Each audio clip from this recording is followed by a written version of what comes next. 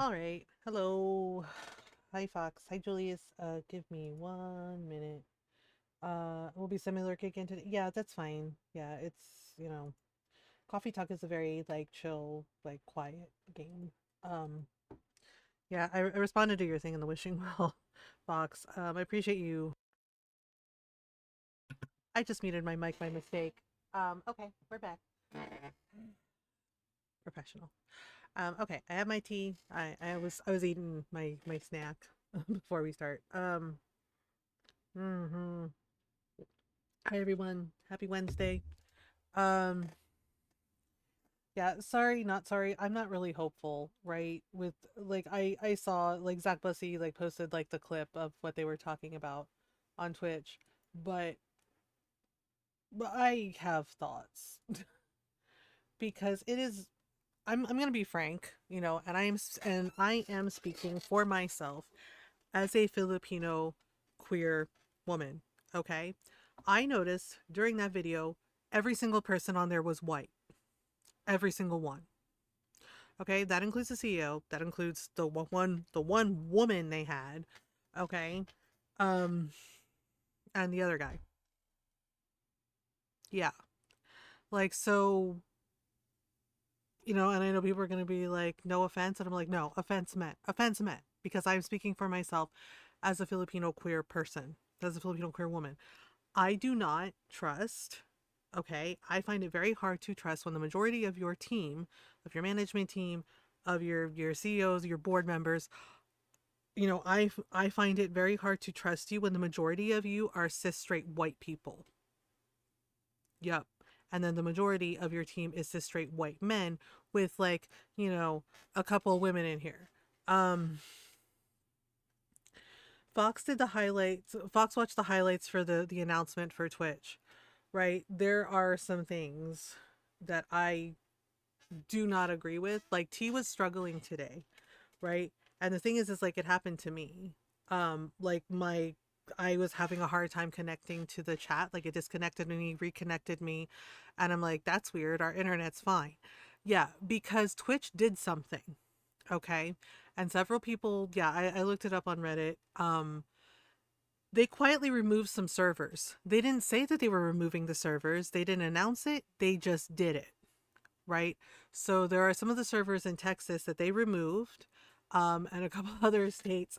Yeah. And one person commented like that the nearest like server that they could connect to was in freaking Montana, and they're in Texas. Yeah, so their stream was unstable and it was a whole freaking thing. Um yeah, right? But they did the announcement, the highlights about, like making it easier to get to partner, et cetera, et cetera, et cetera. Right? And I'm like, okay, cool. Right? Yeah, Fox did the highlights, yeah. Yeah, I appreciated Fox posting in the Discord and doing the highlights. But basically they're like, "Oh yeah, we're going to make it easier, except we still have to have 75 people, right?"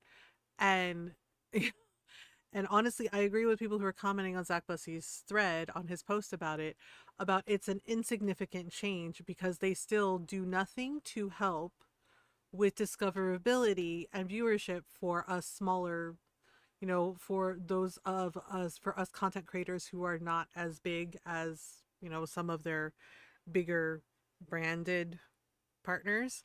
Um, yeah, right. And they said they were gonna, and see, the thing is like, this is my issue.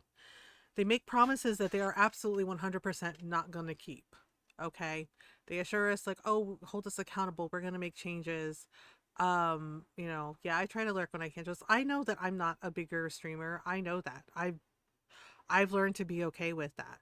Right? Is it harder some days than others? Yeah, because you get in your head. Like I'm in my head about my charity stream right now. And I'm reminding myself that we have raised $127 for Starlight, right? And then that is money that is going towards helping those kids. Um, right? And that even if we don't make the donation goal, we raised $127, right? I'm trying not to be in my head about that. I'm trying not to beat myself up about it. Um, right? Um, but basically, yeah, they were like, "Oh, we're gonna make it easier for partner," and I'm like, the thing is like they don't communicate well when they deny people partner or when they're like, "Oh, you're so close," blah blah blah blah blah, right? Because I've had friends that have made partner that have gotten, they've made partner now, right? But I've, you know, seen like when they get rejected and they talk about like, I don't understand why I got rejected, right? Because Twitch is very vague in their emails, like not, explaining like what they could do to improve, nothing. Um yeah, so basically, yeah, Fox said the highlights were they have a new page, right? So they're also working on basically mod actions, right? That they were gonna make it easier for mods to be on mobile and do mod actions, right? Like making it easier to report people that got banned during a stream, one stream ends, or like during a live stream. And they did update the moderation settings, and the moderation settings are going to be available in mobile. Um, right. And yeah, and like Fox said, and I did watch the video that Zach posted. Basically, the partner path to partner achievement should show if you meet the viewership criteria more accurately now. So there should be less denials. Except again, they aren't addressing like discoverability because that's part of the issue. Yeah, and basically, if you apply within 40 days of qualifying, you should be good to go. They're now looking for 6 streams in the past 30 days and 6 days in the previous 30 days, with, and again, this is bullshit, 75 average viewers instead of an hour amount requirement, right? And then basically followed up with any streams with lower viewership do not count against you.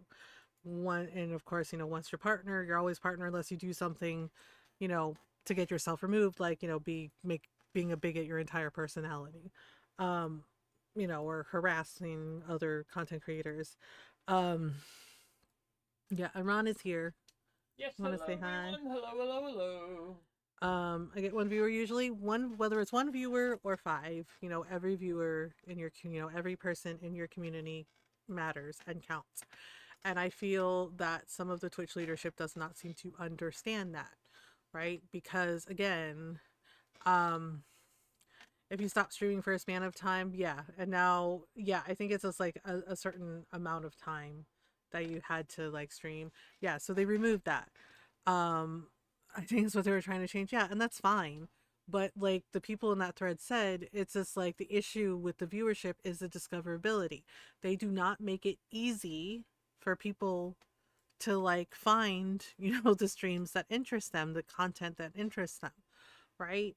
Like, and the thing is like, I actually, so when I look, right, like I was looking for story of season streams this morning, right? So when I look on the thing, I actually change it so it's from lowest to highest, right? To check out, because of course the bigger content creators, right, and the partners are on the top. And I get that, right? I do. But it's but you see what I mean? You see how fucked that is? Right? Like, of course they have the people with the biggest numbers up at the top, right? And I'm like, what about the people who don't have as many? It's just like, why don't you highlight them? Why don't you be like, showcase some and be like, hey, they're interesting, they're making cool stuff, right? Like, that's actually how I found one of the people I follow, because they were doing a really cool cooking stream. Like, they were making sweet potato pie, and I was like, oh cool, I love sweet potato pie, right? Yeah. Yeah, and they didn't have a lot of like people in their stream, but they were really nice, and I liked their energy, and they were really sweet and welcoming, and I followed them, right? And I lurk a lot in their streams. They do a lot of really cool cooking streams. They make lots of really cool like pies, cakes. They do like desserts, right? Like holiday desserts, like they were doing one recently. They're like, oh, Halloween's coming, and they were making like really cool Halloween cookies. Um, right? Yeah, and not just like Halloween cookies, like shortbread cookies, which is really cool. Um, yeah, so like I said, I was looking for story of season streams this morning, and I was just like, because no, none of the team was on after like T was done, right? And I was like, right? Yeah, and I picked, and yeah, and it was like highest viewership, and I picked lowest, right? And I went and checked out like a couple of really cool, um, cool story of season streams with people that didn't have like as many. Yeah, and I know I don't have a lot of people in my streams sometimes, and like I said, I've been like, you know what? I was like, I don't need to be huge, right? I like our community and I've worked really hard the past 7 years and so have my mods, right? To create and build this space, um, that is welcoming. I do my best to be welcoming to everyone and make sure everyone feels safe and welcome here, right? But it's not up to me to decide if I'm a safe space for you. That's up to all of you to decide, right? But I do my best to be as kind as I can and make sure, that you have a space that you can lurk if you want to or just, hang out. I'm sorry you had low spoons, Julius. Yeah, so my issue with some of it is like, like I said, I agreed with the people that were commenting. It was just like there's no, so I don't have the safe space badges or tags. Yeah, I don't either. I just like my tags are basically like the PNG YouTuber, the mental health, right? The fact that I'm queer and Filipino. I don't do the safe spaces badges or tags. And some of my friends were like, "Well, why don't you?" And it was like, because that is not for me to decide. That is not for anyone to decide. Right? Like Fox knows that. I know that. But some people are like, "Oh, but I'm a safe space." It's just like not necessarily. Like that's not for you to decide for someone. You have to let people decide that for themselves if they feel safe with you, if they feel welcome in your community. Like that is their decision to make. Um yeah, so I'm a little irritated, right? Because yeah, like I said, I agree with them when they're like, I don't think I have a safe space tag. Yeah, and that's totally fine. Right? Like I'm not disparaging anyone who uses a safe space tag, but like if that works for you, cool. But just be aware, just be aware of that. Be aware of, especially if you come from a place of privilege, right? And there are definitely varying levels of privilege, and people don't want to acknowledge that, but it's the truth. There are varying levels of privilege. Right? And if you benefit from privilege, it is something to consider. It's like the people who benefit from privilege and say, "Oh, but I'm an ally." And it's just like, well, speaking for myself as a queer person, you don't get to decide that for me, right? That is a decision I have to make. Like, do I feel safe with you? Do I see your actions? Do I feel that you would be a willing accomplice and get into good trouble with me to stand up for, to defend my human rights as well as the human rights of others? Right. Hoi Ron, by the way. Oi, Caesar.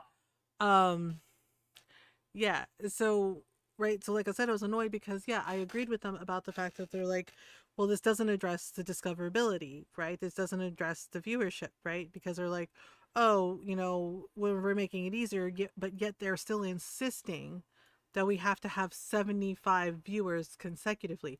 Do you know how many people that is? Right? Like, okay, like say, okay, our office isn't that big, right? And say you want to cram 75 people in here. It's going to be a really tight fit. That's a lot of freaking people. Um, yeah, it's a super tiny percentage. Hell, 15 people in this office is going to be a lot. Okay?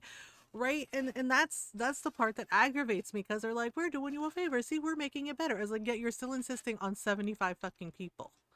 Right, on 75 viewers, and it's just like here's the other side of that is like many people, I think five viewers is like the top percent of 10% of streamers. Yeah, so like many people like myself, like Fox, Lilia, Jinx, we do not see our community as quote viewers. We do not see them as numbers.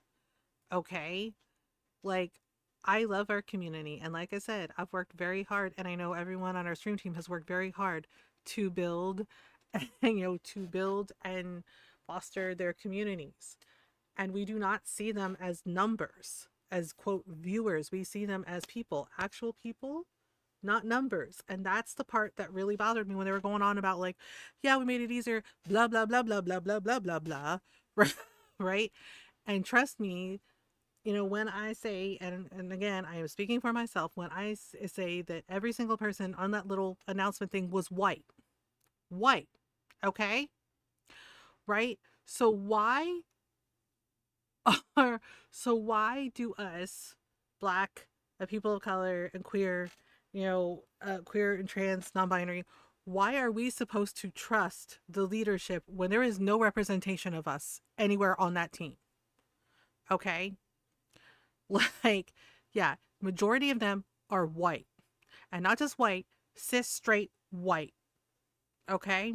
There was like one woman, like I watched that video, one woman, white woman, right? And two white dudes. Because, the guy in charge running things, and then the other dude under him. And yeah, cis straight white dudes, and it's all white. And they're like telling us about how this is great, this is good. And I'm just like, and what are you actually going to do? Right? Like, okay, cool. This sounds great on paper. And it's like, but what are you actually going to do about the bigots on your platform? Because there are a ton of them. What are you going to actually do about the people, that decide that they're going to harass people like me, people like Jinx, right? My friend Mona, you know, like, you know, yeah, like my friend Danny, right?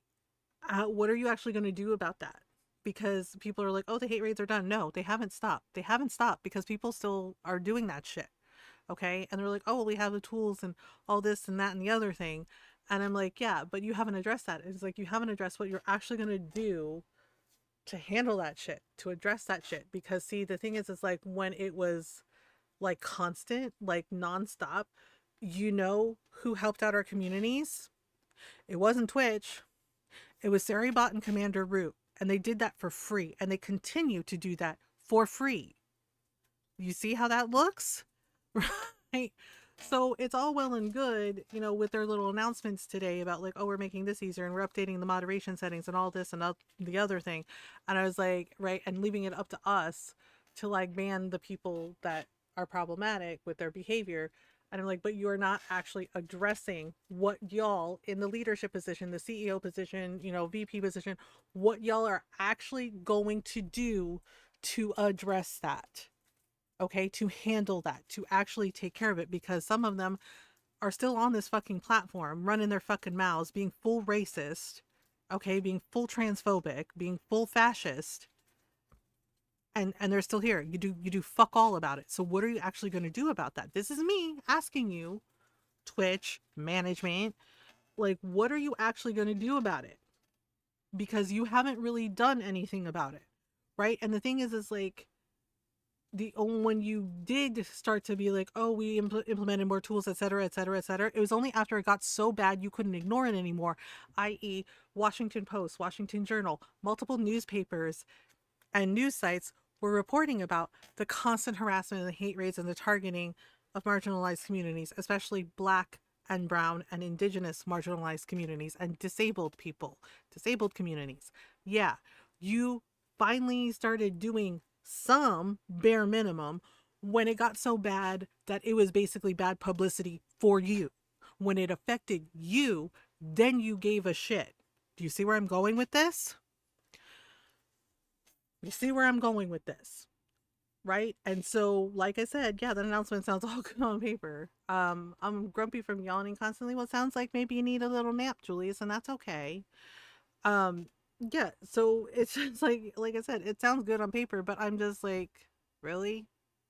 Right? Because right now we have like the fucking Pokemon bullshit. Yeah, and Nintendo like did make an announcement of like, we did not know that they used this. We did not give them permission. And I'm like, that is fucking disgusting. I'm like, you're using a children's cartoon. You're using a children's cartoon, an anime that people love, to be a full fucking fascist, using their little theme song to be a fascist to migrants, to immigrants. And you like, seriously, please piss all the way off if you're that kind of person. If you're celebrating that shit, and I'm saying this as a daughter and granddaughter of immigrants, if you are saying that shit, okay, and you're like celebrating that, please go away. You are not welcome in my community. Period. Because I myself am queer and Filipino. My mom's Filipino, right? My dad's side of the family is German, Scottish, and Irish. My grandparents' family immigrated here, right? Many of us, our families, came here from other countries to build a better life, to work, right? To quote, live the American dream. Yeah, right? and they're not bad people. My mom has worked hard all her life, so has my dad. Right? And my grandparents too. I mean, yeah, my grandparents, my dad's parents, right, and my Lola, they've all passed on. But my grandfather worked, was a child of the Great Depression, okay?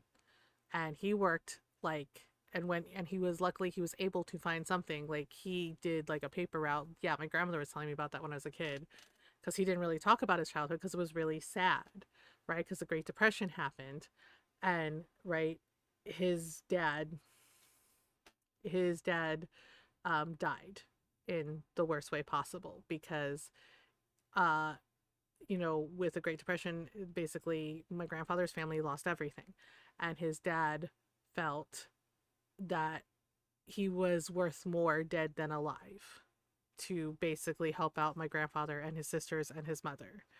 Um, Normal, I had pinned it. Did it get unpinned? Um, and I had pinned it. Did I make a mistake and pin the wrong thing again? Um, yeah, and basically my grandfather, and he was in school for this, right? Basically got up before it wasn't there when I sat down. Oh, okay. I wonder what happened. Because I had pinned it. That's weird. Thank you for pinning it. Yeah, basically my grandfather got up in the morning, right, when he was a kid, did the paper route, went to school, and then after school worked in a grocery store, right, as a stock boy. And every single cent he earned, he gave to his mother, right, to help out his family. Um, yeah, it's fine. Yeah, so basically, you have people like this, right? Like my grandparents and my mother, working two jobs and putting herself through school and help, and trying to raise us the best she could. And my grandparents helped her out, right? So, so you have all this going on, um, and it's just like, oh, okay. Um, thank you, kitten. Okay, sorry. Let me just do the hide for myself thing.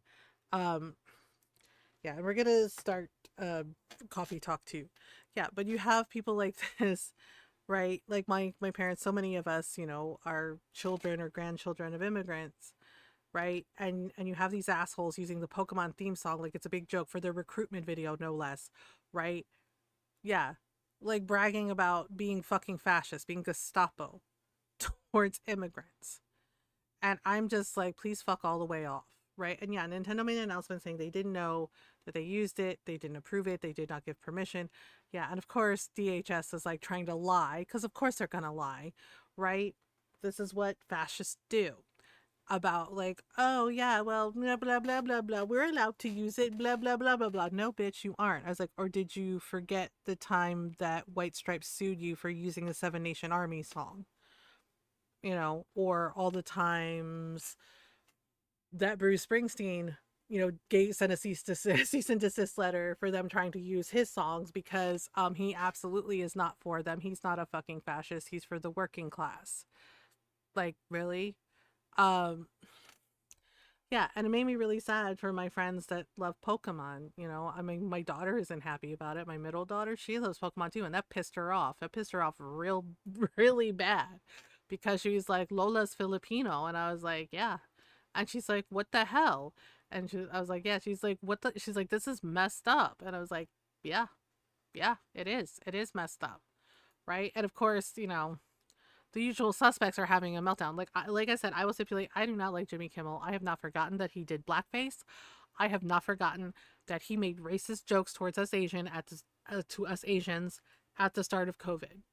Okay, but but it is freedom of speech. He is protected under the First Amendment. He came back, and of course Sinclair like blocked, like preempted his show and didn't show it. Yeah, and I'm just like, right.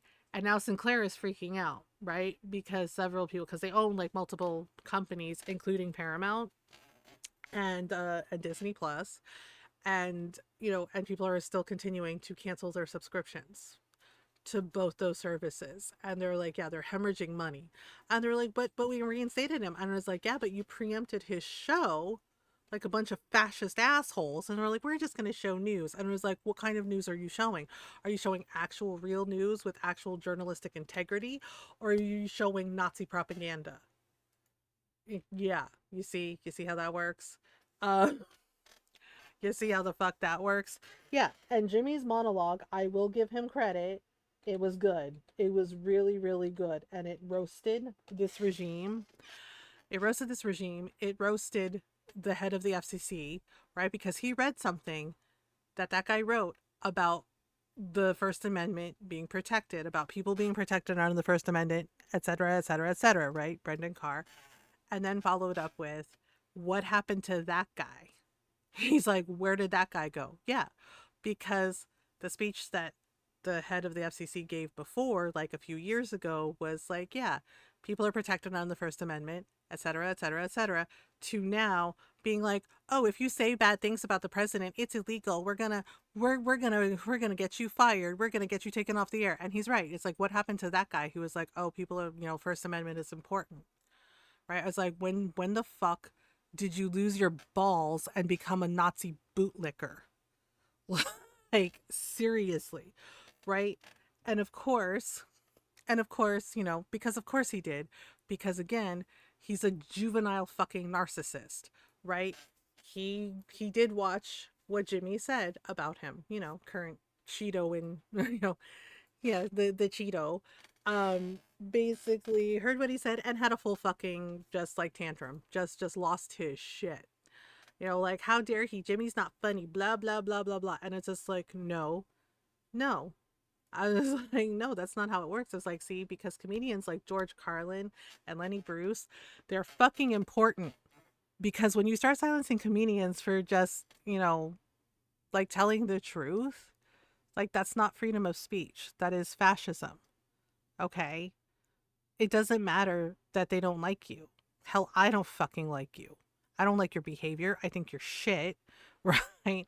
I think you're a racist. I think you're a bigot. I think you made being a bigot your entire personality, and you're an entitled shitheel and you have no business being fucking president of anything. You know, but right? And people can disagree with me. That's their right. Just like it's my right to say how I feel about that asshole, right? Like we the First Amendment exists for a good fucking reason, right? And like George Carlin said, ask more questions. Do not just believe what you are told. Ask more questions. Because only if only these people who were like, I didn't vote for this. Oh my God, this isn't my America. If only y'all had asked more questions, right? Maybe we wouldn't be in this position. We don't know, do we? Because y'all just went along with it. You basically made being a bigot your entire fucking personality. And now all of a sudden, you're realizing, oh, he hates you too. And here the fuck we are. Right? And you're like, oh, I didn't vote for this. But yeah, you did, boo boo kitty. You did. Okay? He told you to all your faces what he was going to do. He told everyone. And y'all were like, oh, it's so great. It's so great. And then, the other shoe dropped. And you're like, wait. This isn't what I meant. It's like, well, what did you mean? Why didn't you ask him more questions? Why didn't you ask, what do you mean by that? Right? Like, how is that going to work? If you had asked more questions, instead of just believing what you were told, mm-hmm, uh, you know, then maybe some things would have turned out differently. Because here's the thing. There's the people who are like, this is America, et cetera, et cetera. You aren't from here either, bitch. Okay? The only people who are actually fucking from here are the indigenous people here, the Native Americans, right? And they're getting targeted too, and they are not illegal on fucking stolen land. Your ancestors did what they did. Many of our ancestors, see colonizers, colonization, manifest destiny, see systemic racism, okay? They did what they did, okay? Acting like they were entitled to shit that didn't belong to them, and they were willing to murder and mass genocide people to do it. And they did that. So no, you're not actually fucking from here either. And I am so tired of hearing that bullshit. Okay? Because that's exactly what it is. It is bullshit. Right? And I'm saying that as someone who's from a country that has been colonized by 3 different fucking empires. The first empire colonized us for 300 fucking years. Okay? And then you have the British Empire that decided, oh, they wanted some of that shit too. And then the US fucking government, another fucking empire, which continues to meddle and meddle and meddle and meddle and fuck with shit that doesn't belong to them, that has, that is not for them, but they sure think it is. You see? Yeah. So it's not over. It's not over yet. We have to keep fighting. We have to keep speaking up. We have to keep boycotting because think about that for a minute. Yeah, the British wanted everything. Like I told Ron, right, when we lived in England and went to the museum, I got to see just how many Filipino things, right, Filipino cultural things that the fucking British Empire stole from our capital city. That's right. During the Spanish, when they were at war with Spain, right? The British government, the empire, they looted our capital city of Manila for over 2 fucking hours. They stole cultural things, relics, sacred things that belong to us, the Filipino people. And they're now in the British fucking museum, along with all the other shit they stole. From India, Nepal, Indonesia. Yeah, one of the statues in Indonesia, John Oliver has talked about that on one of his Last Week Tonight episodes, where they literally hacked the statue off of its feet. There's only the feet of the statue at the sacred temple in Indonesia because they hacked it off. And it's sitting there in the British Museum. Yep. Yep. Right. Yeah. So all these people are like, but colonization good. It's like, tell me again how colonization is good. Tell me the fuck again. Okay. I'll wait because historically, it has shown time and time again it is not good for fucking anyone. Right? Yeah. Ask the people of Hawaii how they feel about that, or the people of Samoa. Ask them how they feel about the US government and the British government and fucking colonization. Yeah. Um, yeah. They wanted everything for themselves. I mean, hell, even the crown jewels, that's stolen. That's stolen. They need to give that back, and they haven't. Um, the empire which the sun never sets, referring to the British Empire at its height. Yeah, exactly. Because everything that they did, they stole. They stole, they murdered, they killed to get it. Like hell, it's why I don't celebrate Christopher Columbus Day, and I like that it's Indigenous Peoples Day because that man was a fucking monster. And that's the history that people don't teach you in school, right? They don't teach that in school. They don't teach the real history, right? And they should. They really fucking should. Right? Because basically Columbus was so fucking horrific that the king and queen of Spain were like, bro, no, that's not what we meant. What the fuck? Right? And he got stripped of all of his titles, everything. Like he was such a fucking vile person that the king and queen of Spain were like, bitch, what the fuck? No, man. What are you doing? Yeah. Oh, it was like, yep, this is where the fuck we're at. Right? So this is the thing, right? Because people are like, well, Jimmy Kimmel's back. It's over. No, it isn't. It isn't. We still have a fascist government. Okay, we still have a fascist government. We now have them thinking they can use the Pokemon song like they're fucking cute. They're not. They're idiotas, right? We still have to keep speaking up. We still have to keep showing up for each other. We still have to keep advocating not just for ourselves, but for each other and show up for our communities. Everyone in our communities because they're doing eugenics shit. They've been doing eugenics shit. I mean, the bullshit with the Tylenol is wild. Um, yeah, yeah, and I'm just like, really, right? Because this is the thing. Yes, they reinstated Kimmel, but the thing is like, you know, it was because they were hemorrhaging money. Disney lost something like $4 billion because everyone was like canceling their shit. They weren't just like canceling their Disney Plus subscription, they were canceling like their wedding venues. They were canceling their Disney World passes. They were like, nah, right? And again, I will stipulate like, okay, cool, they did that, but the other side of that is, right, to the people who did that, like, cool, good for you. But the other side of that, and I am genuinely asking this, is why did you also not do the same for Black people? I'm serious because there were talk show hosts, black talk show hosts, that, you know, were kind of in the same boat where they, like, you know, spoke the truth, they got in trouble, etc., etc. Why didn't you advocate for them too? Yeah, or comedians like Cat Williams. Why didn't you advocate for them too? Right? And not just black people, brown people, Asian people, right? Why didn't you advocate for them too? Why Jimmy? I know the answer. Do you know the answer? Right? Same thing with Stephen Colbert, right? Y'all were up in arms for Stephen Colbert and Jimmy Kimmel. So my question to you, and it is a dead ass serious question, and I am speaking as a Filipino person. Why didn't you advocate for the black people too?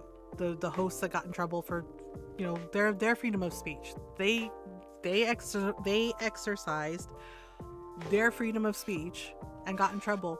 Why didn't you advocate for them too? Why do you only care about Stephen Colbert and Jimmy Kimmel, two straight white men? Okay, like, yes, I do agree they should not have gotten in trouble. They are, you know, it is the First Amendment, it was their freedom of speech. But why did you also not care about the black people that got in trouble? Like the people on talk show hosts, you know, who used their freedom of speech. Right? Or, you know, like, seriously. And I know there are going to be people that are mad at me, and frankly, I don't give a fuck. Because I've grown up my whole life knowing that the system is not built to benefit people like me. Right? I learned that. My mom taught me that. My stepdad taught me that. My grandparents taught me that. Okay?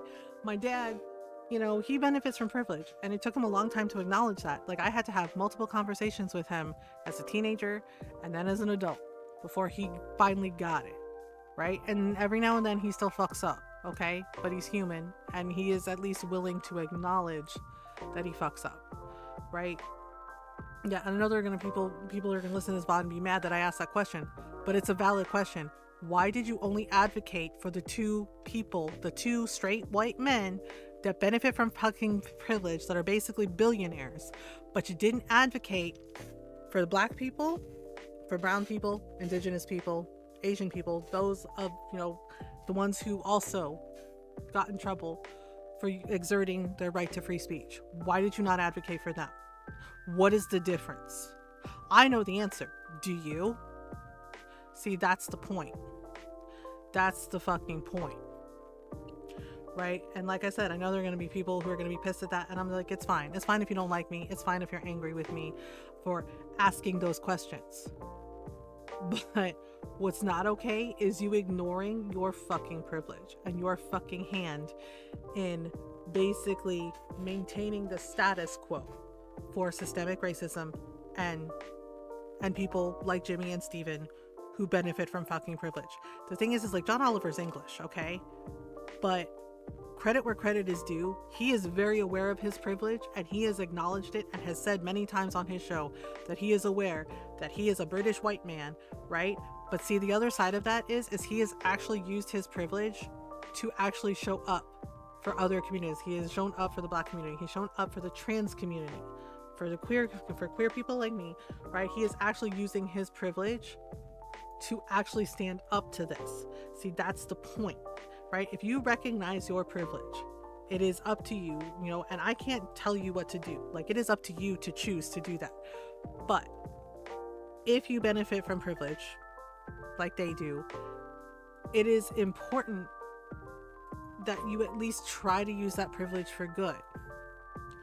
For good, to tear down that system, not maintain it so that it continues to hurt so many people, so many marginalized people. Because it's not, you know, because people are like, oh, the system is broken. And it's just like, no, the system is working as designed. That's the point, you see? And the thing is like I said before, when he said smart people don't like me, that was the truth. And the thing is like his little toadies laughing totally missed the point of that conversation.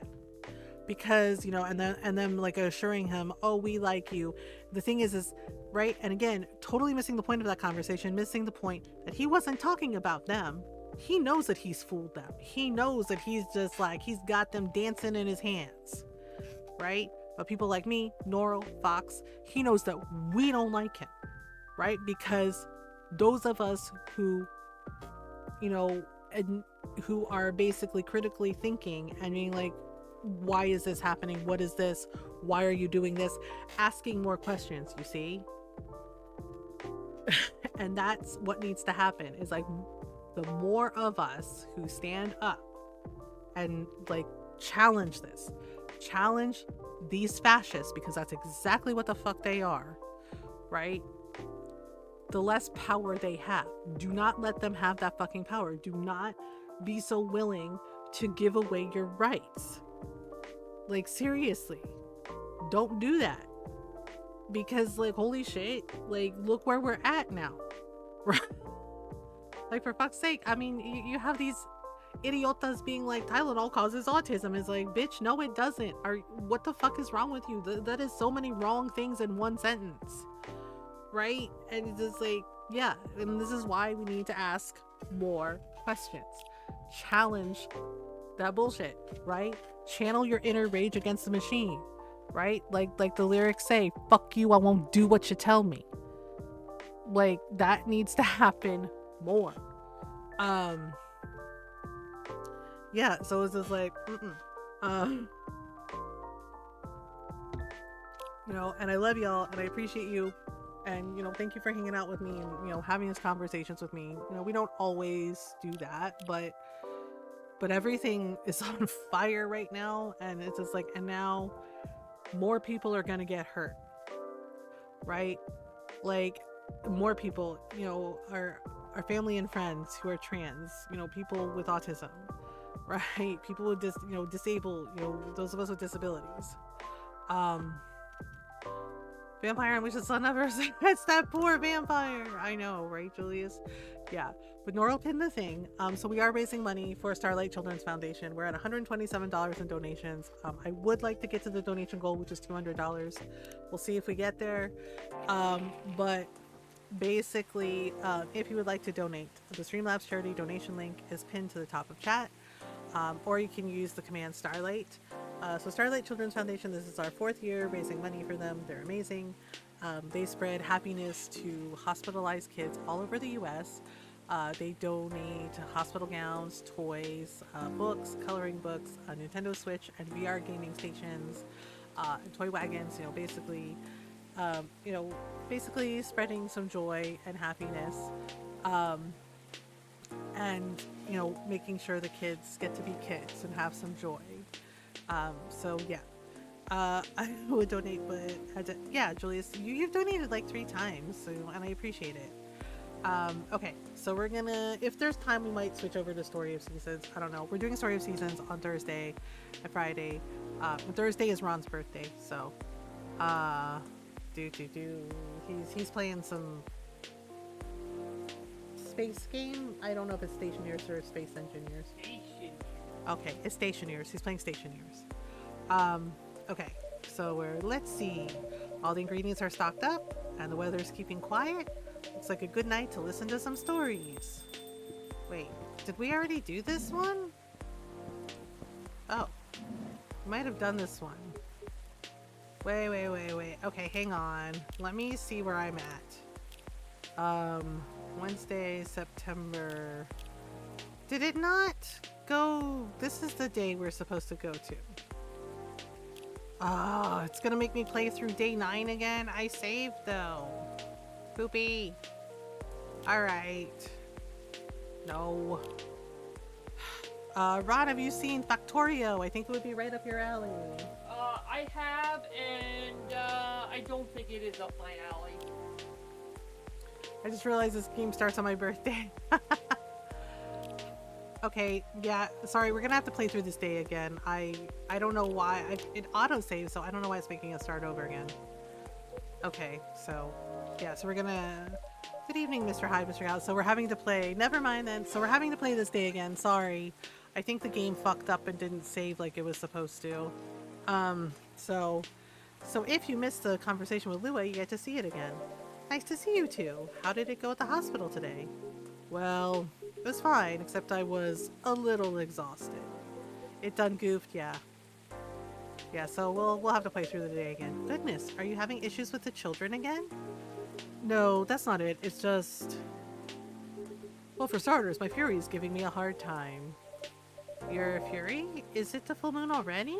Nope, but I sometimes get pre-Fury symptoms. Yeah, well, I have my cup of tea, so we're good. Pre-Fury symptoms? Ordered cookies and dime ice cream?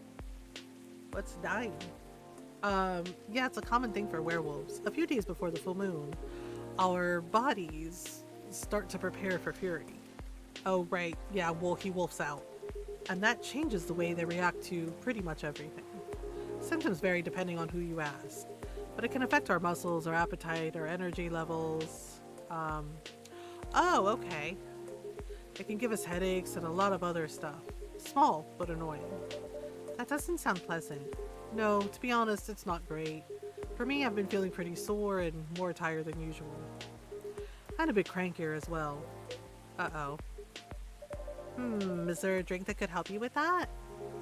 I never found one, but if anyone can come up with it, it's you, Mothergamer. Since a Galahad can soothe your fury, maybe it would work pre-fury as well? Maybe, but I think it needs to be more relaxing. Like a Galahad, but with no caffeine, and maybe blue? Okay, so the Galahad, so we do blue pea. Norl, do you remember what the rest of it was? It was blue pea and... Was it honey and ginger? I know blue pea is the base. And then... Was it... I think it was honey and ginger. Okay, let me see. I don't remember. Ooh. Day 9? Yeah. Oh, crap. Trash it. I fucked up. Damn it. Yeah, day 9. I know blue pea is the base. Fuck. I should have pulled up the frickin' guide. God damn it. Blue pea. Oh, I put the ginger in first. That's why. Fuck. Thanks, kitten. Milk, ginger. Okay, here. I can't believe I'm having to play this day again. Damn it. Gala tea. Boo. Crushing it. Here you go. A gala tea for you. Do you come up with these names on the spot, Mothergamer? No, it takes a bit of soul searching to tailor it to the situation and so on. Yeah, so I explained this last night, but in the first game there are hints that shows that the barista is like Silver, like Neil, aka Silver, and Amanda, and that the barista is actually related to Neil. Well, related to Silver and to Amanda. Like basically, like, I think distant cousins. So basically they are an alien like Silver, and they do have precognizant powers. And they are also apparently, yeah, I looked it up because I couldn't quite remember, but they also are also apparently, believe it or not, these aliens are actually immortal. Yeah. So when Hyde said what he said, it was like, yep, like Hyde figured out that the barista isn't exactly human, right? Because they have a human form like Silver does, but they're not human. Being able to predict their wife Claire. I don't know. That almost makes it sound like you know in advance what we're going to order. Yeah, they do. Clairvoyant. Oh dear. Call it a sixth sense. Yep. Right. Let's see how your sixth sense tastes. Wow, this is excellent. Exactly what I needed. Very happy to hear that. Uh-oh. Oh, now. What's with the long looks, you two? Did something happen? Actually, Mothergamer, guess I'll just come out with it. I need your help. My help? Come on, I wasn't that bad. No. I was so tired today, I nearly fell asleep on the job. Ugh. But most importantly, it's not good for you. Moping around, sulking, refusing to look at solutions. I've never seen you like this, and I'm getting worried. There's nothing to worry about. You say that, but then you spend entire nights looking miserable. Uh-oh. No advice I come up with is good enough. And Hyde, I'm barely keeping it together as it is. You should know by now how I feel when Fury's about to hit. I take it you two ended up chatting yesterday after all? Yay, what's for breakfast? You bet we did. After I walked out of here, I headed home and found this one lying on the sofa, staring at the ceiling. Looking so gloomy, it sucked the color out of the room. Just porridge? Oh, okay. And it's not the first time either. It's a constant these days. Please help me help him, Mothergamer. I'm at my wit's end. Oh dear. Mr. Hyde? Oh dear. Ugh, fine. Alright. The truth is, I'm bored to death. Oh no. Or I would be if it wasn't for the whole immortality thing. I'm nearing 40 years old. And I've never been this bored in my entire life. Interesting. You usually make it sound like you're much older. 40 years old in vampire years. I'm not saying how old that is in other species years. Eyes on the prize, Mothergamer. Intervention first, gossip later. My apologies. Why are you so bored, Mr. Hyde? Ooh, cookies. My job. What was that? My job. Hey, no need to shout. Well, I'm also irritated about it, okay? I'm not exactly used to sitting around twiddling my thumbs, but modeling stopped being fun ages ago. You did mention something like that last time. You are trying to leave modeling behind then? Yeah. Is there a specific reason for that? It's all just so brief. Okay. Back when I started modeling, people thought of fashion in a different way. They wanted to keep their outfits for a while, so they had to be elegant, well-made, and versatile. Some campaigns that I featured in stayed on billboards for months, and I knew the clothes would last decades. In a way, it felt like I was building a bond with their wearers. I endorsed something that would feature in their cherished memories. But then social media came and it all became disposable. The clothes themselves, of course, but the models even more. I shoot a campaign, the brand posts it online, and it gets attention for what? 10 minutes? Then another campaign comes in and everything's forgotten. Blink and it's gone. There's no bond to be built there. Isn't that changing these days though, with slow fashion and the like? That's true, and people are getting into vintage clothes too. I salute that. But the reality of my job remains the same. What about your fans? You have so many people following you. You mentioned that last night and my answer hasn't changed. They follow me because they think I'm pretty. Well, I mean, he is very easy on the eyes, you know. I mean, I'm more partial to Gala, I'm just saying. But, yeah, Hyde is ridiculously attractive. I mean, he's a vampire, right? Glamour and all that. Right, I don't know, Kitten, who do you like more? Hyde or Gala? Being admired is nice, but it doesn't constitute a bond. So, are you saying that you'd like to leave more of a mark? Maybe so. It would be nice if I did something that people remembered, that became a part of their lives in a real way. You know, you do know you have people in your life in a real way, right? Hi Paula, people who always remember you. That is true, that's true. Good point, good point. Gala's raising some good points. That's not the same thing. Okay, maybe you should study to become a doctor or something. That would make a real difference. No thank you, the job still needs to be fun. Studying for 10 years just to exhaust myself in 14-hour shifts? Did you mistake me for a hard-working vampire? Oh boy. Touché, I guess. Do you see what I'm dealing with, Mothergamer? It does seem to be a thorny issue. I refuse to answer on the grounds that I cannot choose. Also, it's actually Riona. I wants to hug her. Oh yeah, Riona's really cute. Yeah, I can see that. Riona's really pretty. Definitely fair. Perhaps you'd like to mull it over with a drink in hand, Mr. Hyde?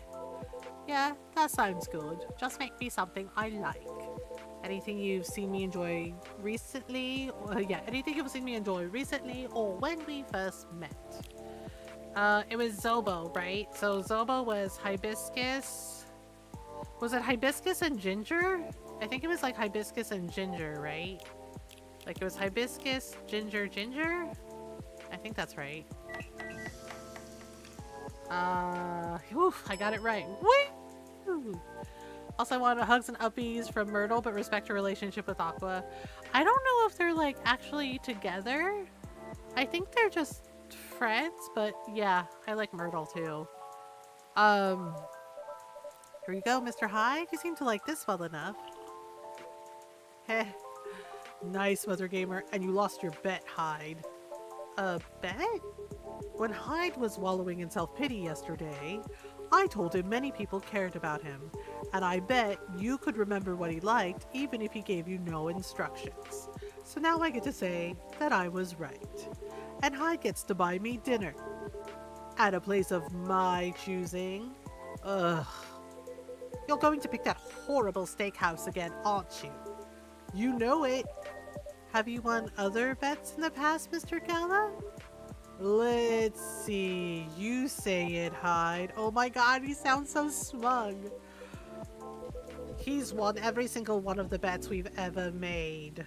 Oh my god! Every single one? Damn.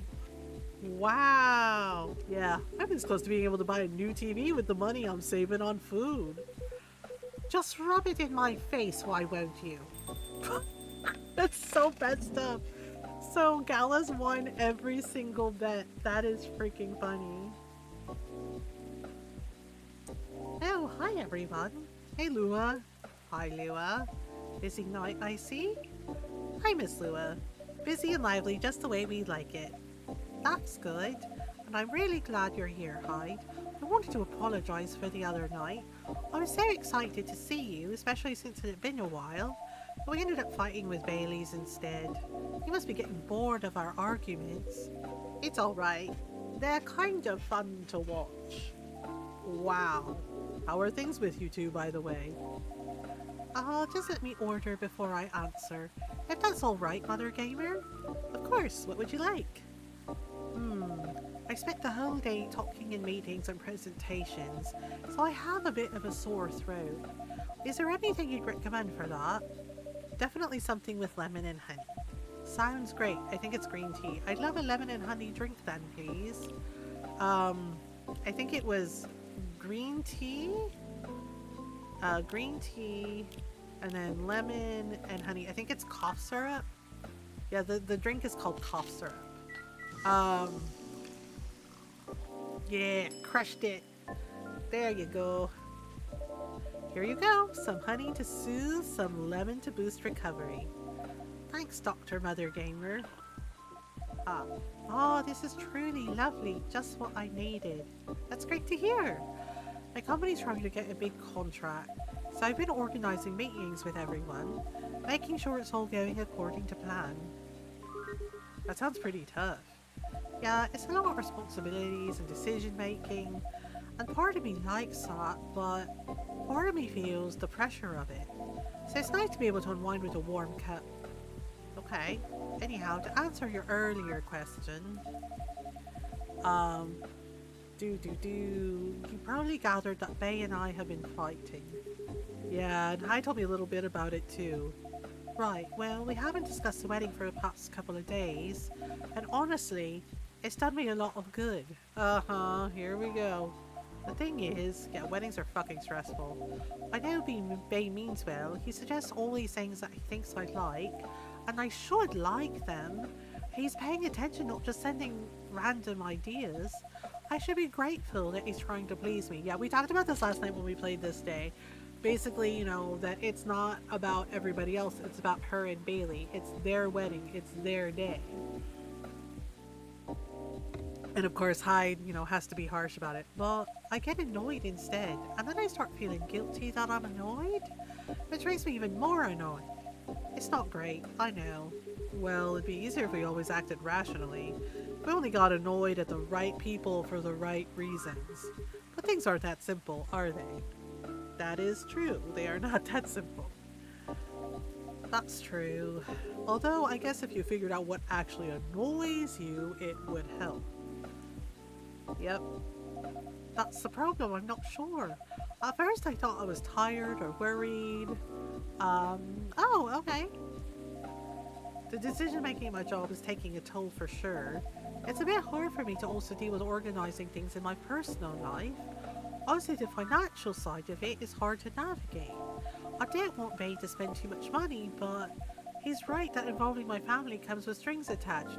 Does it? I'm not sure how to avoid that though, but I'm realizing that might not even be the main issue. The more he sends me links to venues and caterers, the more it all feels wrong to me. Okay. I don't mean the wedding itself. I want to get married to Bay. But the way we're planning it, I don't know. I've been to my friends' weddings before.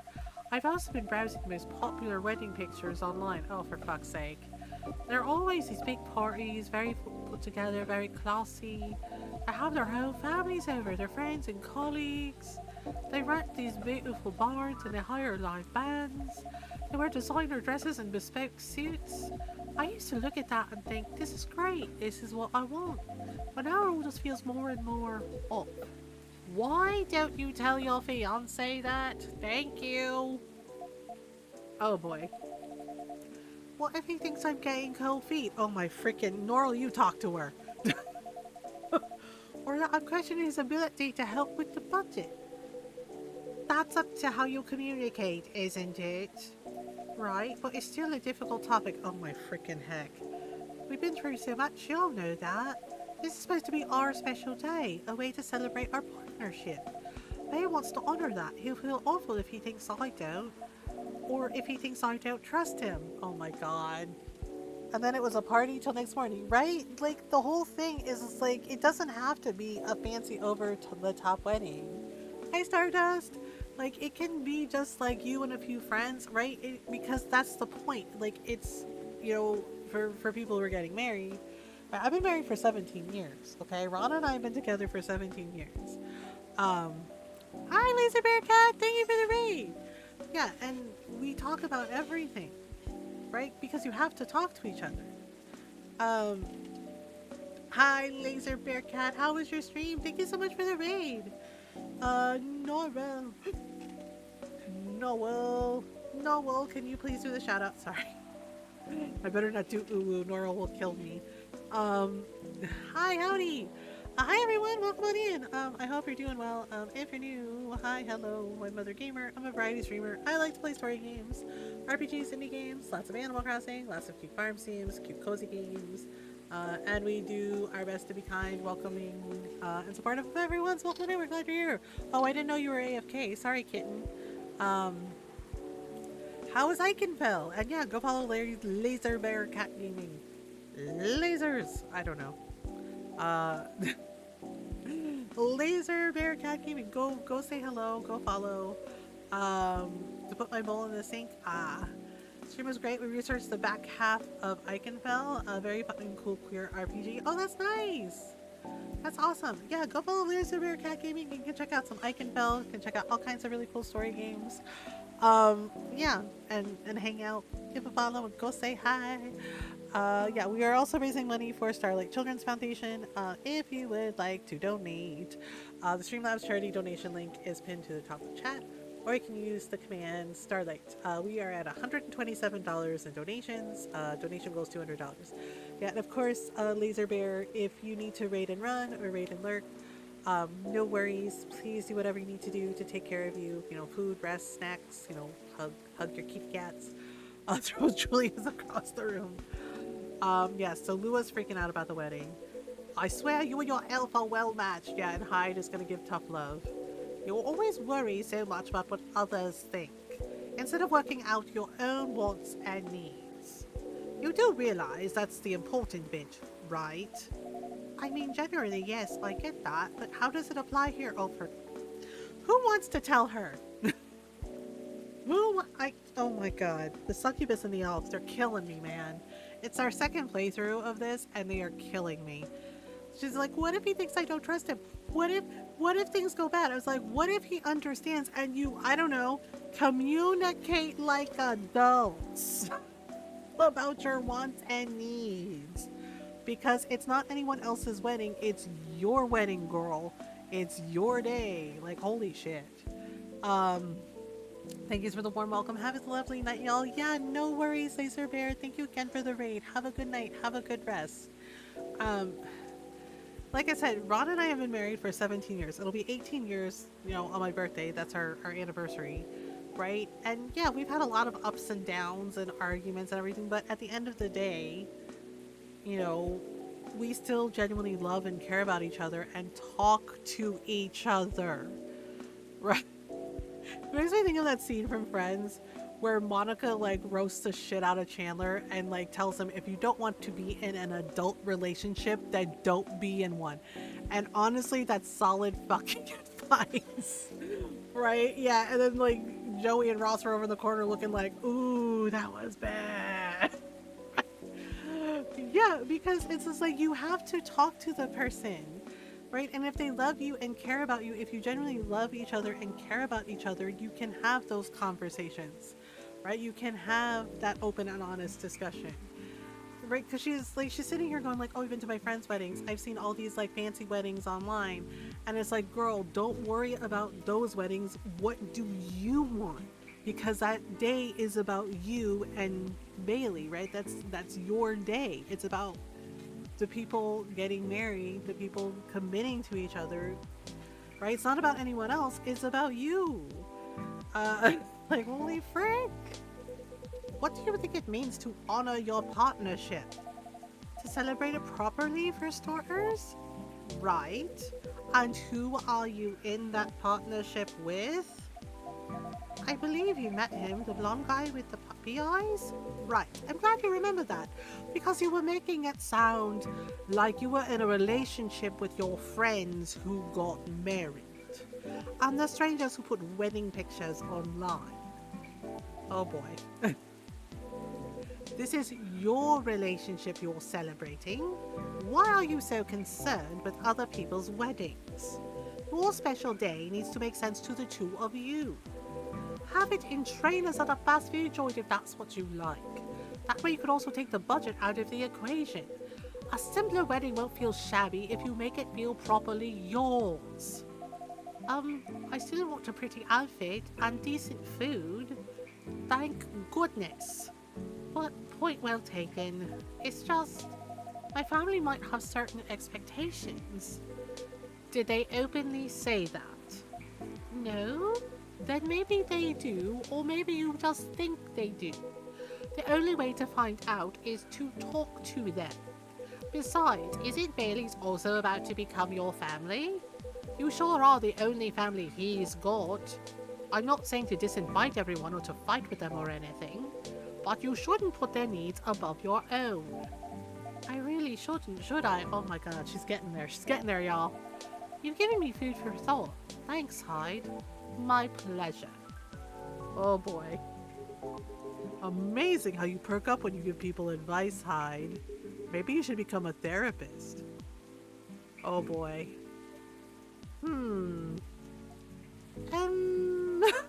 Everyone's like, God no!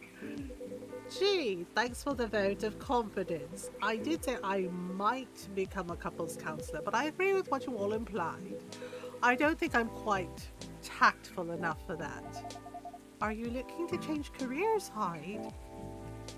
Yep. He's bored of modeling. Finds it too impermanent, wants to leave a mark, wants to have fun. Just a very quick summary. Oh, I see. Well, is there any way you can make modeling fun again? I don't think so. Last time I had proper fun was maybe 20 years ago. What happened then? I was modeling a capsule collection for a young designer, and she wanted to take her own pictures. She got a studio, lugged the outfits there, found someone to do the makeup, then she whipped out an old film camera, a proper relic. I hadn't seen one like it since the 60s. My granddad has an old black and silver camera with 2 lenses. Was it something like that? Yup, exactly like that. She said she preferred it because of the way it captured the light, and also because it was a slower experience, something that would allow us to connect more. At first, I didn't think much of it. I started doing the usual, posing, switching, posing some more, but something felt different that I realized what it was. Most of the time, we were just talking. She only took a picture once in a few minutes, if that. Is that unusual?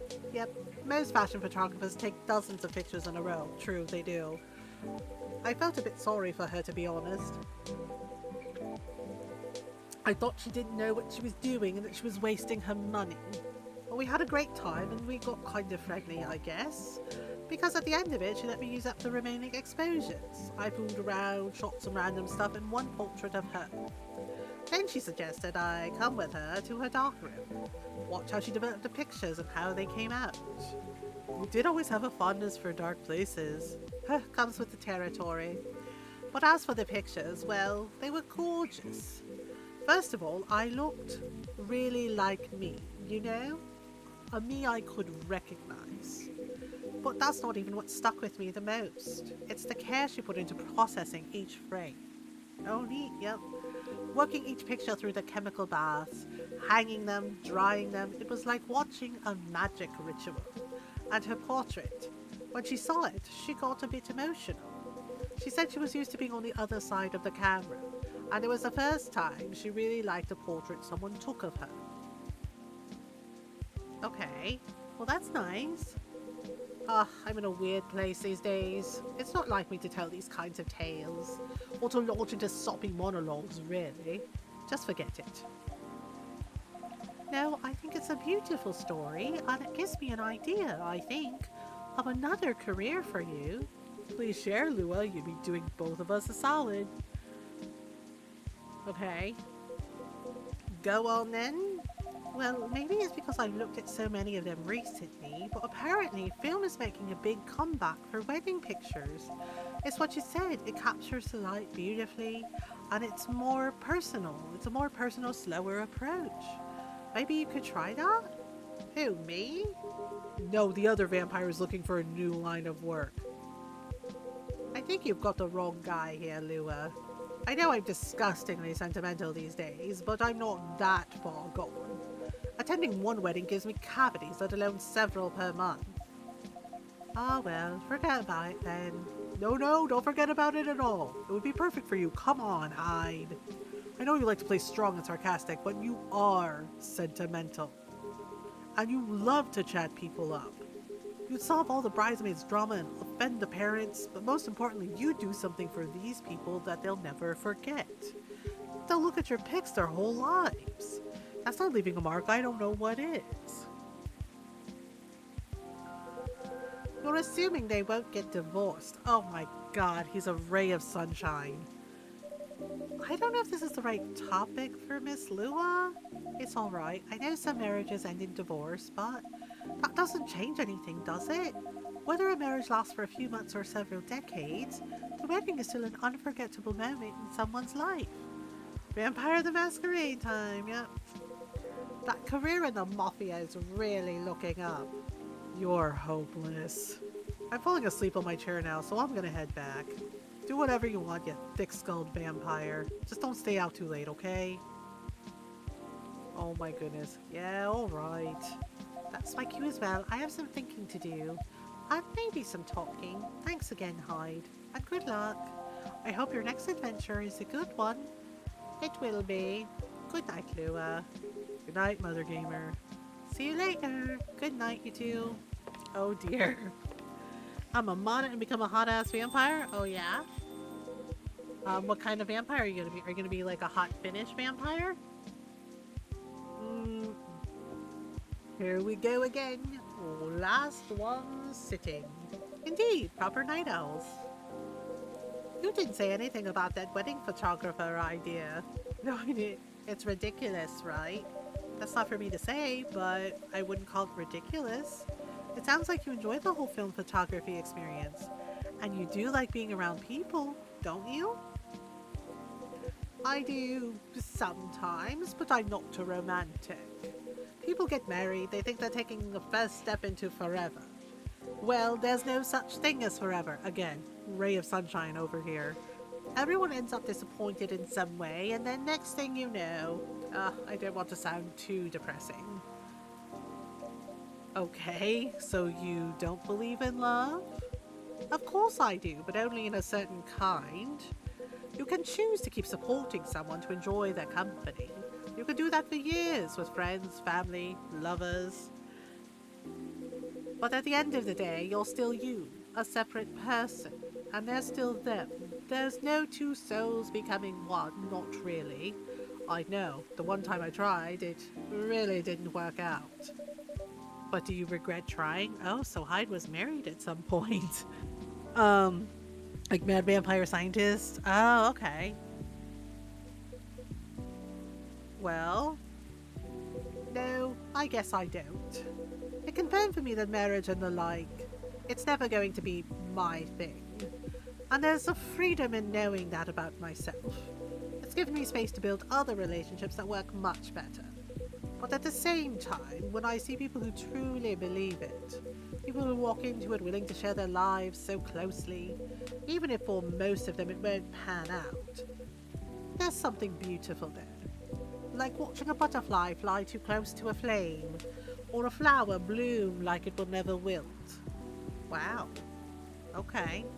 Well, in my case, I singed off my wings, but I'm still here. And on that day, or that minute when I said we'd be together forever and meant it, I sure felt alive. If you know all that, then you must also know that it's something worth celebrating. Poetry, yeah. Hyde has a poet's soul. And something worth helping other people celebrate. You're a tricksy one, Mothergamer, but I'm too tired to fight your logic. Which means it's time for me to head back. Of course, Mr. Hyde. And I meant to say I appreciate our one-to-one chats. I hope we can keep providing you with a comfortable space here. Oh, it's plenty comfortable for sure.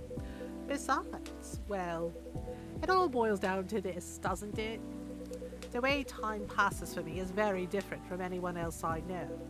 Thank goodness Gala's from a long living species.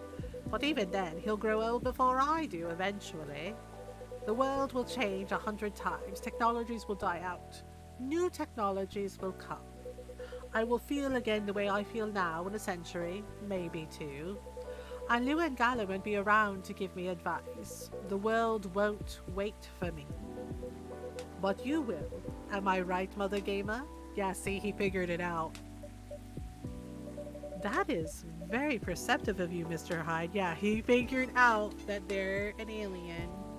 And yeah, like I said, Silver, Amanda, their alien species is immortal and clairvoyant.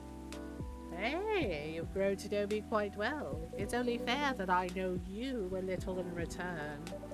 I suppose that's true. So anyway, I'm looking forward to that, to continuing our story. It's nice to know that no matter how much time passes, there's always going to be someone here rooting for me. Thank you for your trust, Mr. Hyde. We will make sure it's not misplaced. I know you will. And on that note, I guess I'm going to go browse for some film cameras. What's the worst that can happen? Indeed. Take care of yourself, friend. And you as well. Oh ho. Oh. The world won't wait for you, Mr. Hyde. But some of us will. Aww. Okay, so we did that. Okay, so I'll be right back. We have an ad break coming up. It's been an hour, so we're gonna take a little stretch break while the ads run. So take a stretch break if you need one. Get some water, some food, some snacks. If it's time to take your meds, take your meds. Uh, is no longer here. Oh, maybe. Could be interesting. Yeah. So I'll be right back, y'all. Okay. Take a stretch break. All right. BRB.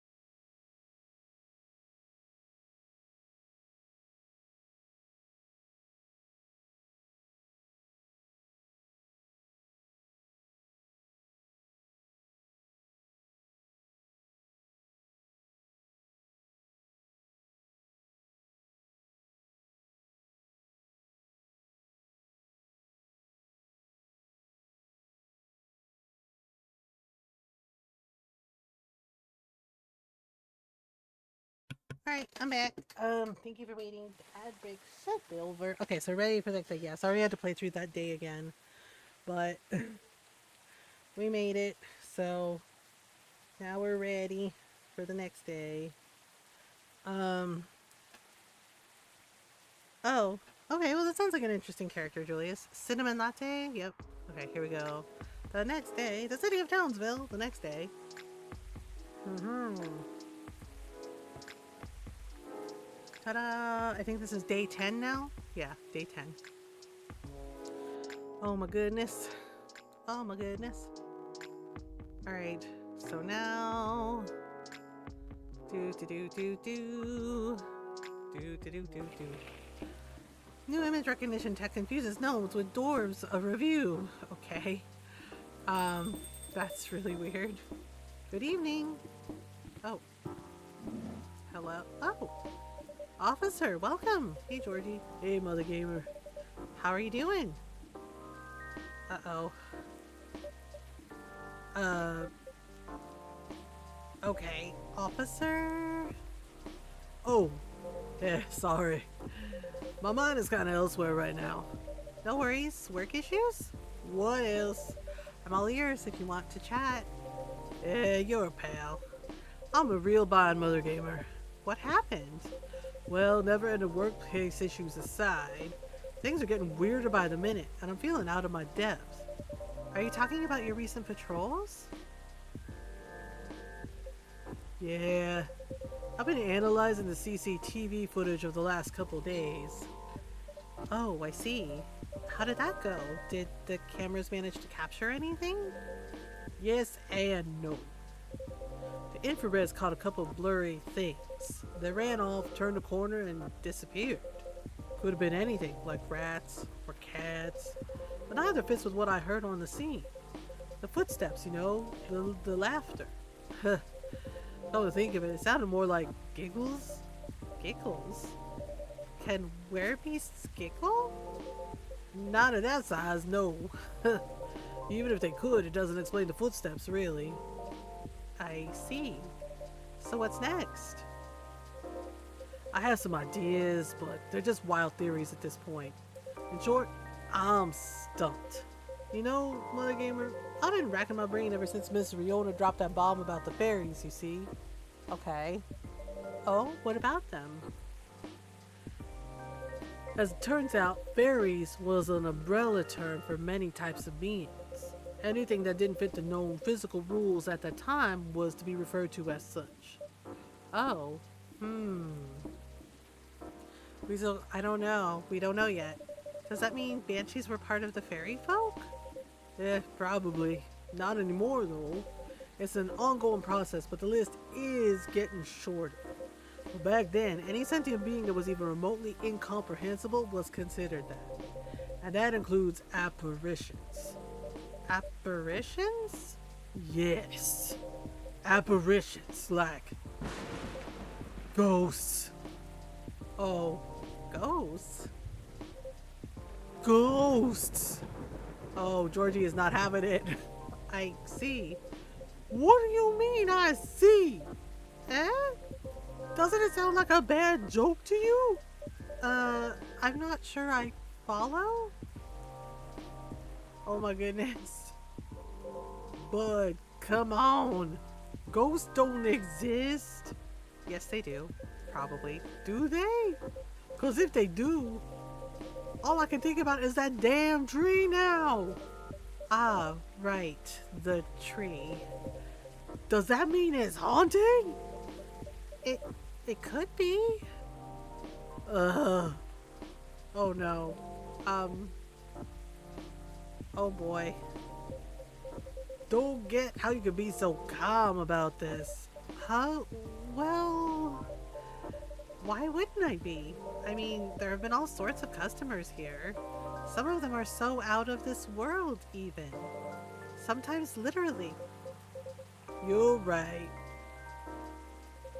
I guess you're not the one who's being weird here. Don't say that. Everyone has their own peccadillos. True that. If you don't mind telling me, though, may I ask the reason you're so afraid of ghosts? Gosh, no. That's a long story. Not something I'm ready to talk about anyway. That's understandable. All you need to know is my fear was never caused by actual ghosts. Oh?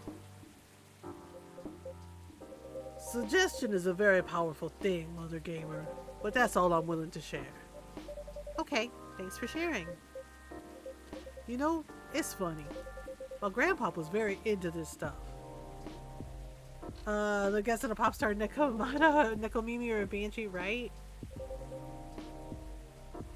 So is my daughter. They're like my opposites, very curious and fascinated by the unknown. Not that I'm not, mind you. It's just with my time as a cop and all, unknown variables usually mean trouble. I see. That makes sense. They're the kind of people who could see things from nothing. And I mean that in the best way possible. Like, you know, the Zen rock garden thing from Japan. They understand the Zen-ness of it. I don't, but that doesn't stop me from thinking it's chill, you know? I think you almost got it. Yeah? But I'm sure he and my daughter could talk about it for hours. Too bad he passed away before she was born. I'm sorry to hear that. Don't be. Okay. On that note, Mothergamer, you see my lighter, right? I'd say I'm pretty well acquainted with it now, yes. My bad. That thing was originally my grandpa's. He bought it sometime after the war ended. It was to commemorate the upcoming new era, he said. In more ways than one. He got honorably discharged due to a severe leg injury he'd never be able to recover from. At the time, he was living right across the street from the former town hall. For obvious reasons, he couldn't walk far, so it was a good location for him with all the veteran support nearby and all. Right? Now about that street. You see, my grandpa liked to chat. Never liked being alone, that guy. Plus, he pretty much hated his bleak room. So sometimes he'd go and hang out with the street vendors in front of his place. There were all kinds of beings there along with their pets from all walks of life. That's why he had a lot of stories about the craziest things. I see. You see, the street's name just came to my mind last night. Can you take a guess what it is? You mean... Bourne Street. Uh-huh. It wasn't called that before. That's why the whole thing didn't click for me straight away.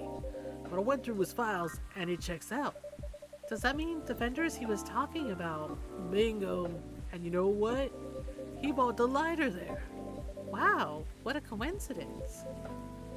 Are you sure it's only a coincidence? What do you mean? Come on. Ain't no way they're just a coincidence, Mothergamer. Everything is lining up too perfectly, if you ask me. Okay, uh-oh. Think about what's happened so far. It was my team that found out about the vandalism before they dumped the whole case on me. Then my car was hit out of everyone's. Right? Then my luck started tanking. The broken mug, the fan, the black cat. Just tons of weird stuff happening in the past week alone, you see. Right. Then one thing led to another. My team was chosen to lead the investigation. And tell me, who's in charge of the case? Me. Then there's the Banshee lady, your patron, with some information I wouldn't have thought of. The dead tree stuff, the fairy market, information I wouldn't even have remembered on my own. Right? And now we know why I kept on losing my lighter, right? How were they not connected? Tell me. Well, if you list them all in order like that, I'm telling you, Mothergamer, that place is calling for me. The case is made for me. Okay, I mean, but they really picked the wrong guy. I'm just real bad at dealing with scary things. They make me question everything I've ever known, you know? But I've always thought you're pretty good at handling ambiguity, officer. This car's only cop car getting vandalized, right? Not when it comes to supernatural stuff. Because we don't know enough about what's real and what's not. What will they do? Will they hurt us? Do they bring bad luck? Good luck? What's the truth? Who knows? Maybe you should take a day off and catch up on your sleep. Huh? What's that? No, nothing. You know, another patron of mine suggested a documentary to watch. Yeah? The focus was on interesting drinks from around the world. You could find everything from the mundane to the extreme, from local comforts to really special stuff. I want to see what wacky stuff they sell. And I kept thinking one particular drink might interest you. Oh? It is something like a protection drink. It's made of coffee, honey, lemon, and a slew of other ingredients. Huh. Protection from what, though? From evil spirits and bad luck, I think. Maybe it'll help ease your mind a bit. Ah, gotcha. But Mothergamer, even if the whole situation is, haunted, there shouldn't be any evil spirits. Right? I wouldn't know, but I might need your lighter. What for? Well, the drink needs to be lit up. I just think your lighter might give it that extra magic boost it needs, compared to just using a regular flame, I mean. What are you going to make me anyway? Nah, I trust you. Here. Officer Georgie's lighter? Okay. It exudes an interesting feel. Okay. Okay, then make me this magical drink you've learned, Mothergamer. Wait, what's the magical drink? What was the base again? Normal. Oh my goodness. What was the... Okay, what was the base? I don't know. Magical drink. Kamita... Oh, Kamata coffee. Oh, it's the Kamata. Coffee, honey, and lemon. Okay. I should just pull up the guide. Coffee, honey, and lemon. Oh, that's what it was. Right. And they do light it on fire. Yeah, just like a little bit. Yep, came out of that. Okay, let me give him his lighter back. Don't want to forget that. Ooh, the quemata. It does look interesting. Thank you for the low energy. Hello. I hope you're doing well. The quemada. It does look interesting. Serve it. Oh, wow. The drink does light up, huh? Yep, this is special just for you. Yeah, pretty. So don't tell anybody. Roger that. Here you go. Oof, careful. Dang, Mothergamer. This is really something else. You sure it's okay to drink? I have no idea, but I'll take responsibility if anything happens. I'm just being silly, aren't I? Sorry for bothering with all this stuff, Mothergamer. You even made me this crazy drink to make me feel better. Don't say that. I'm always happy to help however I can. Thanks. Man, at least with crooks you can actually deal directly with them, you know? Not the case with apparitions. Not with that attitude. Who is that? Hello? Uh-oh. Huh? Hello? Oh! Everything can be caught with a little elbow grease. Not actual elbow grease, I won't make that mistake again. McQueen? Is that you? Hello, Williams. It's been a while. It is you! The surprises just keep coming this week. Let me go over there. You know each other? More or less. We were brunch buddies. Brunch buddies? Brunch buddies. I feel like I meant to say brunch buddies in that same serious tone. But I don't like to talk about it. I still get nightmares. I feel ya. I wasn't sure we were gonna make it out alive. We were truly the lucky ones. Without a doubt. Right? And the fact that he's named McQueen, like after Steve McQueen, I'll just take both of your words for it. Good. Because I don't like to talk about it. So what brings you here, detective? Dangerous brunch, right? Surely it's not the coffee. Secret police reasons. I've not read the briefing yet. But enough about me. Tell me about your supernatural problems. Yeah? You need to bust a ghost? Oh, well, busting might be a bit much.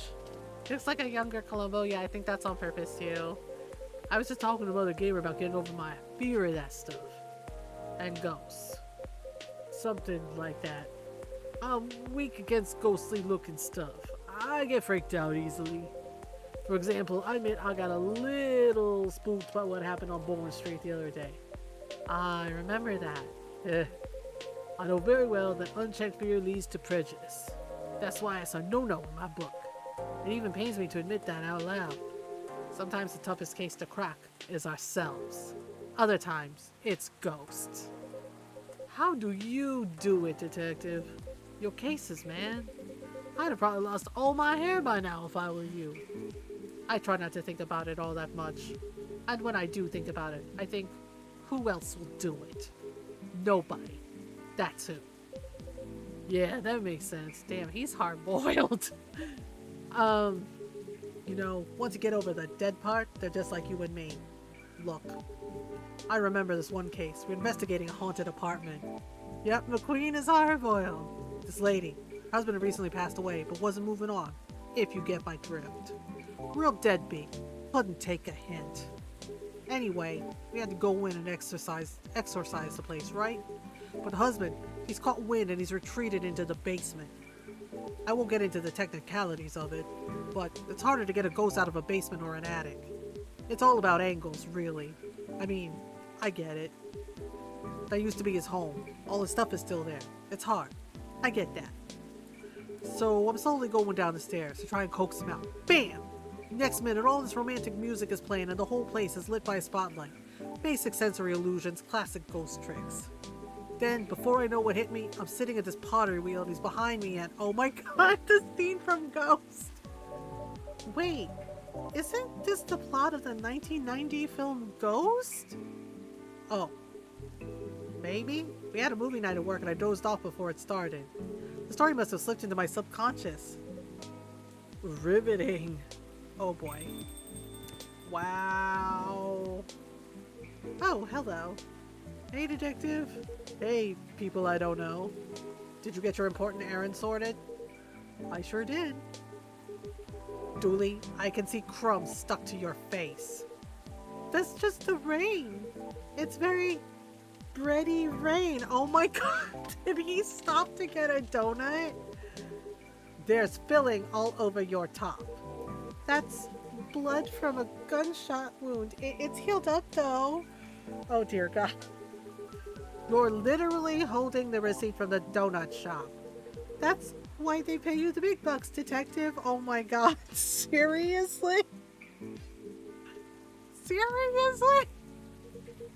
So what I miss? Oh my god. I know, and he's like, I can see crumbs on your chin. He's like, I can see frosting on your shirt. We're talking about getting rid of Officer Williams' fear of ghosts. Hey, ghosts? Yeah, you're afraid of them, right, Dooley? No idea, never met one. We stopped a ghost riot. Ghosts aren't real. Oh boy. So you don't need to be scared of them. Easy. There you go, I guess. Sorry, that wasn't much help. Nah, what you said, that they're just like us. That's a good thing to be reminded of. Exactly. They used to be alive, just like us. As long as they don't try to eat, possess, violently murder you, you should be fine. Wow, okay. Very reassuring. Yep. Yep. Yeah, Dooley is totally the comic relief. Just talk to them. Feel their culture. Listen to their issues. And spectral whales. Treat them like any other person. See what's on the inside. Which should be easy since you can see through them. Oh my god. Dooley was absent the day they were passing out brains, wasn't he? I thought you didn't believe in ghosts. It's best not to overthink anything he says.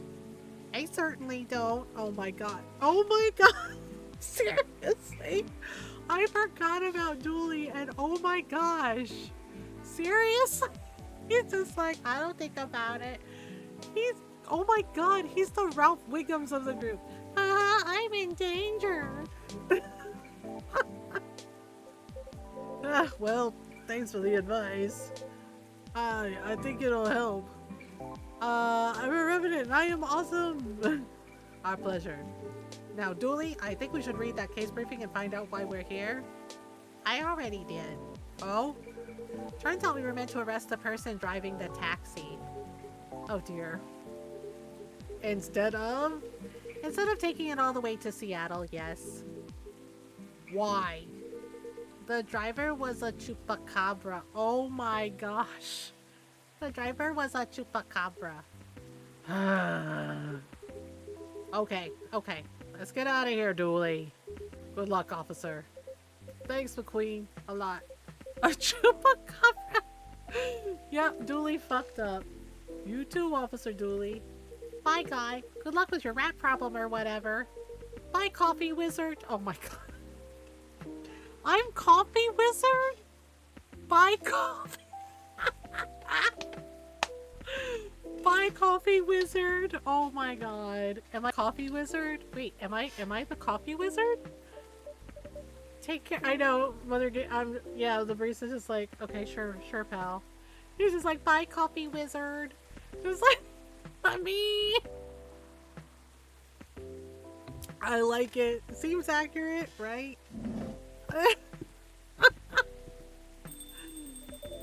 That was quite something. Well, what do you know, Mothergamer? Looks like my good luck is back. I'm feeling like $1,000,000 now. I'm very glad you do. Thanks anyway, Mothergamer. I really did nothing much. Unofficial patch installed. Are you going to be okay? Okay enough to start thinking about what to do next. Oh my goodness. I'm done here for the night. You have a good evening, alright? Please keep me updated, officer, and stay safe. Will do. Well, for Vampire the Masquerade. I've never played Vampire the Masquerade. Alright then. Maybe I'll go check the stock and...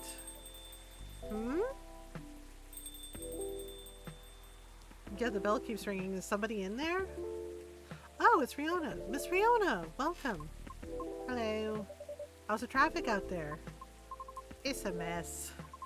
There is a construction work taking place on Leonora Avenue. Oof. I can imagine the gridlock already. Fortunately, I have no deliveries to make today. That's great. I'm happy you're here. So, anything I can make for you this evening? I'd like something for my throat. I would appreciate a cup of tea infused with some lemon and a touch of honey. So basically, cough drop. She didn't... Wait, so do I do green tea or do I do regular tea?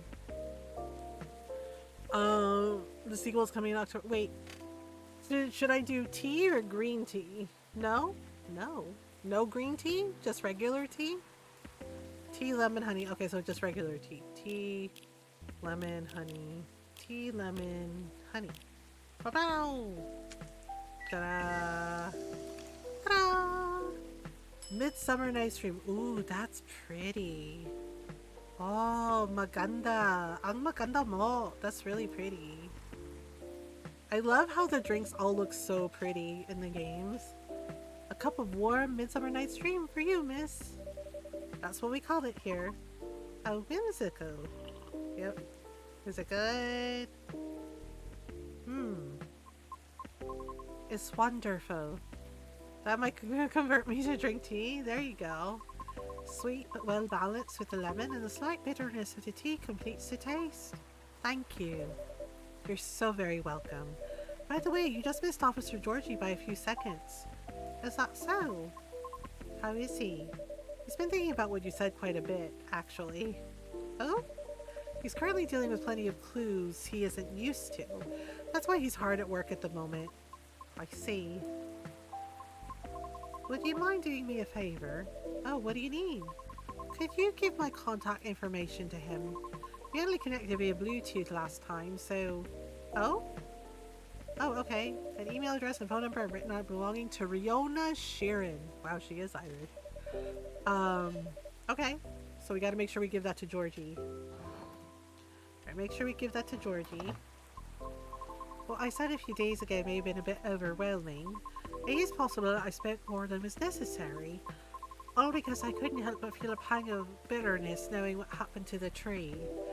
That's entirely understandable though. It is not my intention to interfere with his work. As such, if he requires any assistance, please do let me know. It's the least I could do as I realise there will be plenty of difficulty obtaining information. Oh. Oh, I mean, because Officer Georgie is a human, and we semi-physical beings have our own way of sharing information as such. I understand what you mean. Okay, I just do not wish to incriminate anything or anyone. It's fine. I get it. I'm glad. Whoa. I'd say you've already helped him out in more ways than one. Hmm? Sorry, did you say something? I was zoning out a little. No, nothing. I'll pass this off to him. Okay, thank you. You're welcome. Bad traffic aside, how are you? Um, World of Darkness plays the world. Oh, okay.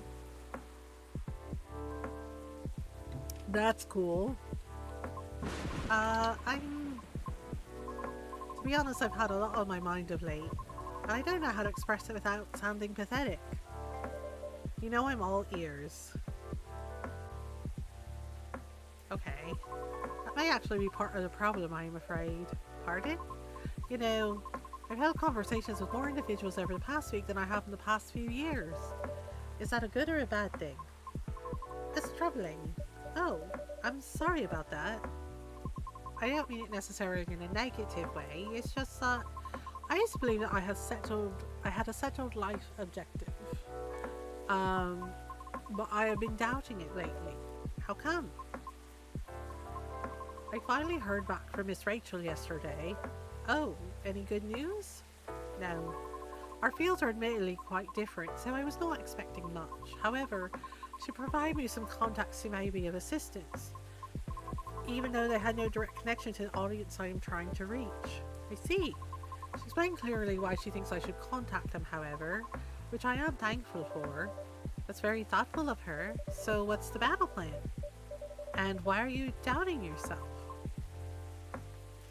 Have mummies and demons as well? Oh, okay. In essence, the advice is to slowly increase my network to make myself known. Oh? Sounds familiar, doesn't it? You can probably guess my concern about it. I think so, but you could give me a refresher, just so I don't misunderstand. I feel like that would be a shortcut, so to speak. Right. She did, however, remind me of an important and humbling fact. What would that be? Well, oh, but it's not guaranteed you'll get anything out of it, don't you think? Unless you're really, really sure the so-called shortcut is 100% gonna work. Because you'll have to do way, way more than just making a few calls and waiting for callbacks, you know? I'd say that's a decent impression of her. Thank you. After that, she told me a story about her early career experiences, both the good and the bad. Okay, getting noticed is truly only the beginning. Then it is either a matter of letting your talent speak for you or to go out there to develop connections with the right people. Even then, there is still no guarantee of success. Yep, I miss Rachel. She'll be back. After listening to her explanation, I respect Miss Rachel's determination. I can certainly see how it worked out for her. Yeah, so, you know, our friend Divatron. Divatron is an opera singer, right? And you can follow her on TikTok and, you know, of course, on here on Twitch. You can follow her on TikTok and YouTube, right? And she shares some of her performances of her singing. So Divatron, I really admired her for that. She shared something about her early days of training as an opera singer and how an aria she sang, the person, right, like the critic, basically was not kind. I kind of got it from the name Diva. Diva is an opera term. Yes. Yeah. She's really lovely. And she's very talented. Right? She's very talented. When she and I were first getting to know each other, it was during Christmas, you know, Christmas thing that she did on Twitch, and she sang Ave Maria, and that is one of my grandmother's favorite. Okay, that was one of my grandmother's favorite, like, holiday songs. And Diva's voice, she's really, like, her voice is beautiful, and the aria, you know, she sang Ave Maria, and it was really beautiful. Like, it moved me to tears, and it made me think of my grandmother, right? And we talked about that because Yeah, because it was her Nona's favorite song too, right? Her grandma's favorite song. Um, so she shared something like on TikTok talking about how when she first, there was an aria that she sang, and right, and she was moving around, and the critic was less than kind, right? And basically said that she moved her hands too much when she sang, and that she needed to stay still and not move and not. And I was thinking to myself when she was telling that story, I was like, why would that person say that to her? I was like, the whole point of opera, of like music, of singing, is it's passion, it's your emotions, it's like, right, basically telling her she moved around too much, she moved her hands too much, and it wasn't quote proper opera, right? And saying that she wouldn't make it if she did it that way. Well, guess what? That critic was wrong, right? That critic was wrong, right? And so she, and she shared a video of her like singing that aria, right? Again, and moving around, moving her hands, like gesturing. And she got a standing ovation, and it was beautiful. It was beautifully done. Like I said, she's very talented. She has a very beautiful voice. Yeah. So, um, just because something's the old way or the traditional way, it does not necessarily mean it's the only way, right? And to sit there and shame a young and up and coming like performer, especially in opera, right, about their performance, about like, well, that's not the way it's traditionally done, and it's just like, really. And it's just like, I would rather the person like show their true feelings when they perform, when they sing, right, when they sing, when they perform, like, because the thing is like when she sang Ave Maria, that's the thing, is there was so much emotion in her voice and in her movements, right? That's why it moved me to tears, because it was beautifully done and it was authentically her, right? And that's the point. Um, Starting to do the same way about anime style art, yeah, and it's ridiculous, and it's just like, tradition is all well and good, but sometimes you have to have an open mind for things that are new, because if things always stay the same, all right, if things always stay the same, it can stagnate. You need to always be like constantly moving and evolving. And yeah, like, has my content stayed the same for the most part? Yeah, kind of, but it's also evolved a little bit too over time. Because I realized that I want to play the games that I want to play, the things that I genuinely enjoy, and talk about the things that mean mean something to me, and like the importance of like giving back, and helping others. Like, those are all things that are important to me. Like, I had to really think about like what I wanted to do with like my content over the years of streaming. Blocksback and Monstervid. But then I was left wondering whether Mr. Lucas meant something similar during our first meeting. Right? I thought it all sounded familiar. Will you try her suggestion then? Because it's not European style, it's rooted in racism and elitism? Yeah, and fuck that. Like, seriously, fuck that. Like, it doesn't matter if they don't like it, right? And it's just like, but shaming people for, especially people who are talented, that's ridiculous. Will you try your suggestion then? I don't know. Is it difficult? No more difficult than sending reels to every audition I've come across. I'm being rejected by every single one, but for some reason I feel conflicted about it. Oh. Speaking of Mr. Lucas, he and I have also continued our correspondence. Although, perhaps it was more like a necessity? Did something happen? He was stuck? Pardon? Actually, he posted about it on social media last night. Oh. I might have seen it. Did you? I came across it when I was updating my schedule and responded out of concern. Then he called me almost immediately. He was loud. All sounds in order. And extremely drunk? Really? He denied it at first, but it was too obvious not to notice. He told me he was walking aimlessly deep in thought and entered Kerry Park without realising he had done so. Must have been some deep thinking he was doing, because I think it rained pretty hard last night. Well, I wouldn't know. The bus to and from there is currently not operating after 10 p.m, which is why I sent him a message informing him of that fact, as he seemed to be unaware of it. Right? So he called me to ask if there was any other mode of public transit nearby. Wouldn't it have been easier for him to just call a cab? He told me he wanted to know the city better. At midnight? Why not? After all, you operate your business after dark yourself. Touche. Perhaps he just didn't want to go home yet. And I might be mistaken here, but I thought he doesn't like drinking. Wasn't it partying? Nevertheless, I think last night was quite different. Okay, it appears he had dinner with his team. Uh-oh. And he needed the extra courage in order to negotiate with them about his proposed new direction. Oh. I see. I suppose it didn't go as expected. Perhaps, and I know that feeling all too well. However, he said he will keep negotiating until they reach a compromise. That's good. Is it though?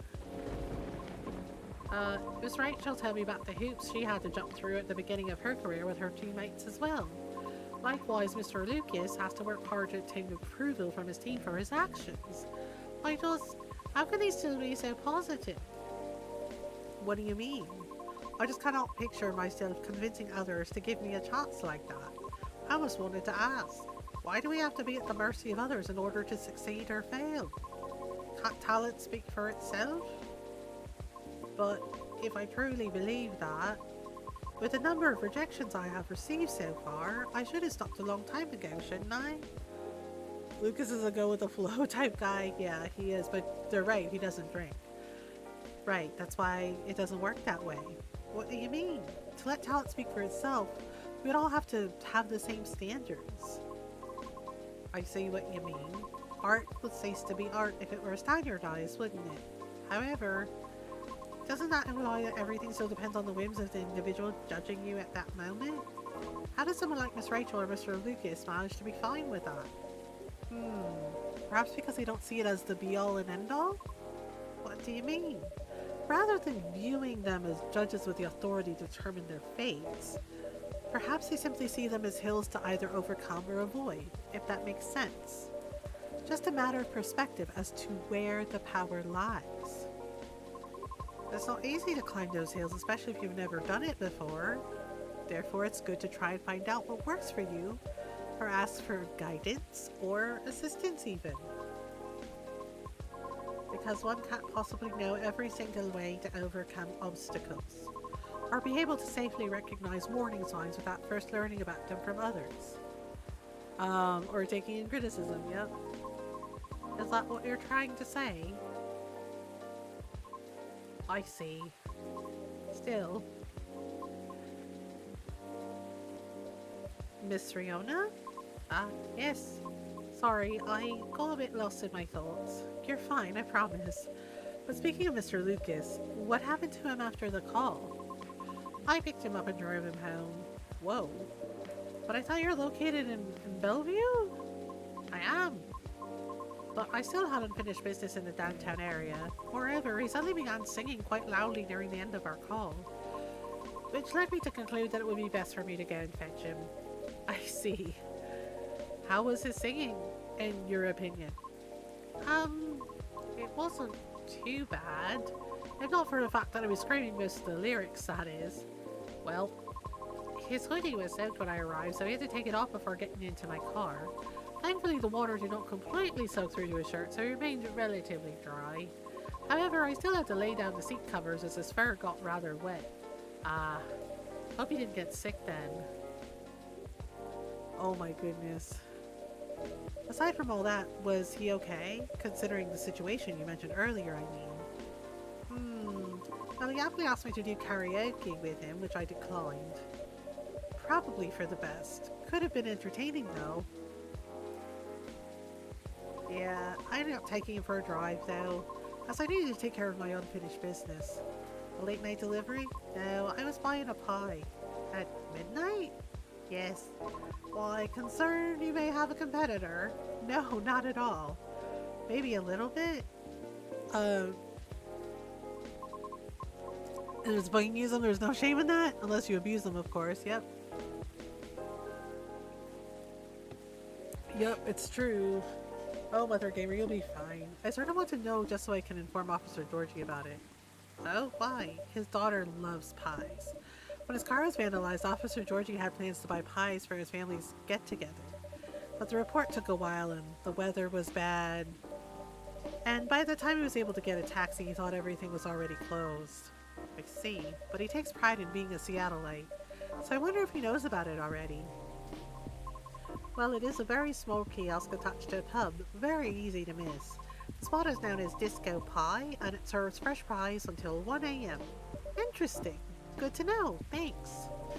Getting back to the story, though. You both went for pies, then?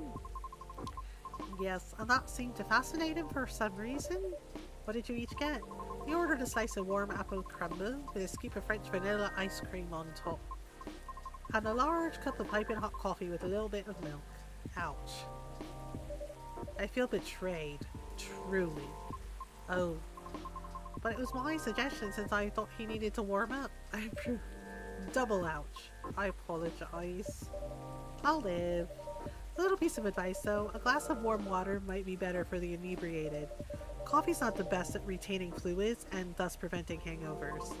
Oh, that's really good information to know. This is why you are the best barista, Mother Gamer. Thank you. Okay, my feelings are hurt. Slightly less now. And what did you get for yourself? I had a slice of hibiscus blueberry mint pie myself.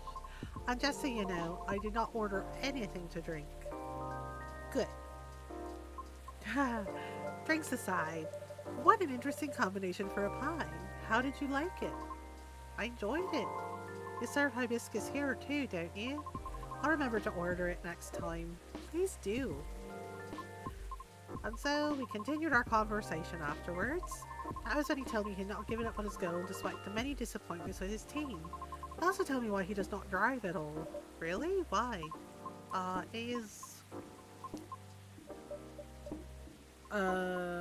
On second thought, it may be better to hear that story directly from him another time. I apologize. No problem. I understand. We also discussed quite a few things we have in common. Really? Yes, surprisingly. And before we knew it, it was already nearing 5 a.m. Must have been a gripping conversation. I am not sure. However, his exhaustion seemed to finally catch up with him then, so I drove him home. Aren't you tired as well? No. Okay. I should go now. Alright, will you be okay? I have a lot to think about. Thank you for being patient with my concerns, Mother Gamer. No problem at all, anytime. Have a good evening then, Mother Gamer. Come back again soon. Aww. Hibiscus blueberry mint pie. I've never had that. It sounds interesting.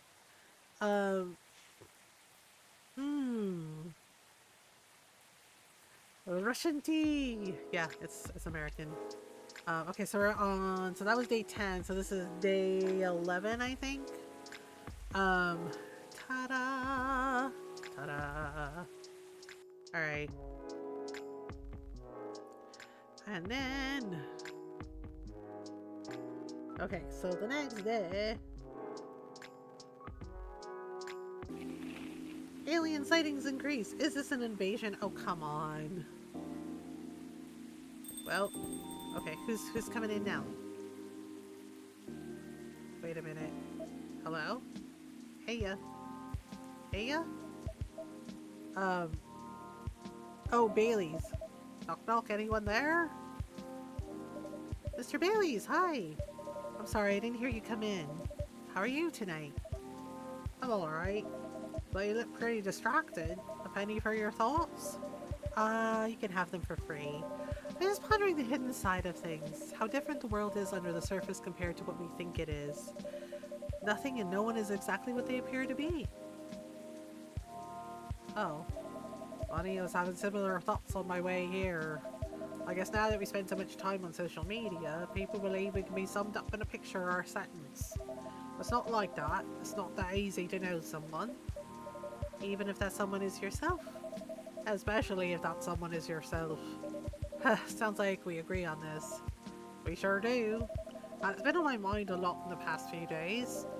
Does that have anything to do with your wedding to Miss Lua? Got it in one. How are things on that front? A few days ago, we decided to take some time apart to think. That sounds ominous. No, I don't mean it like that. It wasn't a breakup or even a break. Phew. We went through so much, there's no walking back on our relationship now. But sometimes you're so together that you lose sight of the big picture, you know? I think I see what you mean. So we decided to give each other a bit of space.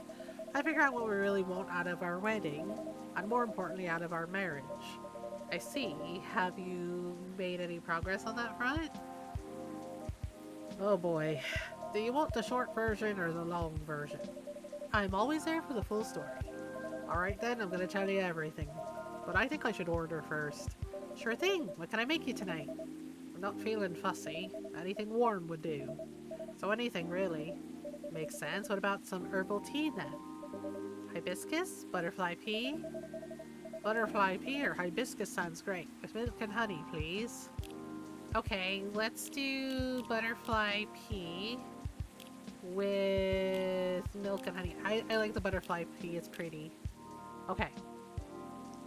So, butterfly pea with milk and honey. That is so pretty. The dream in blue, that's pretty. There you go. There you go. I hope you like it. Thanks, Mothergamer. This is so nice, and it brings me way back. You know how I'm not really in touch with my family anymore? Yes, I'm sorry about that. Doubt me, I don't even miss them most of the time. In the end, they're just a random bunch of people. Blue pea milk honey or a sweetheart latte, hibiscus milk and honey. And we don't have very much in common. It's good that you've learned that about yourself, Mr. Baileys. I think so too. There's just one person I miss, but I've been missing her a while now. Ah, someone who passed away, I'm guessing? Exactly. Spot on again, Mothergamer. I used to have a very close relationship with my great-great aunt. When I was little, my parents fought all the time. I still remember in my bones how that made me feel. The fear that one of them or both of them would walk away and abandon me. Oh gosh, poor guy. A bit ironic in hindsight, but then it was many years ago. Yes, it's quite normal for a little child to care about their parents, no matter who they are or how they behave. That's true. Anyway, I spent almost all my evenings curled up into a ball in my room, trying hard not to listen to all the shouting, except when my gran came to visit. Not that her being around prevented the fighting, mind you. Elven high society is amazing at keeping up appearances, except in front of family. But she got how it made me feel, so she went out of her way to take the sting out of it. She would keep me company and bring me a cup of herbal tea, with milk and honey in it. Drinking this now, with you, it feels a lot like family again. Aww. That's sweet. Sounds like she was a perceptive person.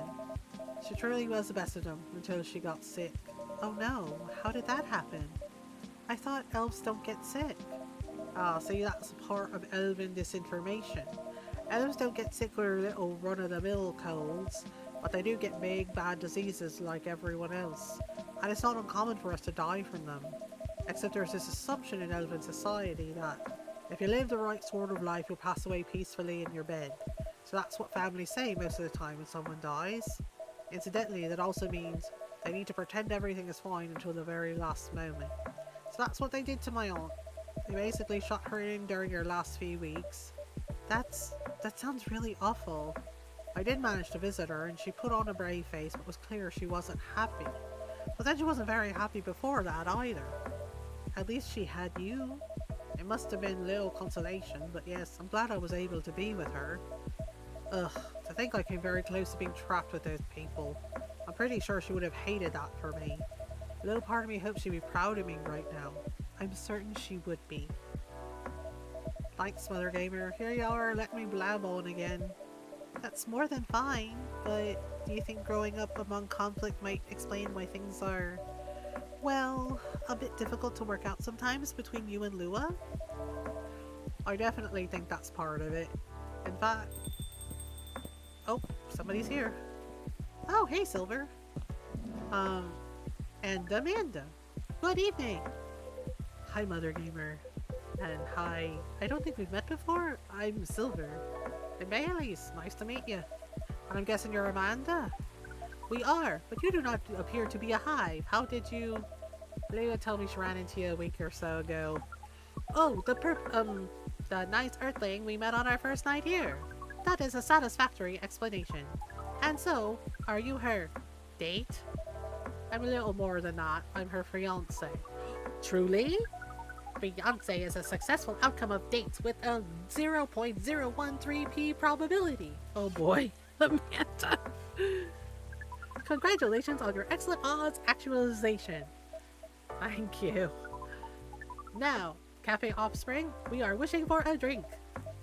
Cafe Offspring? How did you acquire that new title? Ahem. Alright, sounds like something I shouldn't prod too hard. Never mind me. You're about to order, Amanda. We were. And what we wish for is a memorable parting experience. Ah, I suspected something like that. Last visit in a while, huh? That is accurate. I take it you've completed your research on Earth? Almost. We are quite satisfied with the outcomes of our missions. Interesting. That sounds like there's a story there. But first, tell me, what sort of experience are you after? We wish we have something we have never had before. It's time to get creative then. Yes, take care not to reuse any ingredient you have served in the past. Oh crap. What am I supposed to... I don't know what I have used in the past. I don't know what to make them. Shit. Where's that freaking guide? Silver will want a chocolate, a honey ginger. Amanda will get any drink that does not contain blue pea or ginger. Any drink that doesn't contain blue pea or ginger. So hibiscus? So should I do hibiscus and honey? Okay, Silver will want chocolate, honey, ginger. Okay. So no ginger, no blue pea. So should we do hibiscus?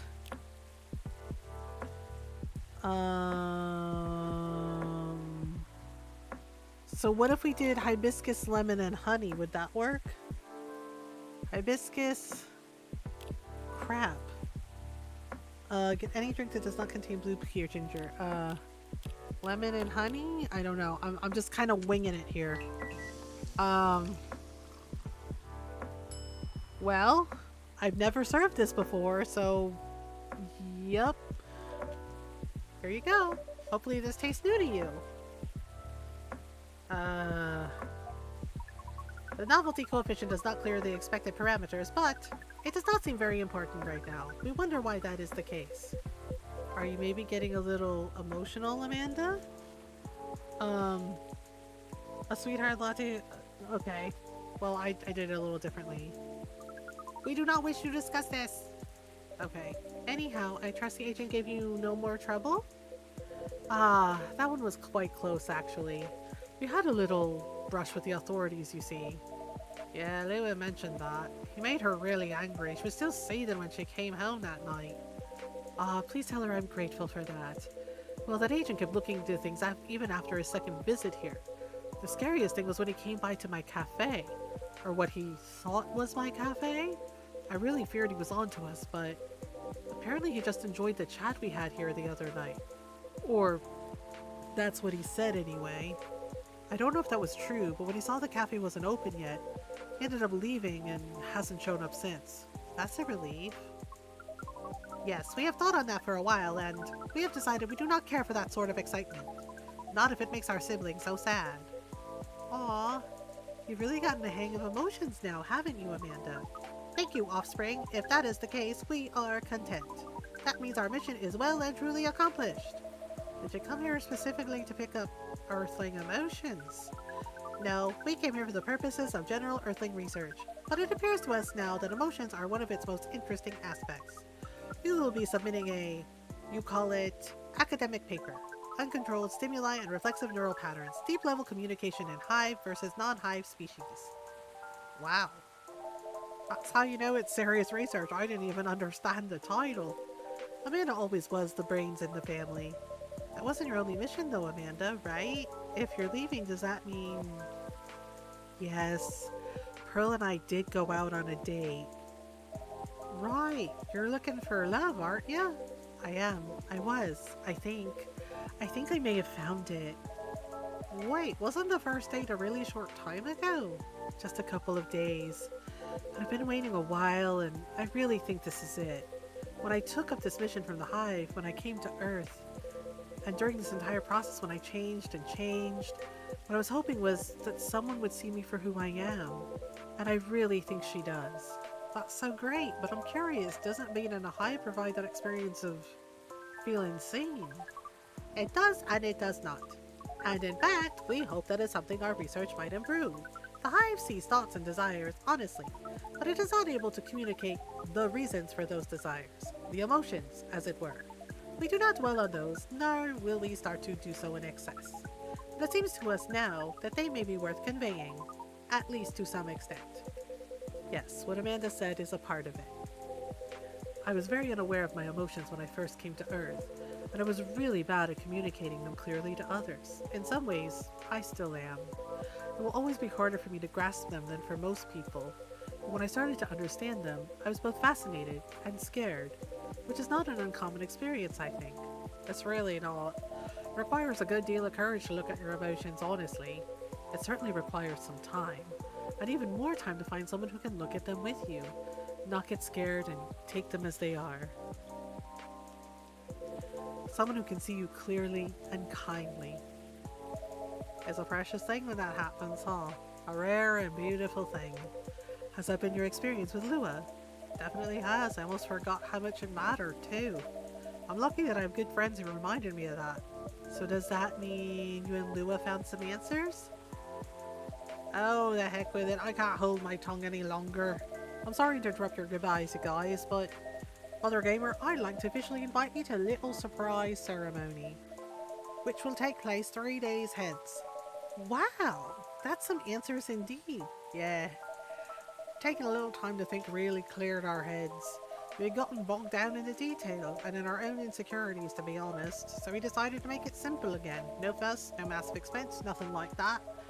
Just us and our closest family members, whether we got them at birth or chose them ourselves. I am very touched, Mr. Bailey's. Oh, come on, Mother Gamer. You know you mean a lot to the two of us, as does this place. Speaking of which, I also have Hyde's invitation here. A special invitation card for a certain someone. Yay! Uh, well, Hyde and Gala's invitation, seeing how that's his obvious plus one. Would you give it to them when you see them? It would be an honor. Silver and Amanda, I don't have a card for you, but you're in the cafe family as well, so I'm sure Lua won't mind. Would you like to join us for the party? A party? This is our first experience being invited to a party. It is 99.999% pleasant and 0.001% disappointing that we have to refuse. Yes, I truly appreciate the offer, Bailey's. Oh, sorry, y'all. I didn't realize that there was an ad break. Okay, let me pause it and I'll be right back. Sorry about the ads. BRB.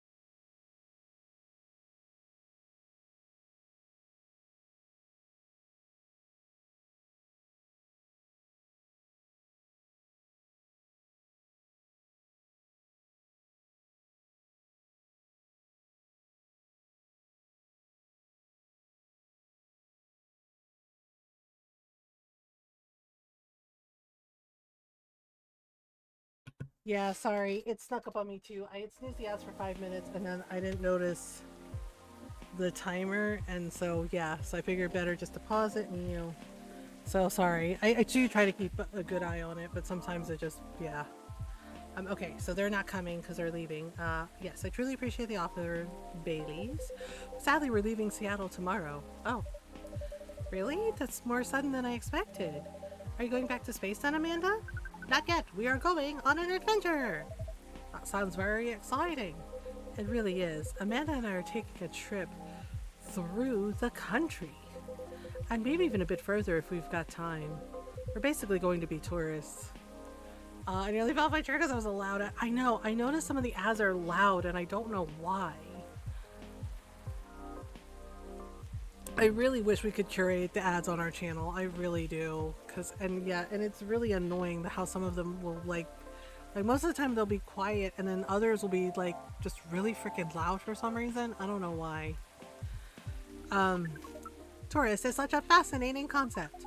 Although our sibling explained it to us multiple times, we still find it very hard to comprehend. We always thought that traveling must have a mission, a purpose. But it seems that tourism is traveling with no other purpose than traveling, which is in essence circular reasoning. It may well be, but it's still a lot of fun. In fact, I say that's the real purpose of tourism, to have fun, to relax, to see beautiful things, to enjoy life, Enjoyment as a purpose. That is new to us, but we are 99.999% excited to try it out. And so am I. I've never been out of Seattle since I arrived. I guess I was afraid that I wouldn't be able to blend in, that I would have to restart everything from scratch. But knowing that you're here, Mothergamer, I always have a place to return to where I'll feel home, well, that makes me a lot less nervous. I'm very happy to hear that. Aw. Okay. I think I should order a drink.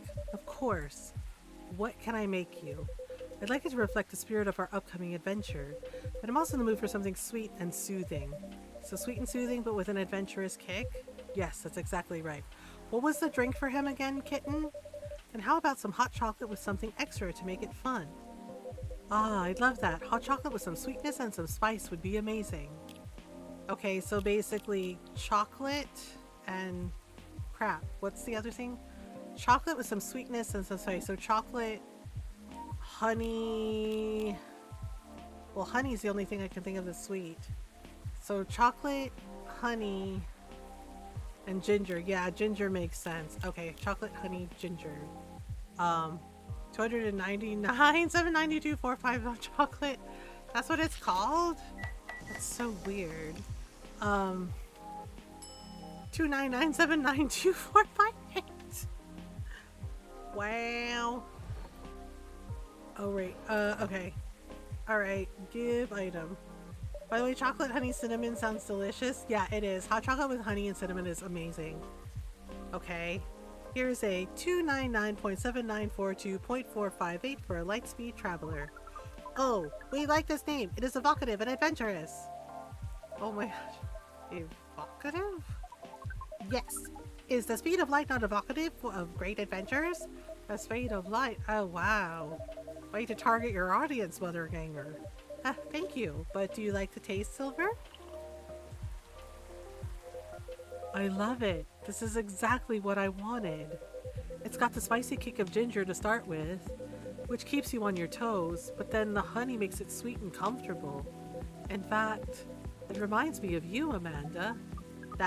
How does a taste remind you of us? I guess he's saying that you're sweet, but with a strong character as well. That's about right. We do not entirely comprehend it, and yet, we are pleased. Well, that's settled then. Whenever you miss Amanda, Silver, you can come here and I'll make you this drink. I'd like that. Thank you, Mothergamer. It's literally the speed of light. So we made a coffee drink. Well, we made a hot chocolate drink that's basically the speed of... And the name is the speed of light. Wow, careful there. You didn't want to spill a drink and enjoy this much. Ah, you're right. I'm just so excited. I can barely sit still. Oh boy. I can imagine a first trip across the country is a big deal. It is, but that's not the only reason I'm excited. Oh? Okay, that was quite the dramatic pause. I really want to know what you're going to say now. You guys seem to lead a very interesting lives. Oh, not at all. I think I'm quite a boring person. With a secret society and an alien background. It's true that some of my life circumstances are a bit unusual, but this particular thing is very commonplace. Um, Our sibling is excited because his date will be joining us. And in fact, we must be fair and acknowledge that we may have misjudged her based on her lack of facial symmetry. Although Pearl's features are 9.231% different from left to right, we agree with her movie analysis 99.999%. Wow, hold on. Amanda, you have met Pearl and you talked about movies? And now she's joining you two on a holiday. How did any of that happen? We watched orc westerns all together last night. Pearl likes them a lot as well. You don't exactly sound thrilled. Fortunately, she also likes space travel operas. Ah, I see. Learning couple compromises the hard way. I suppose so. Well, I'm glad to hear that she's met Amanda and that they got along. Does that mean she also knows where you're from, Silver? She does. In fact, I told her about that on our first date. Oh, wow. Wow, that's very brave. It's very hard to put yourself out there under any circumstances. To reveal something so vulnerable to someone you just met and are starting to like. It takes guts. You're very kind, but I don't think so. To be honest, I hadn't planned it that way. Although I've always felt safe here with all the regulars. I know that not everyone would be open-minded about me, and so I wasn't sure I'd say anything to Pearl that night. But as we were talking, I was so happy to learn more about her, about who she is, and I realized that I didn't want her to have an incomplete picture of me. My past is a part of me. If my goal is to find someone who sees me for who I am, then she needs to know about that too. And in the end, that was the right decision. Okay. Well, I will say that if she'd heard your story and not changed how she viewed you, then she would have been worth your time anyway. That's fair. But still, oh, they were not kidding about tummy ache. Oh, Fox, I'm sorry. Wait, are you going to bed now, honey? Are you going to bed early? Yes, it's a little early. Why? Are you tired? Yes. Oh, Am I not allowed to be tired? I just usually go to bed at 1:30. I know. Oh, I'm tired. okay. Are you okay? Just tired. Okay. You probably didn't notice I was taking a little chair nap earlier. Oh, okay. No, I'm just a little tired. Alright, Ron's going to bed. Yeah, and it's his birthday. It's officially his birthday. Yes, it's officially my birthday right now. Okay, so everybody say happy birthday to Ron. And of course, we will be streaming tomorrow, but happy birthday, Ron. Yes. The gas. No. Happy birthday to you. Happy birthday to you. Happy birthday, dear Ron. Happy birthday to you. Thank you. Thank you, my love. Mwah. Thank you, everybody. I love you all. Have fun with Mama and her goops. And Mama. Yeah, I love you most of all. Mmm. I love you Oh, too. going for the big kiss. You did it. What do you mean I did? Don't you blame that on me. Mm. Have a good stream, my love. Okay. Happy birthday, honey. Yes, thank you. Mwah. Have good dreams. I always expect the extreme high note at the end. Oh, right, the happy birthday. Hmm. And many more. Hmm.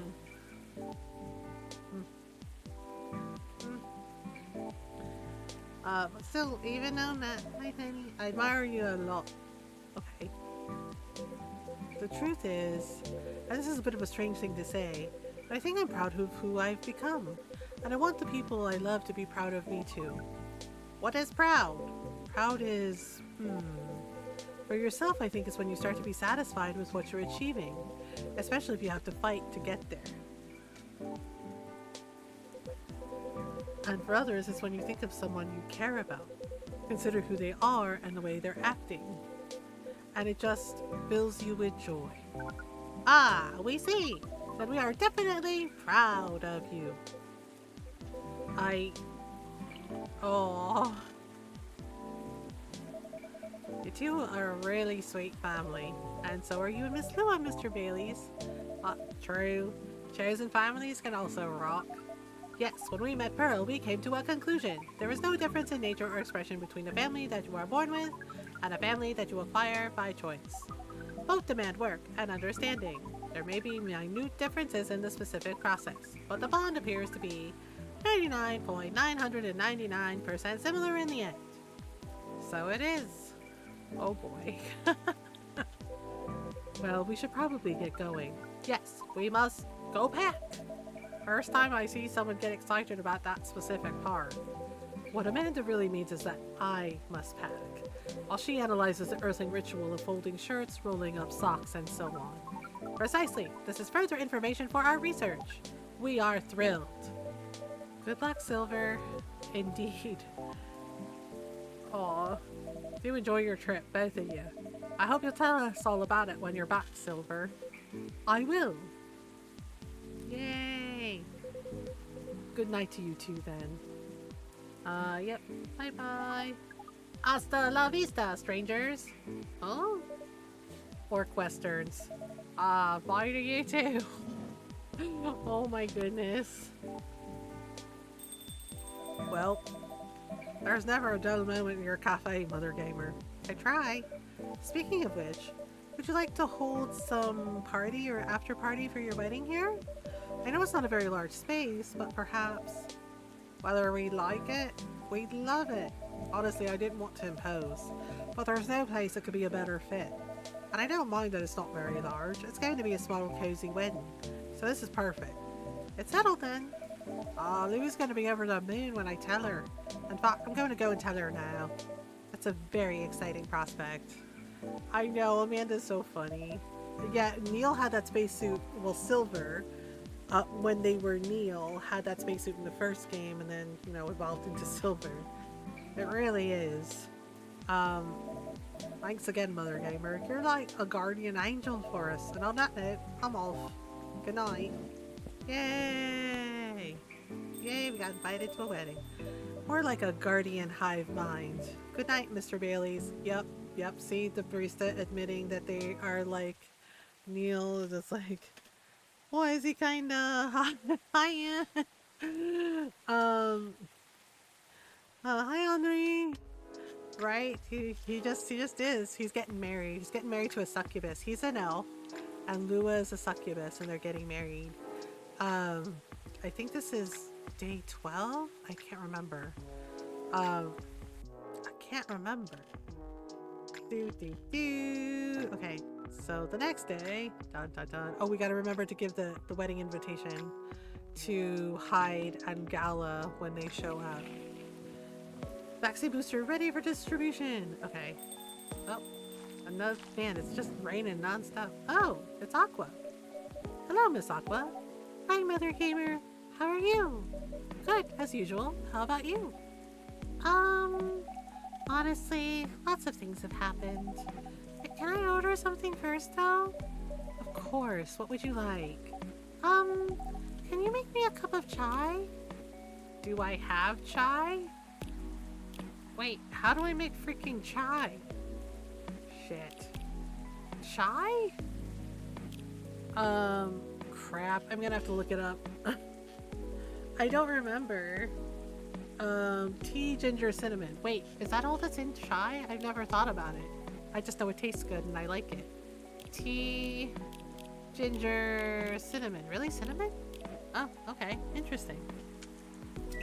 Yay! I have chai. Holds up pink rat plushie. Nice! I have biscuit brew. I might make another cup, but I might make some chai later. Ooh, not just chai, masala chai. A cup of masala chai for the lady with eclectic taste. Aw. Thank you. It's delicious. You're welcome. So, you were saying? Oh, right. It's just I've been busy working on my game. Ah, I see. How's it going? It's pretty difficult, but I'll manage. I'm glad to hear that. How's that contract you talked about the other day going? I named it because Tea and Rados. Oh, that's cute. Oh, Dad, I rejected it, of course. There's no saving it, really, which is a shame. I truly like their games. With all the shady requirements they had, I could tell they looked down on us small developers. And the scary thing is, if I hadn't known what I know now, just because they were a publisher I loved a lot, I would have overlooked all that. That's understandable, though. You trusted them not to take advantage of you. Well, it has to be fair for both of us, right? Because at the end of the day, it's business. But I don't know. Yeah. Actually, I tried negotiating with them because I wonder if they still had any good faith left. Don't tell Myrtle, okay? Okay. But as I expected, it really didn't go anywhere. Instead, they insisted they're doing me a favor since I'm just a small developer. Ah, yes. The doing me a favor, the doing you a favor crowd. Uh-huh. And I wasn't thinking rationally or in business terms. Oh, they tried gaslighting her. I like Aqua. These pendejos. These bastardos. Ang bastardo mo talaga. They really tried to gaslight her? Oh, hell no. Oof. Doesn't sound like good faith to me. Yeah, they sound like buttholes. Right? Considering the unfair conditions they're expecting me to accept, they could have at least been polite about it. I doubt they care, though. Yeah. That aside, Myrtle is coming here soon. Great. So you two made up already? Yes. We apologized to each other. Nice. I know I was probably being a little confusing. I didn't explain the context I applied to the situation very well, but she made it clear that she understood why I was anxious, and she apologized for assuming. That really helped. Now she's helping me speed up development. I'm happy to hear that. Oh, there she is. Yay! Our favorite work lady. Woo, Myrtle! Hey. Hi, Myrtle. We were just talking about you. Okay. Nothing too terrible, I hope. Don't worry, only all the good stuff. Anyway, sorry, Mothergamer. I won't be ordering today. I like her shirt. Yeah, I do too. I thank you for the alert. Why?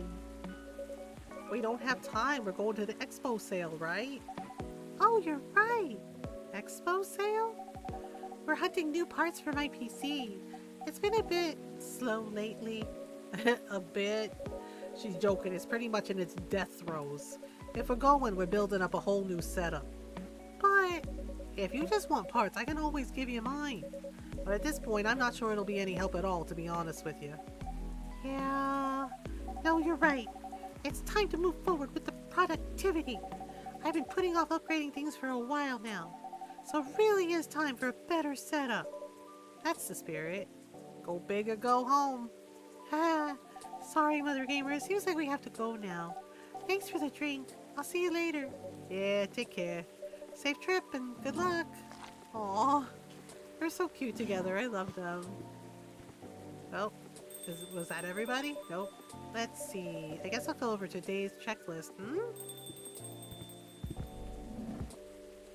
Hendry! Yay! Oh, and Gala. Well, hello, gentlemen. Hey, Mothergamer. Mothergamer! Nice seeing you here, Hendry. I love Hendry. How goes it? Good, good, good. I see you're doing good too. As usual. What do you want to drink, Hendry? It's on me. No, no, no, that won't do. Well, let's talk about bills later. So, what will it be? You first. You sure? Okie dokie. I'll have one STMG, please. Crap, what was STMG again? Let me look at my drink thingy. Drink thingy. It's in here somewhere. STMJ, Jahe Tabruk, cinnamon, sweet coffee, undiscovered. crap, it's in here somewhere. It had egg in it, right?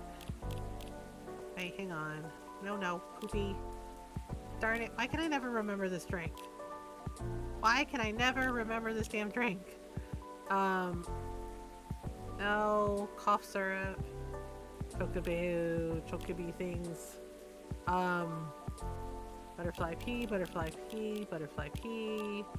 hibiscus tea, TJ Rosella, Zobo. Was it TJ Rosella? No. Ha, crud. Oh, milk, ginger, and honey. Damn, I knew it was something. Milk, ginger, and honey. Right. Milk, ginger, honey. Whew, thank goodness for the drink guide. Milk, ginger, honey. Woo! Yay! And yeah, milk, ginger, honey, and then the egg. I don't know why they don't include the egg, but egg. Okay, here you go, Henry. What STMJ coming up? Ah, it smells so nice. Spot on. Thanks, Mothergamer. You're very welcome. How about you, sir? Oh, it's my turn. Something with ginger, please. Anything else with that? Well, what would you recommend? Anything from your new tea line is fine. Oh, I see you have a new selection. Yes, we have blue pea and hibiscus tea available. Hibiscus, huh? You should try Teja Hey Rosella. It's pretty good for this kind of weather. Sounds familiar.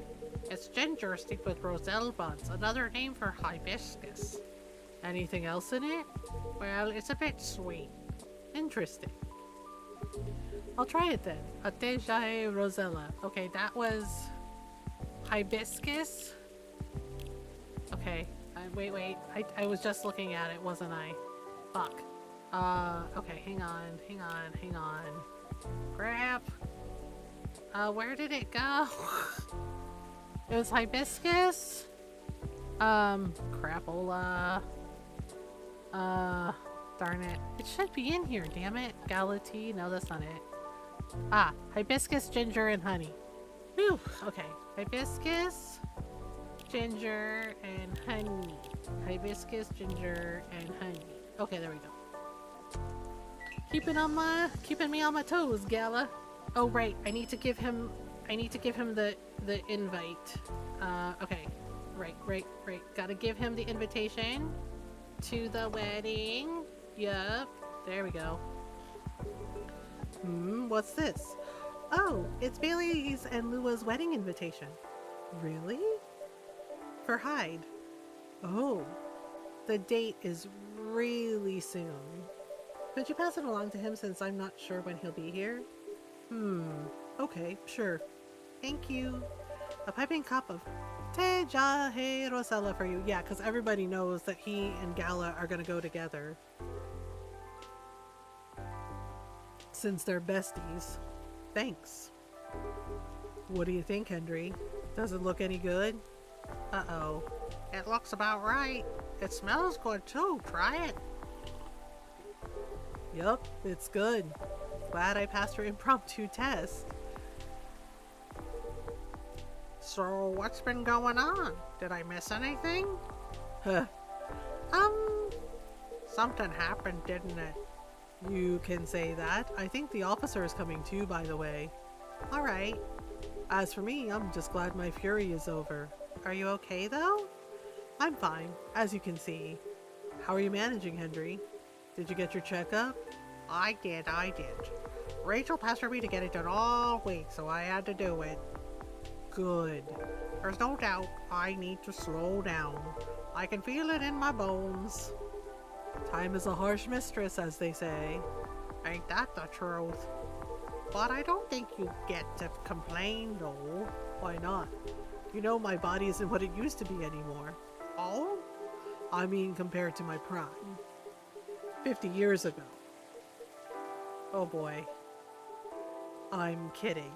Truth is, my body doesn't hold up well when I'm transforming anymore. Oh, is that so? Yep. The soreness doesn't go away as quick as it used to. It's harder to get up in the morning after all that. Like today. Yeah, I know the feeling all too well. Especially in this kind of weather. Oh? It's like my body knows if a storm's gonna get worse. No weather forecast can match the accuracy of my joints. Haha. Yep, getting old is hard. Well, lucky for you, ginger is great for sore muscles. Yeah. Is Officer Georgie here now? There he is. Hey, Georgie. Hey, folks. The man of the hour. Hiya, Georgie. Mothergamer, what'd I miss? Some very important weather talk. Is that so? Sounds like I missed a ton then. How are you? How am I? If you're talking about my case, well, I don't even know where to begin. Henry, you know nothing about what I'm about to say, right? No, what are we talking about? Mothergamer, you should have primed him before I got here. My bad. My defense, I didn't know you were coming until Mr. Gala mentioned it. Excuses, excuses. I'll help explain it to Henry. In short, there's been a string of car vandalisms nearby. Yep. Fast forward. Oh gosh. So he's trying to figure out if the tree being gone has anything to do with the case. And that's where we are now. Yep, that's about it. That's a lot to take in. Anything new happened since? Well, I tried something. I set a few candles where the tree was. I used my lighter and things happened. Okay. Mind backing up a bit? Feels like there's a lot of context missing here. Well, I'm warning you. Everything I'm about to tell you is real. It'll sound a little crazy, but no, I haven't lost it yet. Got it? Loud and clear. I told Mothergamer about my lighter a while ago. How it might be connected to the fairy market we talked about before. Really? In what way? The lighter was my grandpa's, and there's a chance he bought it from there. Interesting. Yeah, what a coincidence, eh? Oh boy. Anyways, my daughter likes this sort of mystery stuff, right? After talking to her about what's been going on, she believed my lighter was the key to making sense of all this, and gave me some pointers. So, I went back there last night, to the spot, you know, to where the tree used to be. I lit a few candles there and put the lighter right in the middle of it all. Okay, I'll be honest, it was scary as heck. The air was still, and I felt tension in my head. Wasn't sure if it was just me being creeped out or if there was something else going on. Whatever it was, I thought I should leave it alone. So I followed my gut and got the heck out of there. Okay. Then what happened? It blew up. What? What do you mean, what? The lighter, it just blew up. Well, what do you mean, blew up? Yeah, I think we definitely need more context here. Well, I didn't see it because I was walking towards my car, you see. But I heard it. Pachow! With a little whoosh, followed by a couple of clink clinks. Oh dear. Pachow? What kind of sound is that? You know, like something small and metallic blew up. Wouldn't bang work better? No, that's a shot. I don't want to confuse y'all with that. But what is that? You know, patal. And then what happened? Right, okay. Then I immediately looked back to see it had fallen over with its lid open. The flame, it was burning white. Wow. Ain't gonna lie to y'all, I freaked the frick out. But before I could do anything, two small figures emerged from the corner walking toward the lighter. Did they see you? Yeah, they did. They inspected my lighter while I was just standing there. Then they asked me straight up, "Is this lighter yours, guy?" I said, "Yeah." Then I fired a question back. "Are you the ones who've been messing with cars around here lately?" And they said, "Yes." Oh, well, Sounds like case closed. So they weren't ghosts? Hell no, thank God for that. Then who are they? Let's just say they were close friends of the deceased. They're part of the fairy folk, but I didn't expect them at all. Didn't expect... Do you know them? Kinda. In fact, they own the gnome noms near my place. Oh my god, it was gnomes? Oh wow. Did they know it was your car then? Nope, because I only ordered takeout. And I usually walk there. What was the reason for all the vandalism then? Well, it all started because of a broken promise. And we have to start way back for that. You remember why the tree was there in the first place, right? Yeah, the tragic hit and run. At the time, the court ruling practically let the driver off the hook outside the DUI charge. Well, it sparked a huge protest. Good! In response to it, the mayor at the time gave his word to the victim's family. He promised to keep the tree as a landmark for the community. Oh no, and then they tore down the tree. And the vow was kept well after his tenure was over. But he died a few years ago. And we all know recently what happened to the tree. Yep, I see. So it was their attempt to keep the memory alive. Not just for their friend, but as remembrance of the injustice as well. And after all the urban renewals this city's gone through, it makes sense if the community that used to be there is gone by now. That's right. There used to be a lot of veteran housing and low-rise apartments in the area. Now it's filled with never-ending projects. Oh man, freaking gentrification. Oh boy, you okay? Oh yeah, sorry. There's something about it bothers me a bit. Like what? Their unique disposition after they pass. It bothers me that their own memories are insufficient to ensure their existence. And by failing to remember, we, the outside party, will also gradually lose track of their existence. Just doesn't feel right to me. I get what you mean. An odd erasure of existence. But apparently that's why they keep animals. The Gnome Noms owners told me they have a large mastiff living in their place. Others even take care of multiple animals at once. Interesting. I suppose that's why some folk prefer living near the wilderness. But animals don't live long either. Right. But the erasure starts happening if they're completely forgotten, right? Something like that, I guess. I'm not sure. Right, okay. But doesn't that normally happen anyway? How do we pay respect to remember someone who died a long time ago? Like our ancestors, for example. It's our call, isn't it? Every April, Rachel and I would visit my wife's grave. We used to visit her grandparents' graves too when my wife was still alive. If our extended family was visiting, they'd join us. We'd clean her gravestones, bring food, and have a feast while catching up. It's how Nekomimis honor the dead, and I'm sure other cultures have their own ways too. Yeah, as Filipinos, yeah, we do Dia de los Muertos, Day of the Dead. We have the ofrenda, and it's the same thing like what Henry does. We clean the gravestones. We have like an altar, and we have like photos of our loved ones, our ancestors, and like their favorite foods, right? And yeah, and it's like a big picnic, and then yeah, we have Dia de los Muertos, and then the next day is All Saints Day. Right. I truly think continuing the tradition is something we do for ourselves, though. To remember the deceased and all the reasons they matter to us. So, except for the weird erased memory part, it sounds on par to me. It's the effort of the living to remember the dead anyway. You're right. Unless you believe in life after death, the memories are for us, not for the dead. Exactly.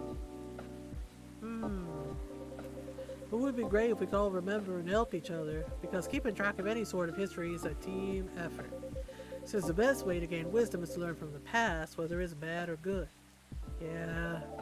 Speaking of the Gnome Noms owners, though, what happened to them after all that? Oh, right. Did you arrest them? Nope. Huh? Are you going to let them go? Not necessarily, but I got an idea on what I have to do. Right now, I'm just happy there's no ghosts involved. Still, it was truly something else. Yeah, what a night it must have been. It is what it is. Okay. What's up, big guy?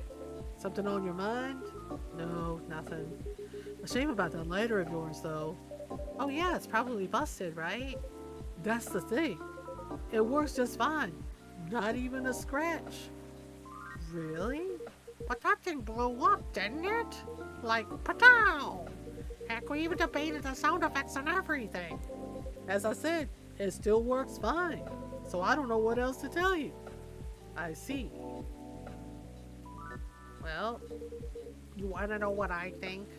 No, it's haunted. No, it's not. That thing is definitely haunted. What are you talking about? Henry's like, it's haunting. The white flame is a bit unnatural, I agree. And I remember how you kept forgetting your lighter here? Hey now, a man is allowed to forget stuff as he gets older, no? As for the blowing up, it's probably a well-timed bad chemical reaction or something. The thing is real old after all.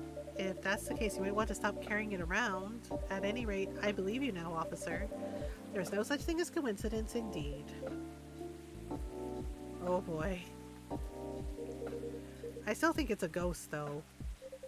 I still think it's a ghost though. Should it, Henry? Shush. In any case, mystery solved. For now at least. Oh boy. Oh no, I think I have to go now. I didn't realize I missed multiple messages earlier because I was so engrossed in your story. Sorry to rush off. I'll see y'all again next time. Sure, safe trip. Nice seeing you again, Henry. Take care. Oh my goodness. Well, Henry's like, it's haunted. Let me move over there. Oh my goodness. You know, all that talking made me thirsty. You want anything? I'm good. Then one espresso for me, please. Oh right, I gotta give him Riona's card. Okay. Espresso. Espresso. Espresso. Coffee, coffee, coffee. So much espresso. Okay, right. I'm supposed to give him Riona's business card. There we go. Give item. Okay. What is it?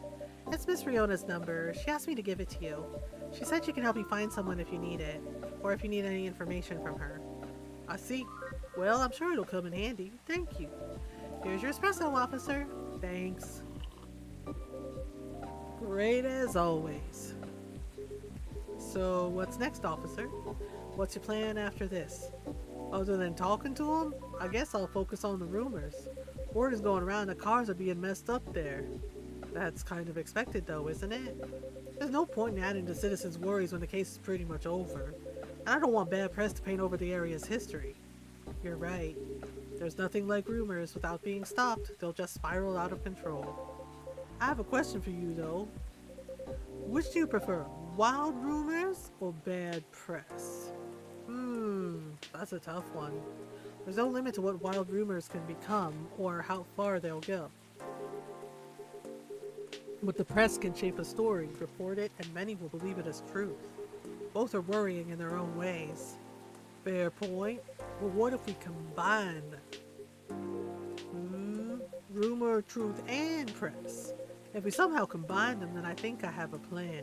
A crazy one, but a plan nonetheless. Maybe y'all can also add to it. Oh? Sure. It'll take a while to explain though. Well, I'll be here all night. I got time. Alright then. Brace yourselves, folks. It's gonna be a doozy. Oh my. I wonder what the plan was. Oh, we don't get to know? Rude. Rude. We don't get to know? Rude. Okay. The next day. Dun dun dun. Alright. Yay! Okay. Press any button. Okay, here we go. The next day. Non-stop raining. Alright, so now we're going. This is vegan food on the rise. Gnome diet popular amongst young adults. Wait, are gnomes vegan? I didn't know that. Hello. Oh, it's Rachel. Mother gamer, mother gamer. Miss Rachel? Oops. Sorry. I'm just really excited. I've done it, Mothergamer. Congratulations. Done what? The music I'm making with AJ? I told you about it last time, remember? Huh. Oh, yeah, you did. I brought it with me. Check it out, will you? Really? Okay. Are you sure we can play it? What about NDAs and stuff? Come on, you silly. We're the only ones here anyway. It'll be fine. I mean, the direction has already changed a lot, so... Oh? Never mind that. Let's just play it quick. Okay. My type. Yep. She's a Nekomimi. Uh, yeah, that's Henry's daughter. I was inspired by the drink you gave me. Sweetheart latte, wasn't it? That's right. You composed the melodies? With Arami, yeah. So, like, I know with a name like Sweetheart Latte, you'd expect something a little more fun sounding, right? But hearing how you made the drink reminded me of something. Like a new love's beginning, or thinking about your crush. The sourness of anxiety and the sweetness of a promise. There are a lot of steps to keep the delicate balance going until you get to the point where you decide to confess. I think I see where you're going with this. Yeah, just like the drink, right? It needs the perfect balance of ingredients and temperature to mix properly, doesn't it? Or it would curdle, yeah. Hehe. That's a really interesting take on the name. There's just one thing I'm wondering about. What is it? If this is supposed to be your new single, wouldn't everyone expect to hear your voice? I know, but I'm planning something. You'll see. How are you, by the way, Mothergamer? Just fine. Business as usual. Wait, I almost forgot. Did Dad come here last night? Henry? Yes, he did. He was meeting up with Mr. Gala, actually. Okay, that's good to know. Why do you ask? He didn't reply to my text last night, so I wondered what he was doing. Oh, I see. Do you two not see each other often? What do you mean? I just saw him this morning. We still live under the same roof after all. Oh, what a surprise. I thought you'd have been raring to move out by the time you turned 21. Well, you're not wrong in thinking that, but Dad's getting older, you know? He's becoming forgetful too, so I'm a little bit worried. Understandable. Besides, we don't really have anyone else, you know? None of our extended family even lives in the States. So, as much as he's been a nag my whole life, I feel like I should watch over him for now. Right. Hello, welcome. Oh, who is it this time? Oh, it's Riona. Good evening to you, Miss Riona. Hey, Riona. Fancy meeting you here. Okay. Is she okay? Hello. How are you? Sorry, just a second. Alright. Okay. Huh. Is she alright? I'm not sure. Oh well, I'll just get a drink first. Right, what would you like? I'll have a cup of milk, please. That's it? You just want a cup of milk? Milk, and milk? That's it? Just milk? just milk. Okay then. Here you go, a cup of warm milk. Thank you. What's up? Oh, nothing. Just remembered something. But it's nothing special, so don't worry about it. Okay.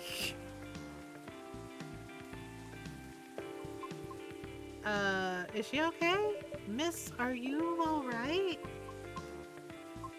No. I think I'm sad. What's wrong? That's right, Riona. What's wrong? Oh no. Uh-oh. Oh, girl, it's okay. I've been doing a lot of thinking. About what? About my situation. Have you ever felt like something you've been doing your whole life might be a mistake? What makes you think that, miss? Oh gosh. My apologies, I do not mean to be so dramatic. Would you two mind listening to my scattered thoughts? Of course, let it all out. Miss Rachel is right. Feel free. After listening to the experiences you and Mr. Lucas had, along with my conversations with Mothergamer and the regulars at this coffee shop, I've gradually realised over the past week that I'm severely lacking in awareness about many things. Huh? And what makes it more troubling is it's likely that my ignorance was on purpose. Ignorance? On purpose? What do you mean? Oh gosh. Oh boy. Miss Rachel, the position you hold today is a result of your efforts and tenacity. You honed your talent, but you did not shirk from taking risks in order to succeed. Your knowledge of the industry has enabled you to successfully navigate it, and I greatly respect your ability to do so. Mr. Lucas also, although I do not fully understand his content, he is successful enough that people earn a living through his work. I'm aware that must require a great deal of courage and flexibility. To put it simply, I feel ashamed of myself, oh girl, as I may become too comfortable with the status quo, to the point that I no longer strive to improve my situation. Are you really, though? I mean, you've been trying your best, right? I've been trying, yes. But have I been trying my best? That's debatable. About my intentional ignorance, I'm simply afraid. Afraid? I understand I have only a small chance of being selected for a role in a play. I really do. I understand it's due to my lack of network and the industry's expectations, along with my lack of higher education, and for the simple fact of what I am. I'm truly fine with all that, I really am, because all of it is a pain I'm already familiar with. Okay, and perhaps somewhere in the deepest depths of my heart, having to face unfamiliar rejections again, having to get used to new pain all over again, just might be... Oh gosh. Aww. Aww. Might be difficult. Well, miss... Oh gosh. I apologize for all this, because I don't mean to... Miss Riona, would you please allow me to make you a drink? It's on the house. But Mothergamer insists, right? Right. What was the pie you ate the other day? The blueberry hibiscus mint pie? Did you like it? I did, quite a lot actually. I'll make something special just for you. Could you tell me its flavor profile? Give me a moment. Okay. The blueberry was very sweet and fresh. The crust was buttery. The flavor was enhanced by the tartness of hibiscus and the herbal coolness of mint. Just a very sweet blueberry pie with hibiscus and mint. Okay. A sweet blueberry pie with hibiscus and mint.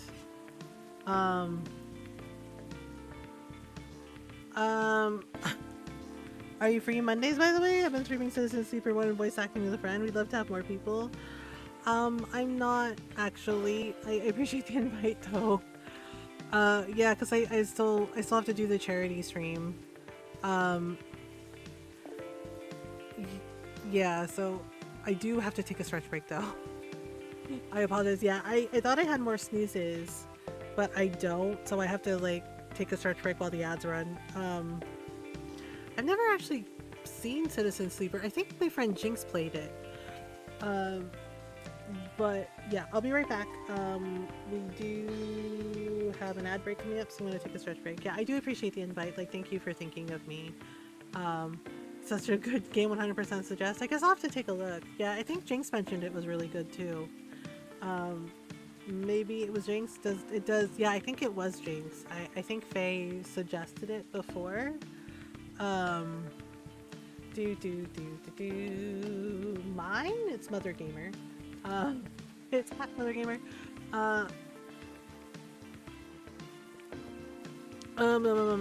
Okay. Okay, I will be right back. Yeah, Norl, if you want to do a shout out for Jinx, that's fine. I'll be right back. We have like 40 seconds before the ad break, so I'll be right back. Yeah, I'll take a stretch break if you need one. Here, Irving.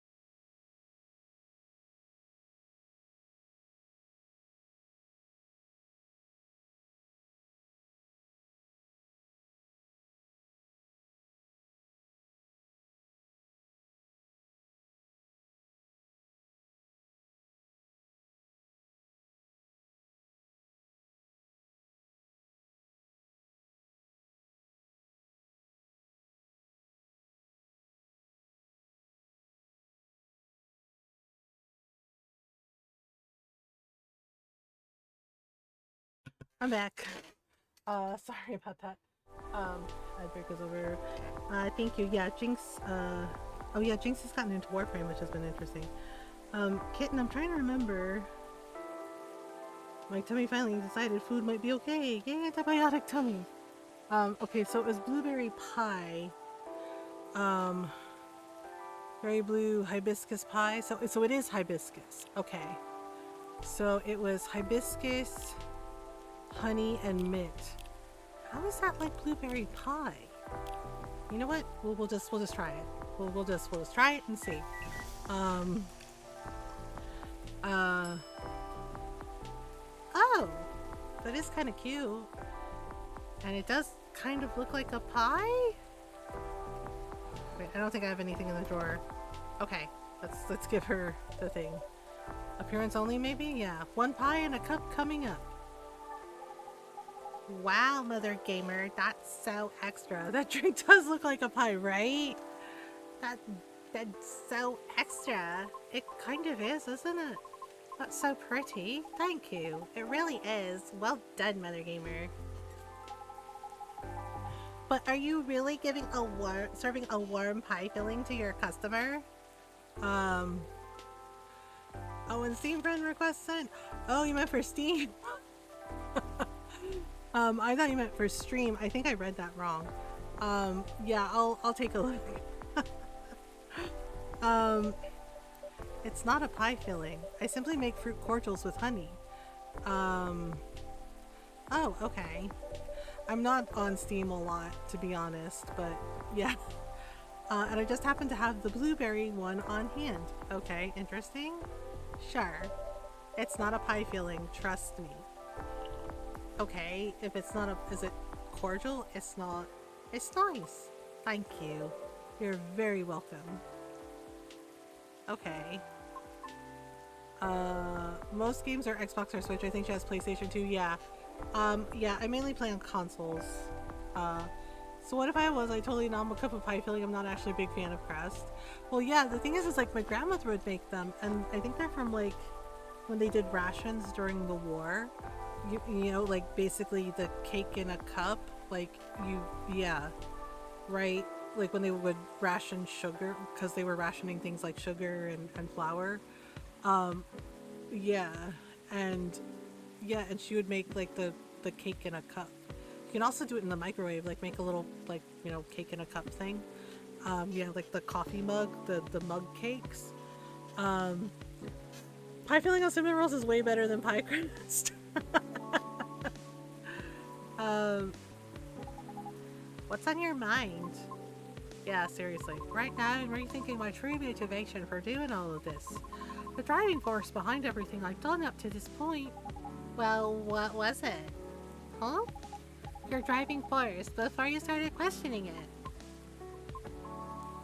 I wish to break free from the shackles of prejudice, whether it's society's or my own.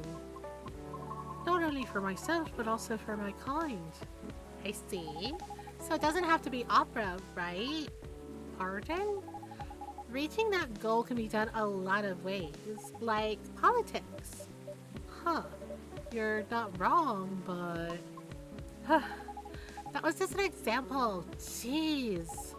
But I admit, being an entertainer is probably the fastest way to win people over. Oh, you don't like biscuits? That's how I do my covers. Oh, okay. But that's not what you want to do, is it?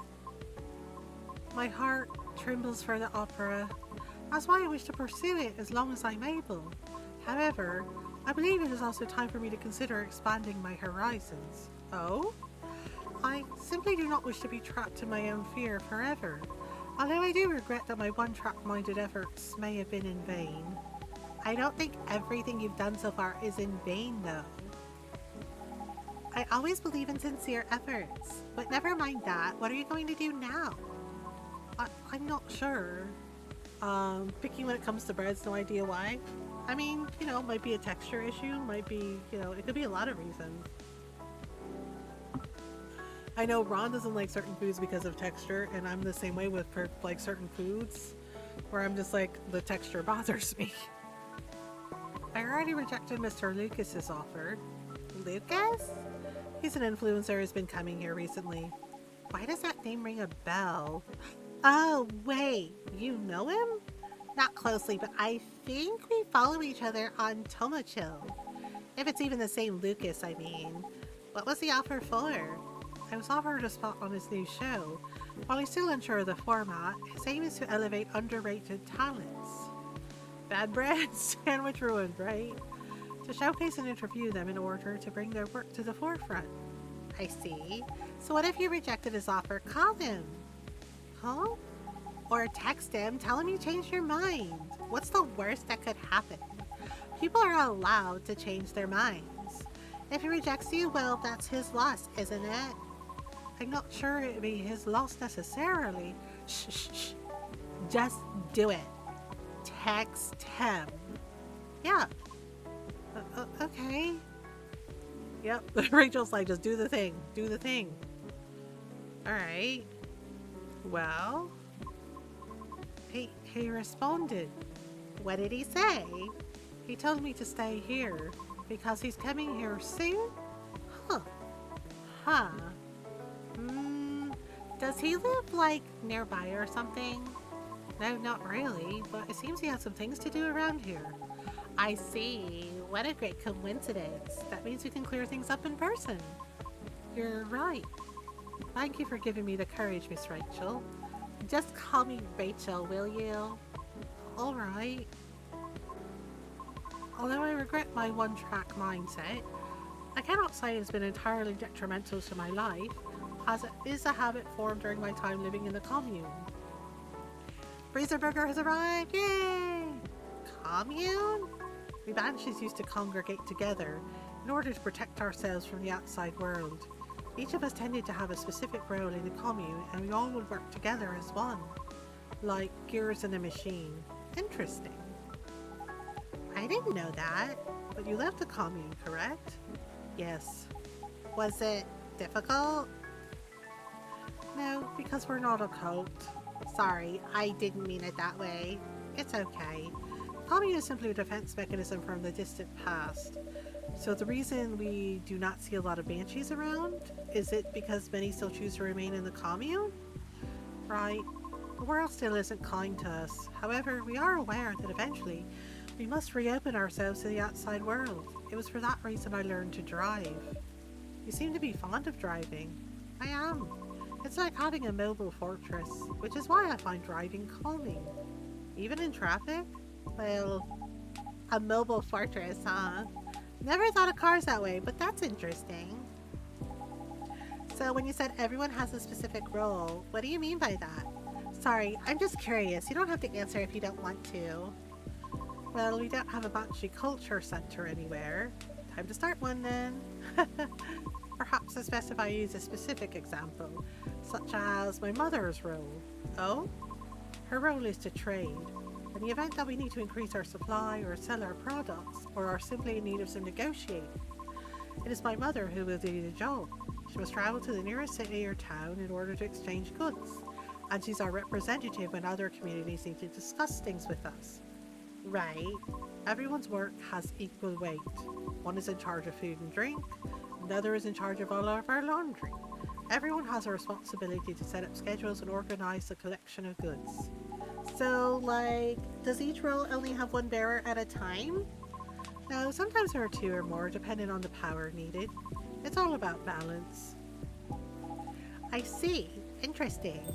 Does your mom still fulfill her role to this day? Yes. Oh, although there are times when I wish she would retire. Aww. Why? She's doing a good job with it. But the role truly changed her. Oh.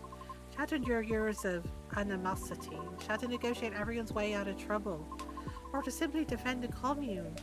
That is such a heavy burden. It is, but she refuses to accept any help offered to her. Why? Because it has become her identity, I think. Oh, Lucas is here. Oh, you're here. Yeah, hi lady. I was starting to wonder when you were going to say something. I'd introduce myself, but I want to hear Riona's story. Fine by me? It is as Mr. Lucas said. I thought we were already past all that formal stuff. Am I wrong? Well, you still call her lady, but she is. Shh, the lady is speaking. Whoops, okay, sorry. It is as Lucas said. Our discussion the other day led to the same conclusion for me as well. My mother's protective instinct turned into an angry sense of pride. Oh, So while she performs her role really well, her anger often gets the best of her. oh no. Things are way calmer for our commune now, so I am thankful for that. Did you ever play Tavern Talk? No, but I wanted to. I still want to. Um, but unfortunately, the damage has already been done. Right.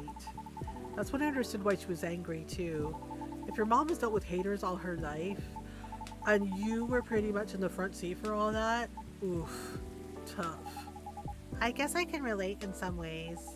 The Nekomimi culture is also quite strict, although nowhere as rigid as yours. We're heavily stereotyped as being very mid. Mid? Like, mediocre in all ways aside from being pretty and cute.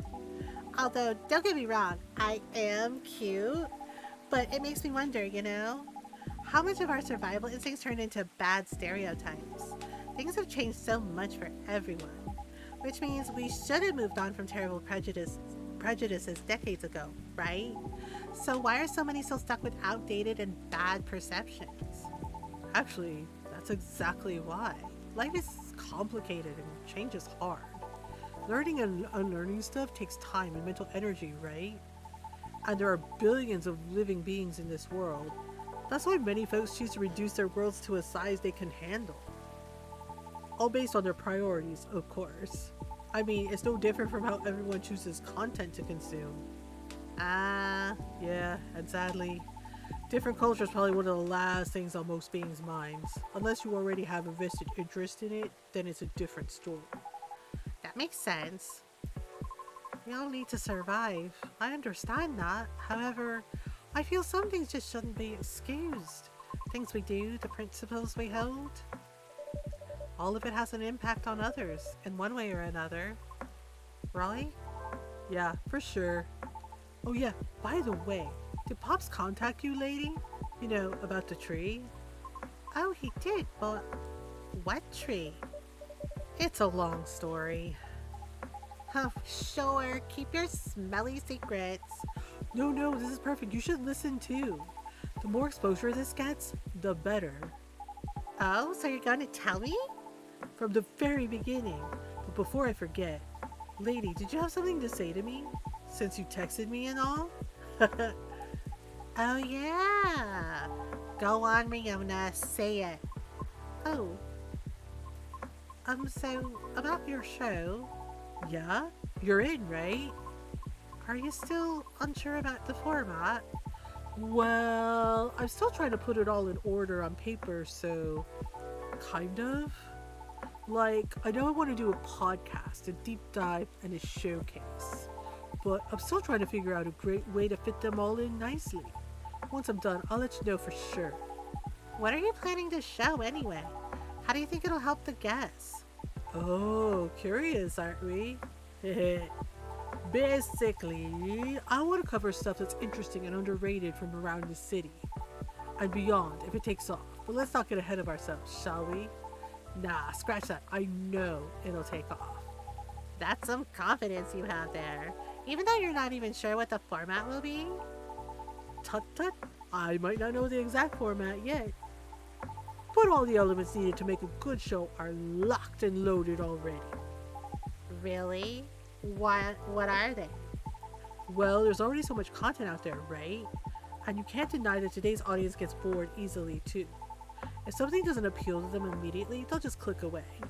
So, how to keep them engaged and stick with us, you ask? Well, from my experience, you need roughly 5 things down pat to keep a show going. The first one being the format itself, which ironically is the only thing I don't have yet. Anyway, a proper format has good consistency.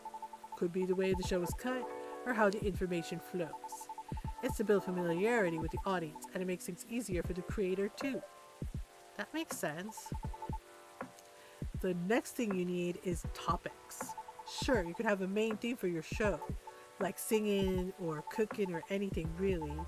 Having a theme is essential, but getting topics flowing is essentialer. Because even singing will need more than one song, right? Same with cooking. You need to show many techniques, recipes, all that jazz. That's true. Right? Since the goal of the show is to shine a spotlight on all things underrated, I figured it should start small nearby, but still have the potential to grow. And what's better for that than exploring the city and its inhabitants in depth? Especially since I'm fairly new here and all. Oh, you get what I'm saying? I can see there are many interesting topics to discuss. Yeah, like locations, events, history. Yes, and many interesting individuals to meet. Definitely. Projects, side projects, plenty of things to cover. Makes sense. What's next? Know your audience. Honestly, in this internet era, you don't need to appeal to everyone. If you do it right, you can target just one type of audience and still get a lot of eyes. Fortunately, I have my base audience already, but since the show will be in a completely new format, a lot of them will reject it. Because people do not like change. That's right, but honestly, that's fine. I'm trying to attract an audience that's more open-minded. I can help elevate the stuff we're going to spotlight. Like, say, if we cover musicians, they'll go to their sites or live shows. Some cool neighborhood project, they'll be eager to check it out. A cool coffee shop, they'll be interested in visiting. Wink, wink. Oh, Anyway, y'all know what I mean. The next thing is audio quality, great visuals and edits, you know the drill. of course. And the last thing you need for a good show is me. Oh boy. Hey, what's with the awkward silence? I mean personality and smarts. To find info, you need to be resourceful. And to relay information well, you need a good personality, right? Well, I'm your guy. Why? What's so funny? Am I not the perfect guy? Oh boy. Resourceful, huh? Really? Oh, so that is what you're questioning, huh? I'm just saying. Because didn't you say you're new to the city? So. Oh, I see. I see how it is. Hey, but you really thought this through. I'm kind of impressed. Thank you. Probably won't be anywhere near as big as your talk show, though. I'll tell you that. Huh? Rumor has it that your manager is trying to get your old girl band back together. And I heard there will be a talk show or something for it. Oh no, he's my type too! Damn this game! Yeah, he's a satyr. Oh, really? How did you hear that? Tisk, I have my ways. Oh boy. I didn't get the info from shady sources, I promise. Well, okay, I'll give you that, resourceful guy. But your information is outdated already. Oh? Because I won't be in the show. Oh, why? Well, I actually like the idea of a comeback, but if it were to happen, I would want new branding, you know? Like a new us to show we've grown. Ah, I get that 100%. That's too bad. Why? I think you have a talent for getting people to talk. You are able to read the room with sensitivity. Therefore, I would definitely be interested in watching your talk show program. You think so? Ah, I'm flattered. You're right about that though. I'm pretty good. But I'd rather express myself through my music, my songs, and my performances. You know? Yes, I understand that very well. Then do you want to be our first guest? Me? Why? I thought you wanted to highlight independent artists. Well, aren't you making a new kind of music lately, Miss Rachel? So you actually have a side project. Well, yeah, but... I was kidding about inviting you earlier, but hey, maybe it could work out after all. Help out a new channel, will ya? You wish. I'm a very busy Nekomimi. But maybe... Woohoo! What is it, Mothergamer? I thought your plan was to have Miss Riona as your first guest. Oh. Well, about that.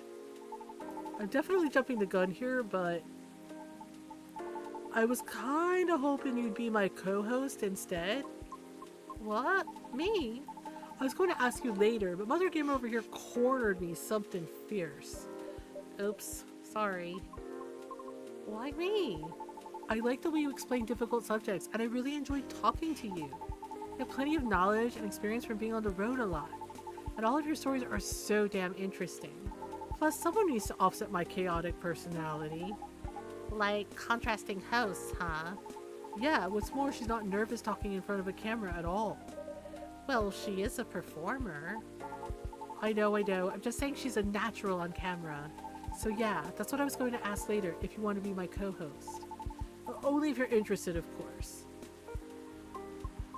I might need a moment to consider. Of course. Take your time.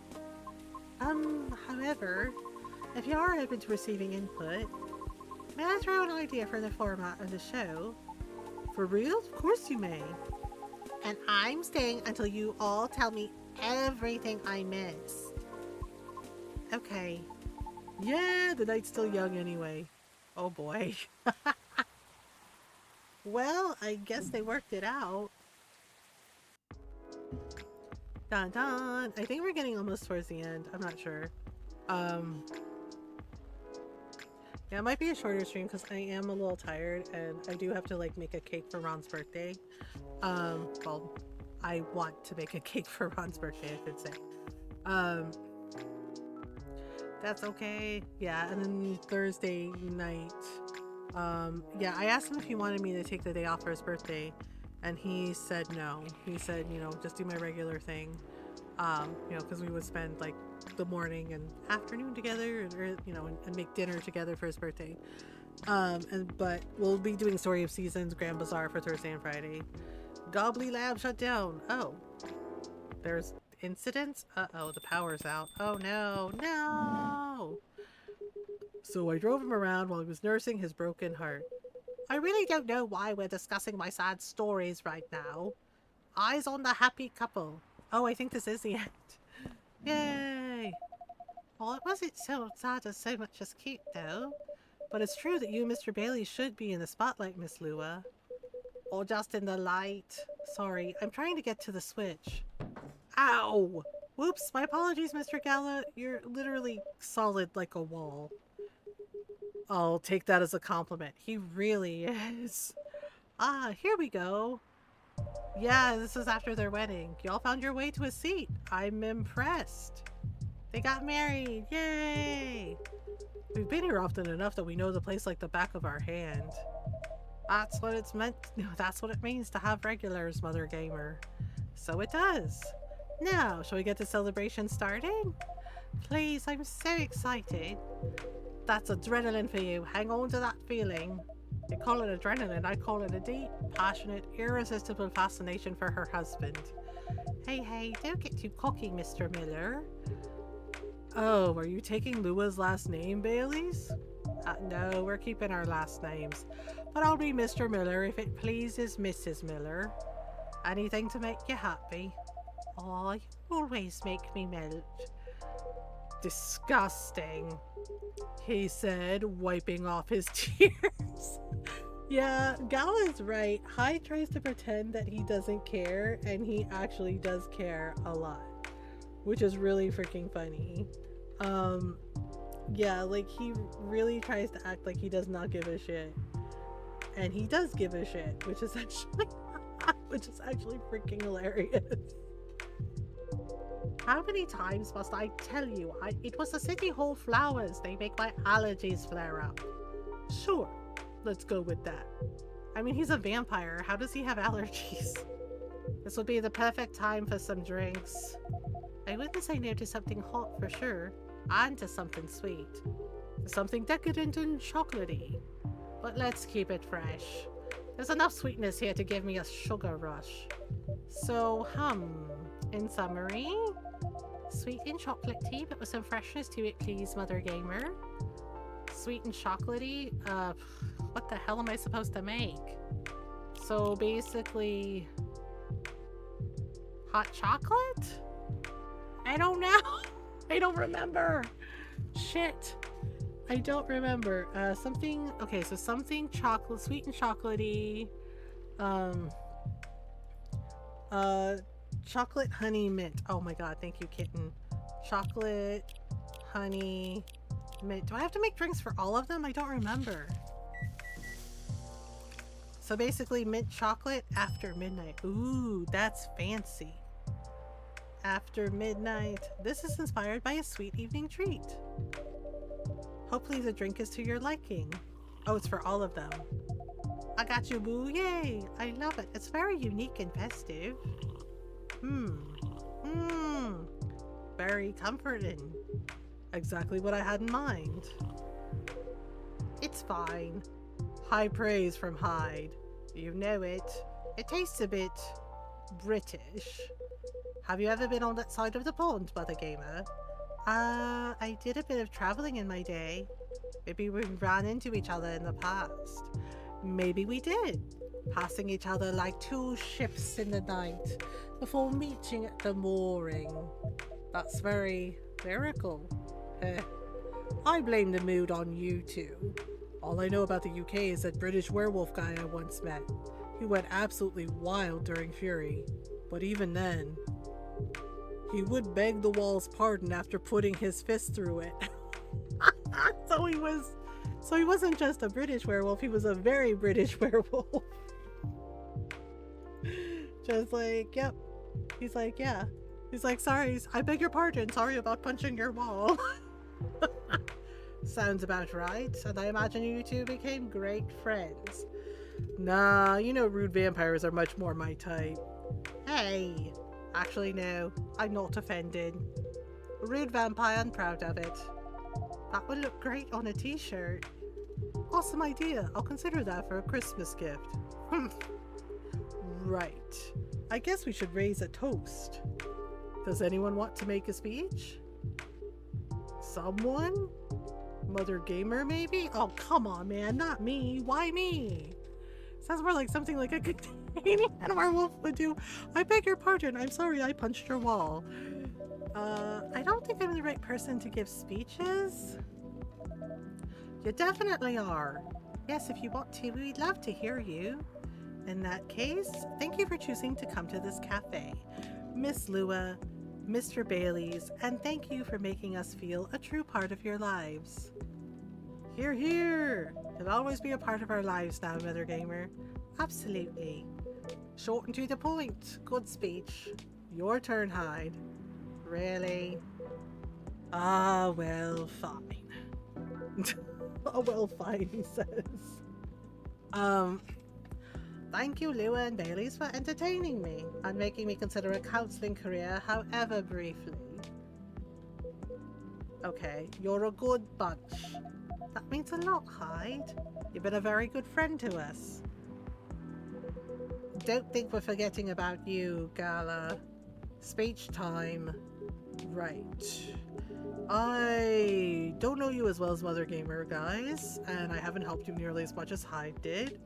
But despite that, you've made me feel welcome. Oh, that's nice. You've immediately made me feel part of your family. May this warmth that you show others always reflect as joy in the family you're starting today. Oh, that was actually really, really sweet. Aw, Carla, thanks, man, really. To the happy couple. To the happy couple. Aw, that's actually really, really sweet. I didn't know Gala could, like, do really nice speeches. I mean, he's, like, a very nice person and a very nice werewolf. But I had no idea he could, like, actually say really sweet things like that. To the happy couple. Yay! Are your allergies troubling you again, Mr. Hyde? Oh my god, he's... Hyde is crying again. And he's trying to pretend he's not that he's not crying. That's actually really funny. That's actually really freaking funny. Mothergamer, my dear Mothergamer, never think that you're out of reach of my retribution. Oh boy. I do apologize that we only serve soft drinks here. Some bubbles would have befitted the occasion. Oh, don't worry about it. As far as I'm concerned, it seems to be just fine. Yeah, we're not really drinking booze these days. Oh? Speaking of starting a family, just in case you know. Oh! And I'm avoiding it in solidarity. Hi to Soastar encoded. Yeah. Yeah, so why yeah, I forgot about that. About why Lua wasn't drinking. Yeah. Yep, and Bailey's is like, I'm not drinking in solidarity. Um That's nice, you guys. Rooting for you. Thanks, Scala. Just imagine. Little purple elves with horns running around everywhere. And thanks, I think, Hyde. I aim to please. Personally, I'm fine with soft drinks as well. Never liked the stronger stuff. He's not lying. I never saw him touch it. Is there any specific reason why not? Their child will be a powerhouse, right? I just don't like the taste. Never got used to it, never particularly tried to. People assume I like to drink, especially since I'm a big burly dude, I guess. But nope. Assumptions like that are annoying to me. I like that you look at it just as a taste among others, Gala. Sometimes I want to taste wine and sometimes I just want tomato juice. Definitely, booze just became this big social thing. But I, for one, wish there was a better range of soft drinks. I went to a very expensive restaurant a while ago. They had a soft drink pairing option. They imported some alcohol-free vermouth, homemade, some fruit juice. It all tasted really nice and unique. But then they also had edible robots. And they made a miniature forest out of vegetables and dark chocolate. Wow. When did you go to a place like that? A while ago with my family. Back when we were still in touch. Hey, I'm okay, sweetie. Alright, well, I make a mean cocktail. There's a hard version and a soft version. In the hard version, I use vodka. In the soft version, I don't use vodka. Fair enough. What else goes into it? A little bit of basil, some lemon juice, a pinch of salt, tonic water. That sounds like something I would enjoy. Wait for it. And of course, a big dollop of fresh blood. Ew, here it comes. O-type, preferably. Universal donors and all that. Oh god. Well, he is a vampire, so... yuck. I think this is a joke. Hope this is a joke. And this is why he never gets invited to parties. What do you mean I'm invited to all the parties? Thank you so much for being with us, the three of you. Thank you for having us. It was fun to meet your friends from work, Bailey's. And your sister, Lua. She's got a very strong character. I respect that. She's impossible, you mean? But I love her to bits. Yeah, she took a while to warm up to me at first. Oh, just a year or 3. She probably wanted to make sure you were right for her baby sister. Yes, that was definitely the reason why.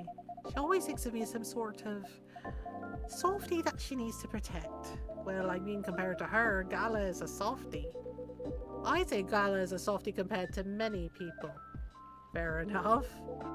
But yes, I think she could take him when he's under fury.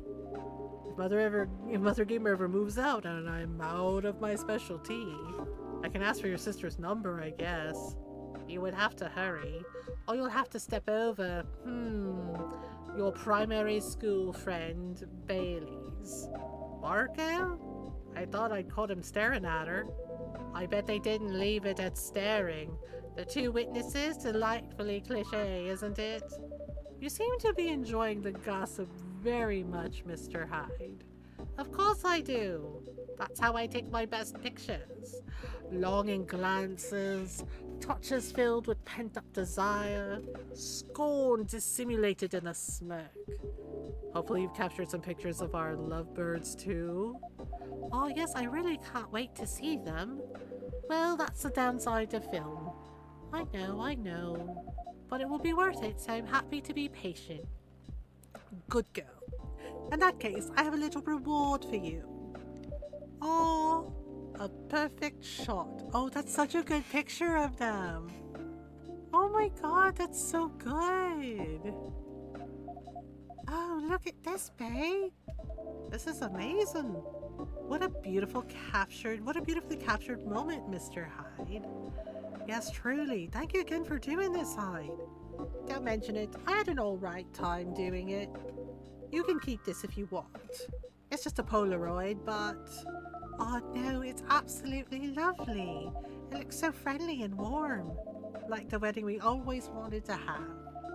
Yes, once we sifted through the superfluous details. I love that you guys figured that out in the end. And I love this picture. Do you only have the one, Mr. Hyde? Why, Mothergamer, you wanted to frame it and hang it on your wall? Actually, yes, something like that. Good thing I saw it coming. If our newlyweds don't object, I have almost the exact same one here for you. No objections whatsoever. Yeah, I love that. It would mean a lot to have a little memory of this day hanging around here. Thank you so much. No, thank you. Yes, Mothergamer, I'm not sure where we'd be without you. Aw. So I take it you have decided to embrace photography, Mr. Hyde? It would seem so. Oh, come on, tell them. Tell us what? Nothing's been confirmed yet. They're certainly not going back on it, and you aren't either, right?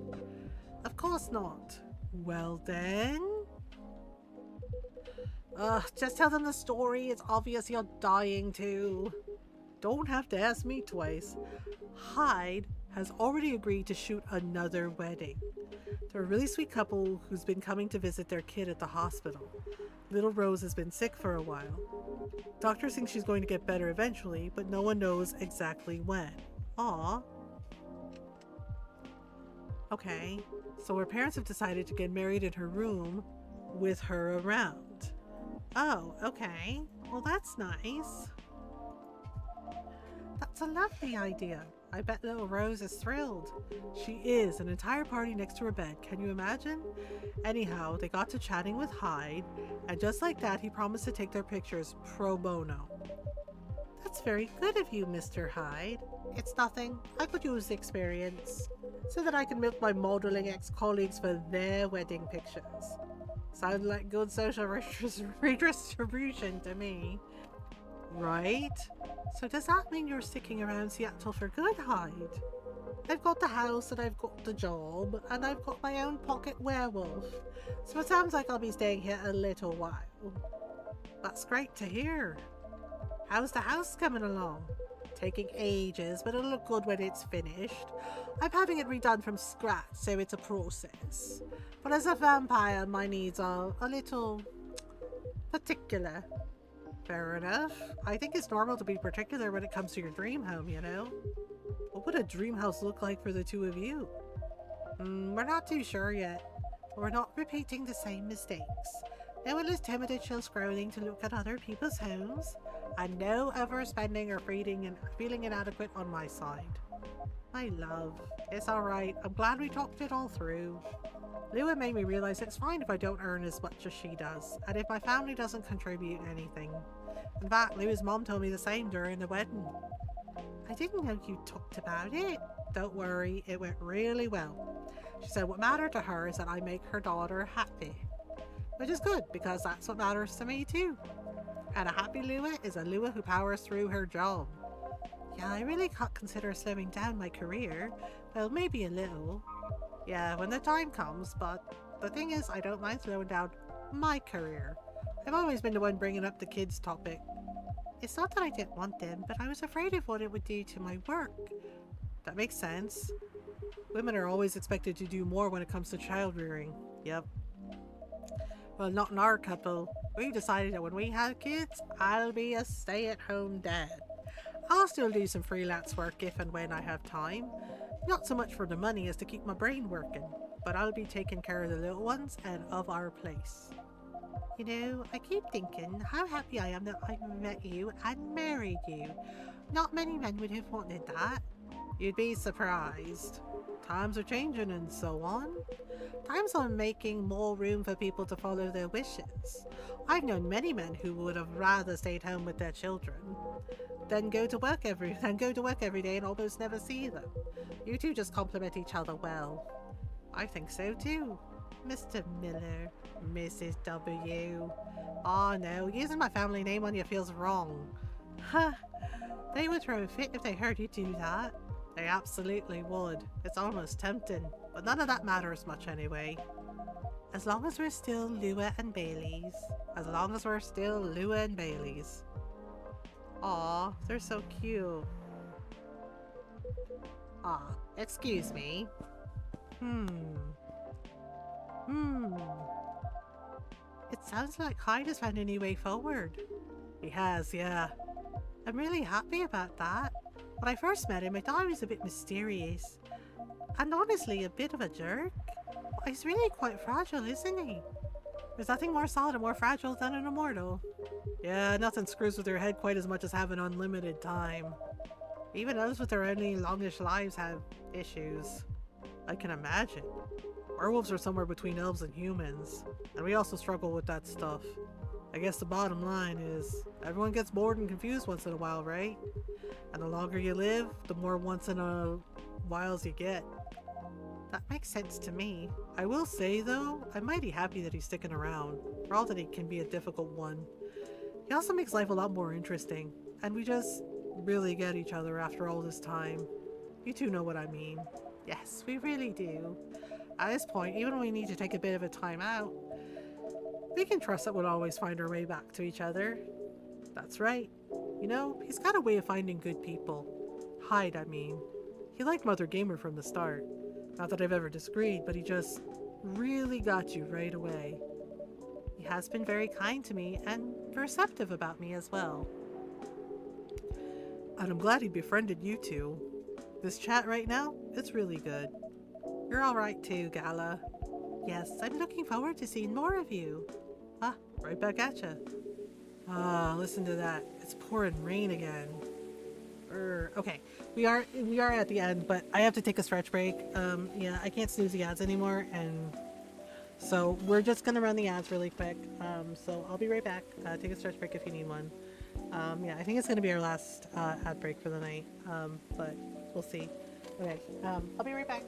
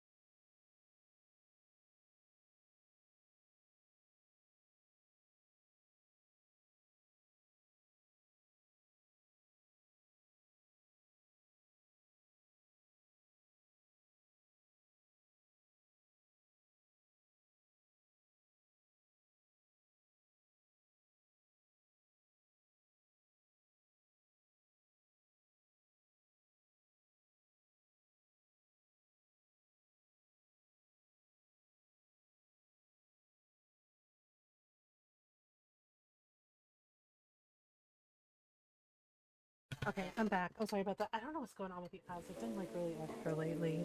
Okay. So, we're nearing the end. It'd be really cool if I didn't have your jacket, Bay. But are you okay? Yeah, don't worry about me. Thank you. I always worry about you. And I guess that's kind of my job now. Only if I get to worry about you too. You guys are cute. But you know what's even better than worrying about each other? Not worrying about each other. Point taken. Rainy weddings are meant to be good luck anyway. I've always wondered where that came from. It sounds like lip service for the happy couple. To avoid a meltdown if it rains, which must happen often enough. Really? So you don't know? Don't know what? Ah, maybe it's just a thing among elves. Have you heard of it, Mothergamer? Are you referring to the goddess's tears legend? That's the one. Never heard of that. It's actually a whole epic in medieval elven poetry. I can give you the short version.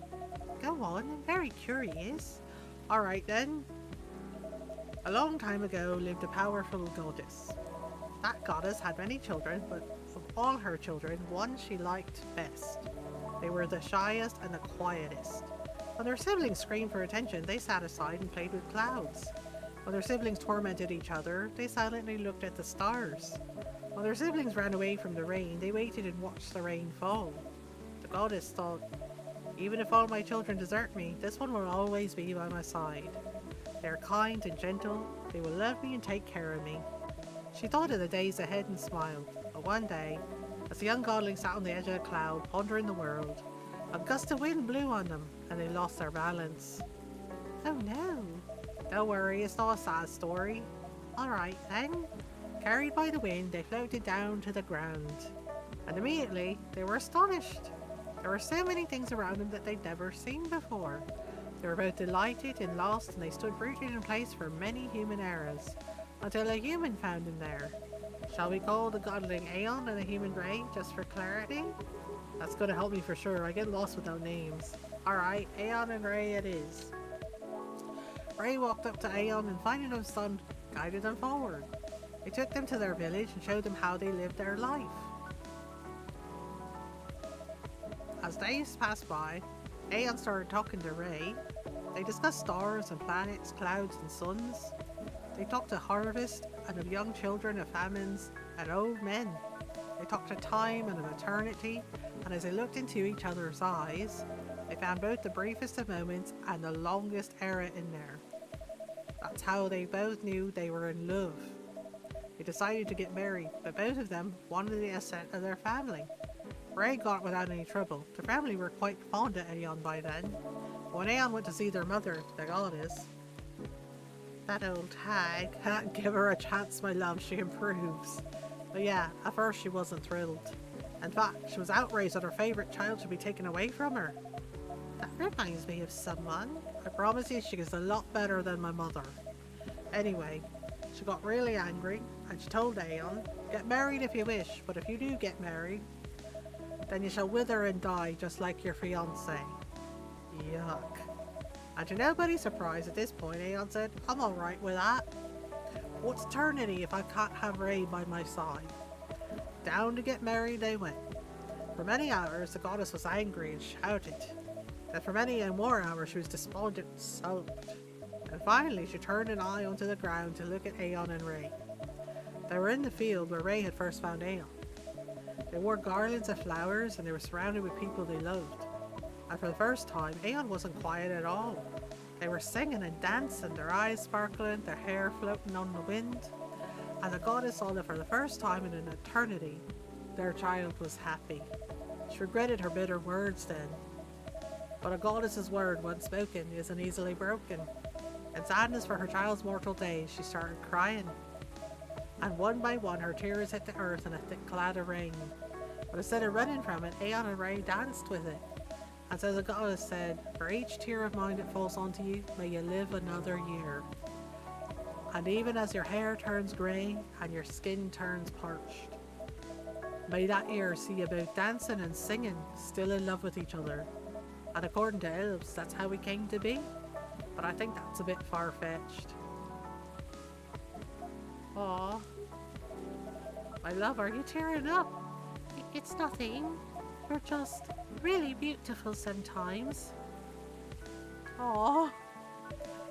You're a born legend teller, Mr. Baileys. That was an astonishing rendition of that story. Yeah, that was epic. I'm not gonna look at rain the same way now. Oh, it's just a silly legend. It's not silly at all. And you're right, the goddess is a lot better than your mother. Told you. Aw. My history with rain is a lot simpler. I just really love it when it rains outside and you're all warm indoors. Yeah, that's a very cozy feeling. My bedroom when I was a little girl was on the top floor, so I could hear the rain fall at night when I was in my bed. It was great. I wish we lived in a world where everyone had that. Place to be safe while the rain falls outside. For sure. Aww. Oh, look. Here's at least another someone who's safe from the rain right now. Oof, that's a very wet little guy. Oh, the kitty cat's back. Poor Gala. Did he just shake rain all over you? He did a little, but that's fine. He's a cute one. What's he doing here, though? Is he your cat, Mothergamer? No, but he's been around a couple of times. I do remember seeing him a week or so ago. He's not any friendlier than he was then. Although he's not especially aggressive either. Maybe he's adopting this place. Wouldn't be the first. That's pretty much how you got Hyde, too. Yep. Aww. Now that's an apt comparison. It seems that he might be looking for something, though. Or someone? If that's the case, he hasn't found them yet. He came by another time a few days ago and was actually quite helpful. But he didn't look settled then either. And there he goes. Very mysterious. Yep. Well. Yeah, the cat just like came back and then... What did I miss? A cat, apparently. Ah, yes, I saw it go. What was that about? We're not entirely sure. He has come by a handful of times, but he doesn't seem to stay very long or ask for anything. I was saying that he might be looking for someone. Ah, perhaps he is. In many traditions, cats are depicted as having special foresight. Messengers between worlds, so to speak. He may know something that we don't, or see something we can't see. That's just what they want you to believe. Looking mysterious to get food cuddles. I was saying that reminds me of someone, actually. No comment. Uh-huh. Anyhow, what was that call about? That was the interior designer about the house. For some reason, he needed to know the exact size of my turntable, as well as whether I wanted walnut or oak floors. I just want floors I can walk on. That's surprising. I thought you'd be more particular about decoration, Hyde. I am particular in the sense that I want it to look good. But he's got no clue what to do to get there. I mean, you've seen his car. It's not, you know, peak design trends. That car served me right, thank you very much. I remember when a certain werewolf didn't want to drive me around. I shouldn't have brought that up. Truce. Why aren't you helping me with... Why don't you help Hyde with decorating then, Gala? Why indeed? My job, time. Your job, time. I see. Everyone's a critic, but the truth is, Gala has no understanding of color, material, or shape. I'm a lazy interior designer at best, but Gala is an interior designer's waking nightmare. Not true, I just go for functional things. That's what people say when they've got no taste. Yeah, maybe my taste in vampires is the problem here. I think your taste in vampires is your one saving grace. Ugh. God, they fight like an old married couple. Oh my gosh. You guys sound like you're gonna be just fine. Indeed.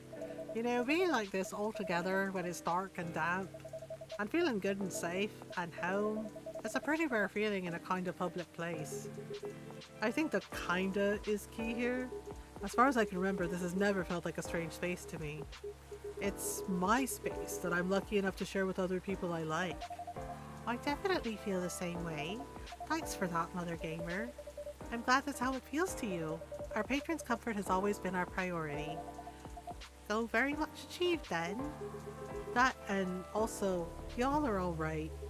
It sounds like everyone's going to be busy with our own stuff for a while, but I can't wait to come back here and see your faces again, whether in a week or a month or a year. I know it's going to be a good time. Cheers to that. Here, here. Huh. We're all welcome anytime, separately or together, and I'm looking forward to hearing what you get up to. We'll definitely pop by to give you news, and to get fury remedies, and to listen in on the drama. We can't wait to welcome you back. Aw. That's nice. I think the rain is over, and we've kept you up for a while already, Mothergamer. Yeah, we should all use the dry spell to get back home. Consider the night cold. You go first, guys, or we'll be stepping on each other's toes. Alright. Good night, Mothergamer. Good night. Good night, you two. Aw. Let's go, darling. Let's. Good night, Mothergamer. Thanks again for being with us. Tonight and on other nights. No, thank you for everything, truly. Have a good rest, Mothergamer. Will do. Yay, we're close. Oh. You guys coming? Yeah, just hold the door for me a second longer. Hey, Faye, what are you doing? I'm carrying you over the threshold, of course. That's on the way into the home, not on the way out of the bar. I can do both. You're silly. Maybe, but I love you. I love you too. Aw. Bustling, busy, and a buzz. I know, right? People whose thoughts I can hear almost as well as my own by now. Whose success and failures matter to me as much as my own. I suppose that's what it feels like, to have a chosen hive. Yep. Yep. Aww. Yay. I know, they got married, they had a whole thing. Wait, is there more? I thought there wasn't more, because I thought like them getting married was like the last day. It's been a little while, so I don't remember. My cookies are ready to pick up. Yay! Cookies! Okay. The next day. Alright. I'm pretty sure this is the last day. I don't know. Fire director resigns in the wake of shocking leaks. Uh-oh. Somehow this feels like deja vu. Yeah. Oh, Georgie. Hey. Welcome, Officer Georgie. What's cracking? Aside from the thunder outside, that is. Yep, deja vu. What? Nothing. Everything is fine. I have everything I need to avoid another blackout. That's good news. You know, this weather has kind of grown on me. Really? Yeah. Not something I'd like to have forever, of course, but the thunder no longer sounds so angry to me. I think this is the last day-ish. Yeah, I think it is. I thought the wedding day was the last day, but interesting. What does it sound like to you? No idea. Just not scary anymore. Anyway, I want to order something. Perfect. What would you like? Maybe whatever I ordered a couple weeks ago.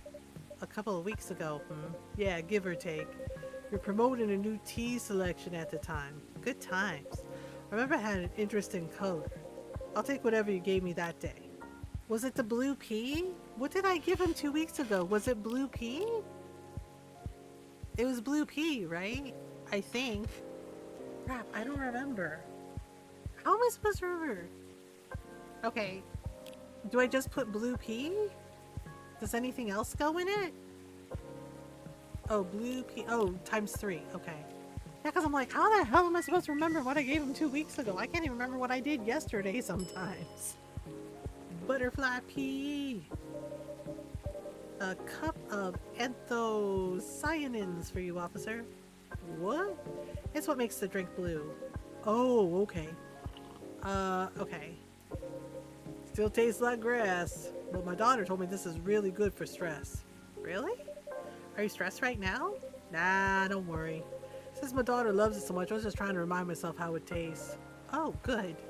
Well, usually blue pea is mixed with a bunch of other ingredients.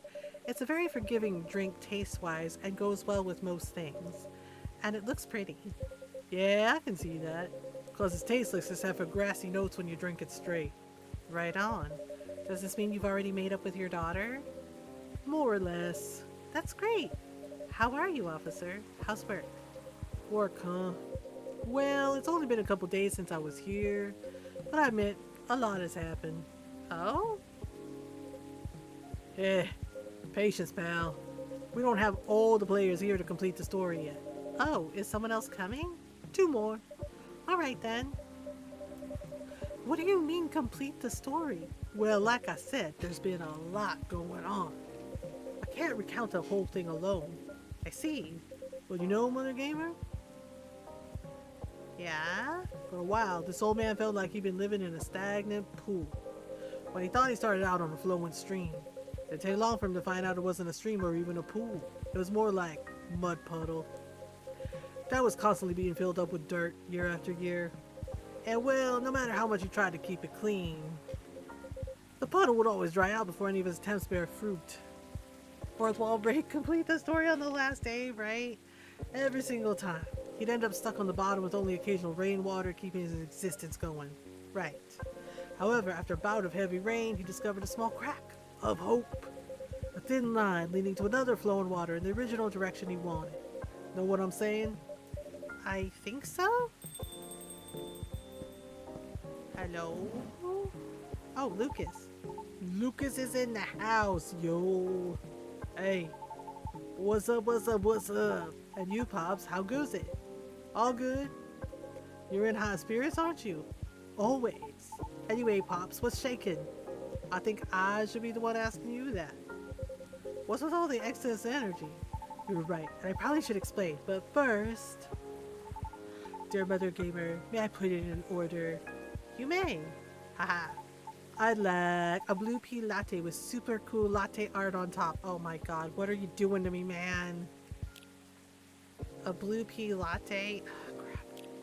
Okay, blue pea latte, blue pea, milk, crap, and milk? I think that's right. I hope that's right. I have to do art now? I'm bad at the art. God damn it.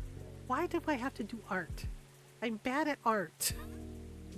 I'm bad at art. Okay. Crap. Wait, no. Damn it. Fuck. Why can't we have like a stencil or something?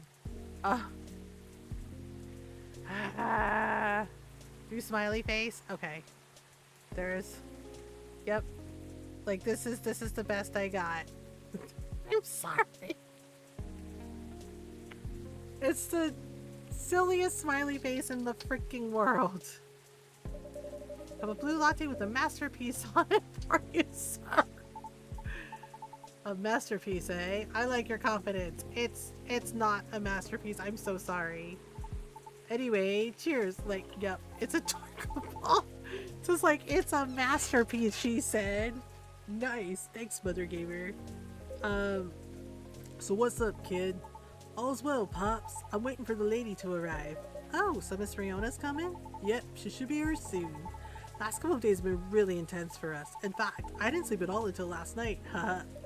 Oh, why? Let's just say we've been busy cooking up stuff. Tistis? What is it? I know you're a hustler, kid. Your schedule's probably not like everyone else's, but I hope you won't drag others into unhealthy habits unnecessarily.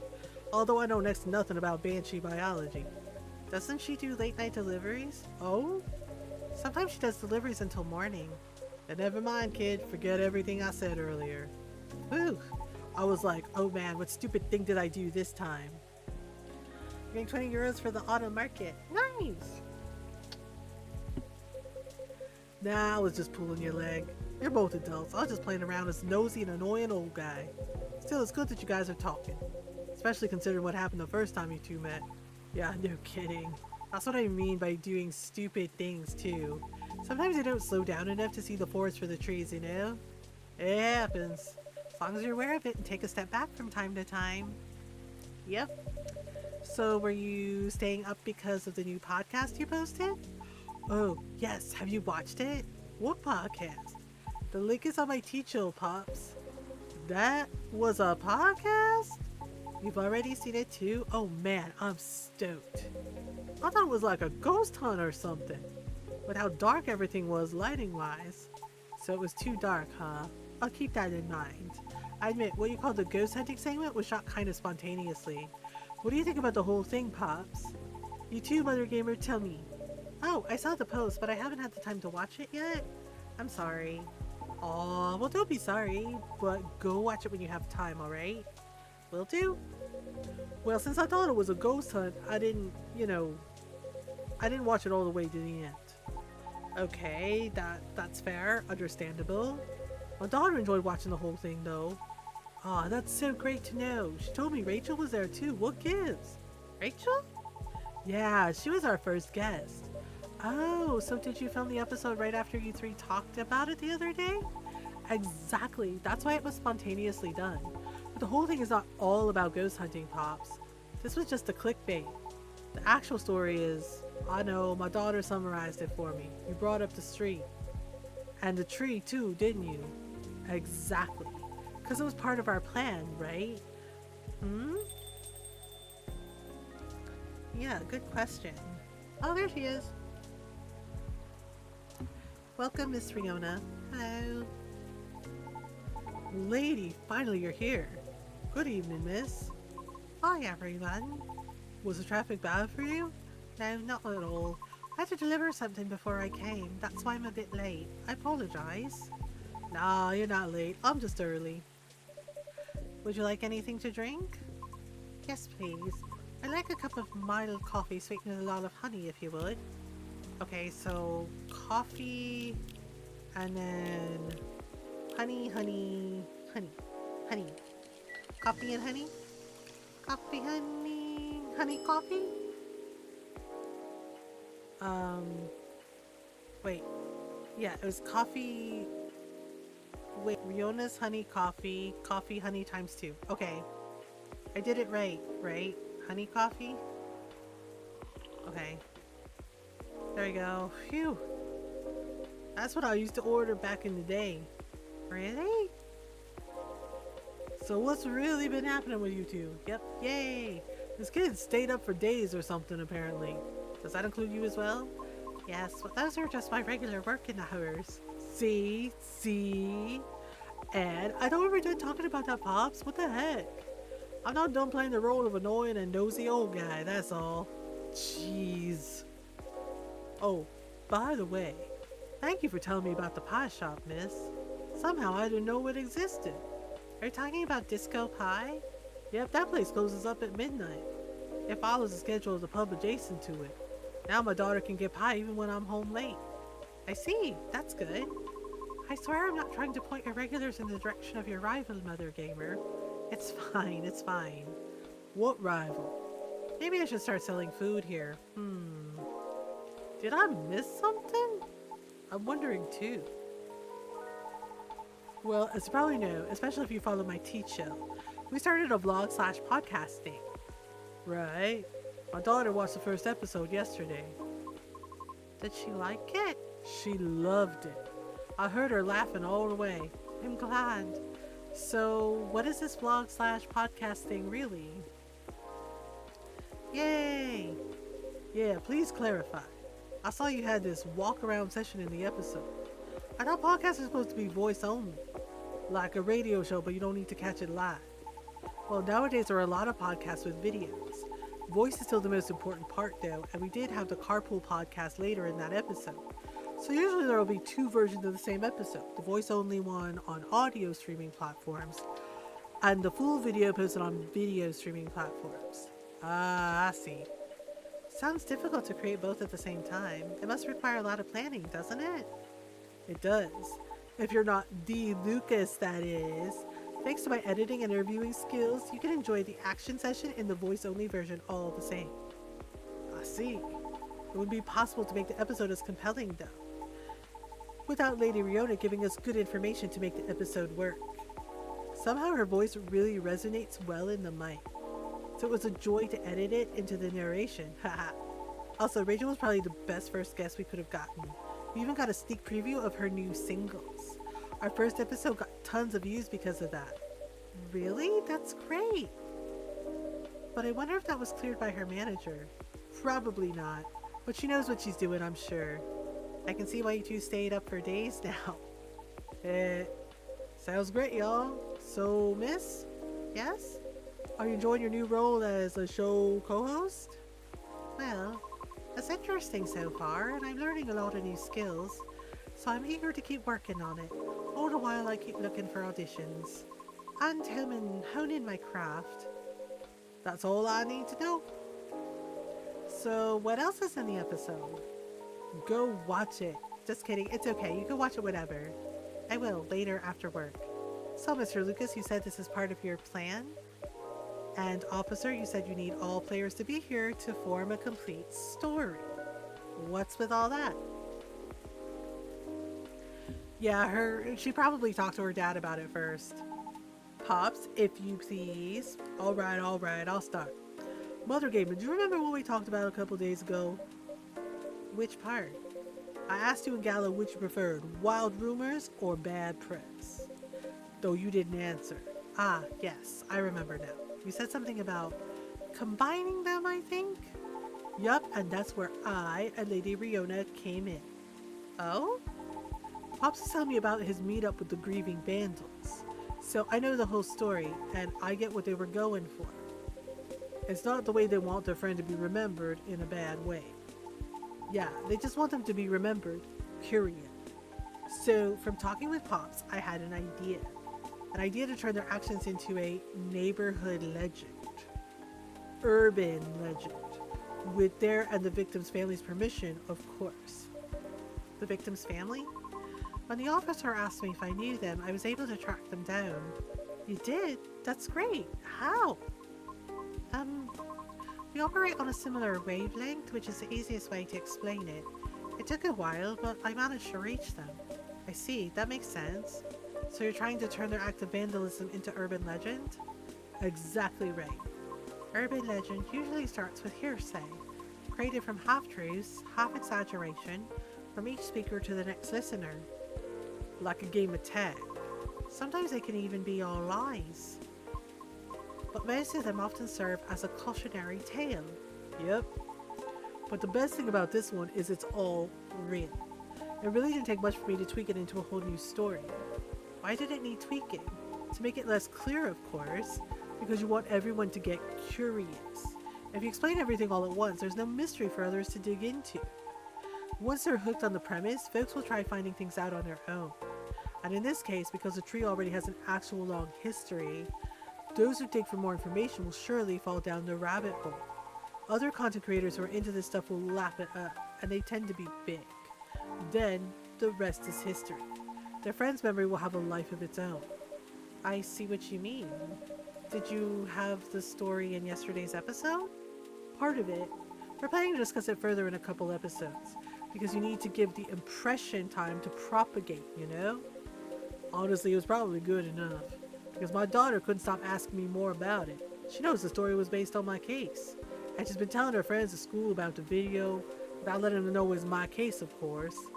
That would be bad. Sounds very promising, though. You're telling me, that's great. Send our thanks to your daughter, Pops. Yeah.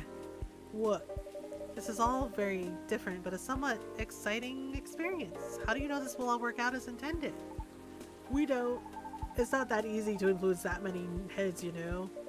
But you were so confident, because we'll never know the outcome of anything unless we try. That's true. Well, congrats on taking a step into a new direction, kiddos. Who knows, maybe someday soon I'll join in on that. You want to become an influencer too, Pops? Could you imagine? Nah, I'm not taking a step into a new direction. How about Georgie Williams, private Williams, private investigator? How does that sound? Wow, really? For real? Nah, I'm kidding. Or am I? Who really knows at this point? I mean, I think it fits you well. Thanks for the vote of confidence, miss. Oh my goodness. I might have to leave soon. Oh, why? I haven't eaten anything substantial since this morning. It's a really busy day. Oh, word? Let's go then. Aw, you can stay. I'll just go for a quick bite and come back. Nah, let's just go. We're partners, right? Besides, we still have a lot of things to discuss. Aw, you're right. Okay, if you're fine with it. But before we go, I want to give a final test to Mothergamer. Oh no. A test? Yeah, To be honest, I'm very impressed with your coffee shop. It's one of the best I've ever been in. And I see your regulars are loyal as well. So I wanted to send you a luxurious Lucas-approved 5-star plaque. Oh my, so that's real, huh? What's that? Nothing. Does it mean this coffee shop will be part of the hottest gang now? Only if you pass this one test. Make me a custom order based precisely on my preferences. Oh, come on, man. Could you tell me a bit more? After all, the relationship between a shop and its patrons is based on deep familiarity. So I just want you to make a drink based on what you know about me. I can't really drink coffee anymore, but I still need the caffeine. Right. I like really sweet things, and sometimes I forget to eat, so I'll need something rich to soften up the drink. What special drink would satisfy all that? Fuck, I don't know. I don't know. Why am I doing a test? Why? I don't know. I don't remember. Shit. Okay. Well, I know he liked matcha, but he needs something sweet too, right? Crap.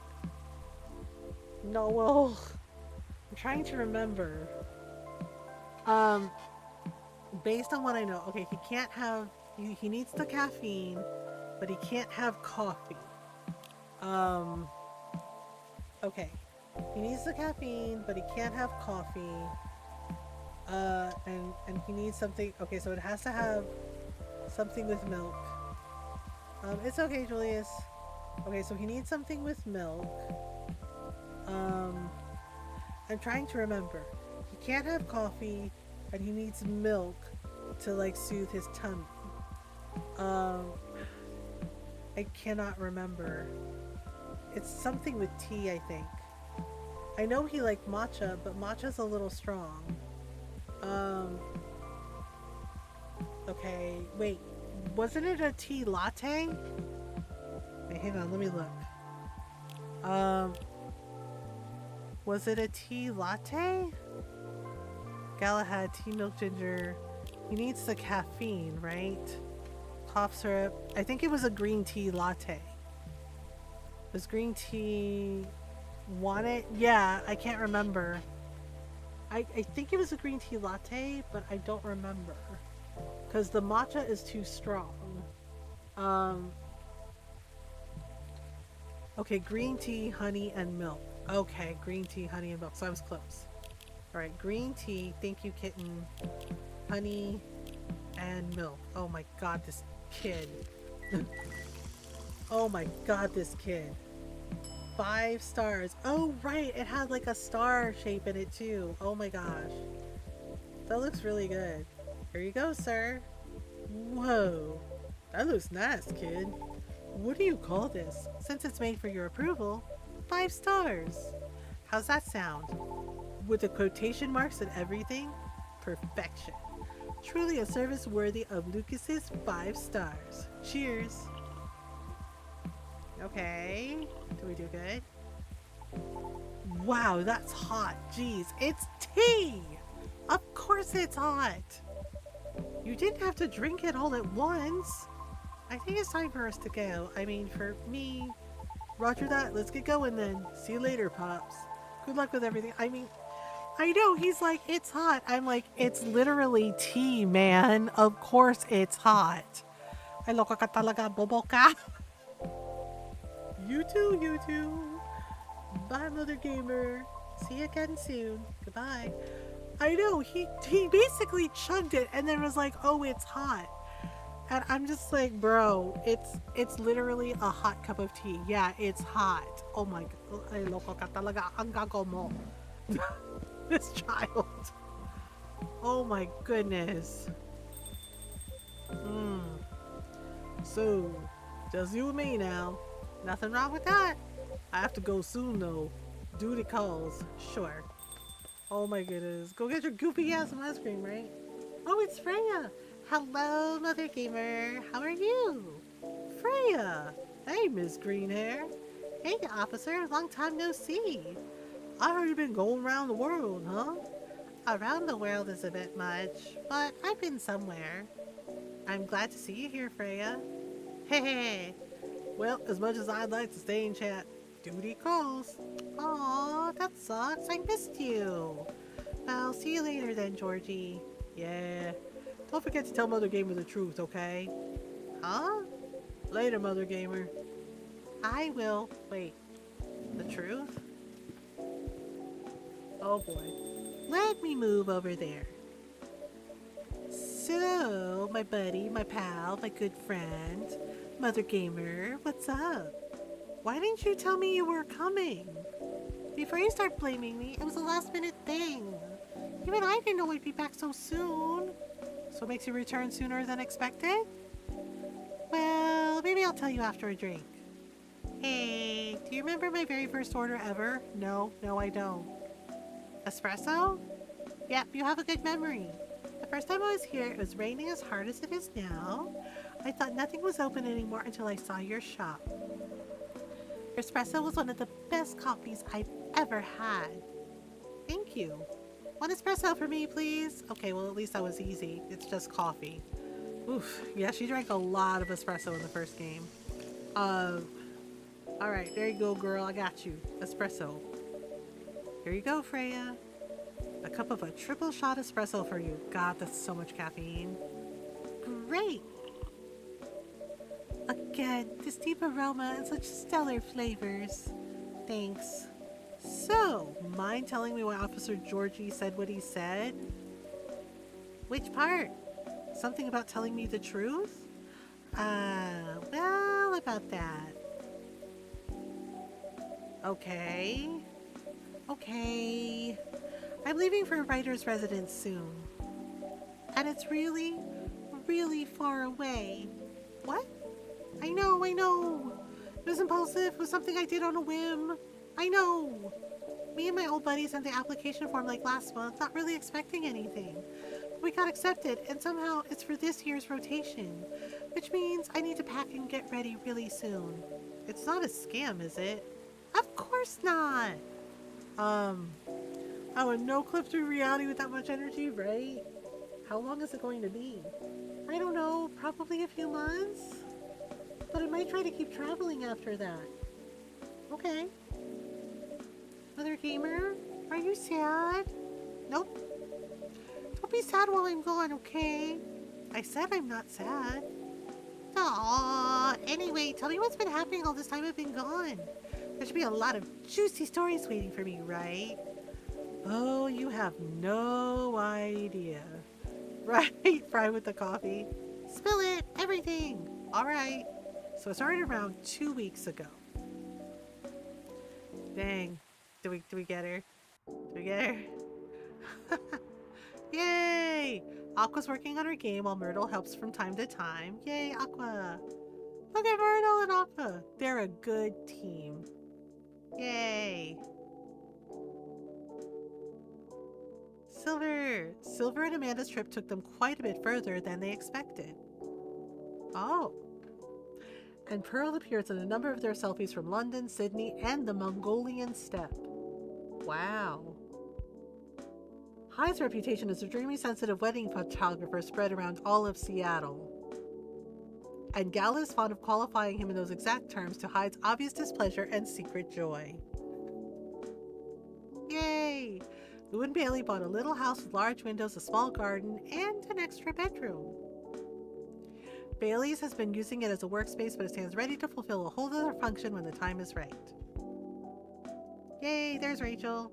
The Nekochel X Arami collaboration was a success, as a new single was released on time. Even though the reviews are mixed, her true fans love it, and that's all that matters, she said. Okay.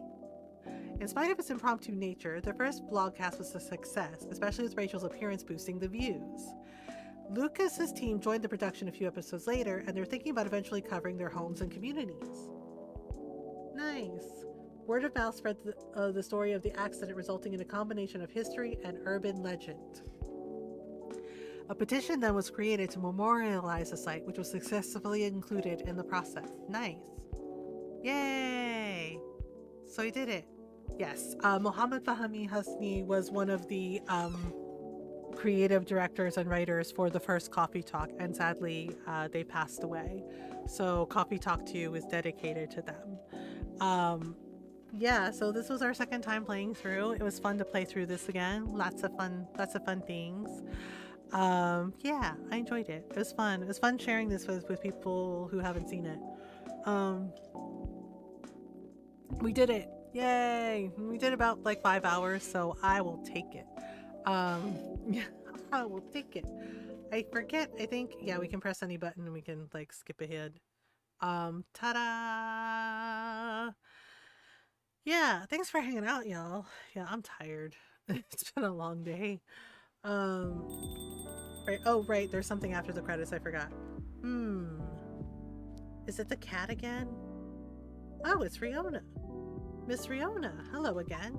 Hello. I dropped something here a long time ago, so I'm here to get it. Oh, what item was it? It's fine. I've got it. It was right under this seat. Really? Huh. I was made sure to check everything before closing, too. There are times when we simply miss things, particularly if it is a task that we've performed numerous times. That's true. I guess it's a sign for me to double check everything. It may, or it may not be. I have a feeling you'll find something of interest either way. There's even the possibility of gaining a complete understanding of everything. Or everyone. Pardon? I didn't quite catch that. Have a good evening, Mothergamer. Oh, okay. Have a safe trip, Miss Riona. Huh. Yep. Huh, indeed. Oh well, looks like no one else will be coming tonight. Might as well go check on... What was that? It sounded like it came from inside the drawer. Okay, I forget what it was. What the? The missing items! They're here! But they vanished a while ago. Now, what is really going on? Maybe it's a ghost? I don't know. Oh, that's weird. My game froze. You have now seen part of the image, but there still may be... Oh, yeah, basically, the game encourages multiple playthroughs. If you, like... Yeah, if you miss something, you know, or you missed a scene, you can get it. There's also extras. If you look at the extras, yeah, there's like a gallery. Yeah, there's like a gallery so you can see some of the artwork. Yeah, like some of the Seattle artwork. Yeah, see, so this is like some of the artwork. There's yeah, see, there's Aqua, there's Bailey's. Oh, I don't remember that one. Oh, that's one of Gala with the kitty cat. Yeah, Gala actually likes cats. There's a picture we have of Hyde. Oh, that's a picture of Georgie when his kids were little. There's Lua, adorable emote, right? There's Lucas. Yep, there's more with Lucas. Right, there's Myrtle, there's Rachel, there's Riona. Hyde looking like Simon from Fiona and Cake, right? Yeah, there's Riona again. Okay, so there's this one, there's Freya, there's more Puck. I think that's Rachel's girl group. Yeah, so you get to see like all these really cool pictures. That's one of Rachel's albums. there's Hyde again, being his fashionable grumpy self. Yeah, so you get to see like some of the art stuff. I think that's Lucas with his team, right? There we go. Yeah, see, so we're missing one, but that's okay. Yeah, so you get to see like some of the different artwork that they did. That's a good one of Gala. Alice Bailey's and Lua holding hands. There's more of Riona. There's Silver. There's Georgie's lighter. Yeah, so these are all the other things. Right, so yeah, okay, that's like the YouTube thing. Yeah, see, so, and there's their wedding picture. Yay! Yeah, honestly, I kind of like ship Myrtle and Aqua, you know? I know that they're like a really good team, but like, yeah, see, and oh, that's new. Okay, and there we go. We got, yeah, so I have like a lot of, yes. There's like, you know, just really cool character designs for Aqua and of course for Hyde. His different shirts, you know, Lua too. Yep, there we go. So that's really cool to see. We got several of Rachel, right? There we go. And then several of Riona. Then we have the drinks and the kitty cat, the angry kitty cat. Yeah, and then all the newspaper articles. Yeah, these are like all the newspaper stories. Yep, all the newspaper stories, yay! Right, and then like more of this, and then like some of the more of the storyboards. Yep, yeah, see, Gallo is actually a little smaller. OG Riona design, yeah, but he likes cats. And the first game he mentions, you know, the thing about cats. Like, and cats like Gala, which is kind of funny because he's a werewolf, right? But yeah, kitty cats like him. Some memes too, yep, some memes too. Right, we got, you know, there's Amanda, right? There's more. There's Georgie again. Right, and we got stuff with Myrtle. Ah, happy birthday, Myrtle. Oh, that's cute.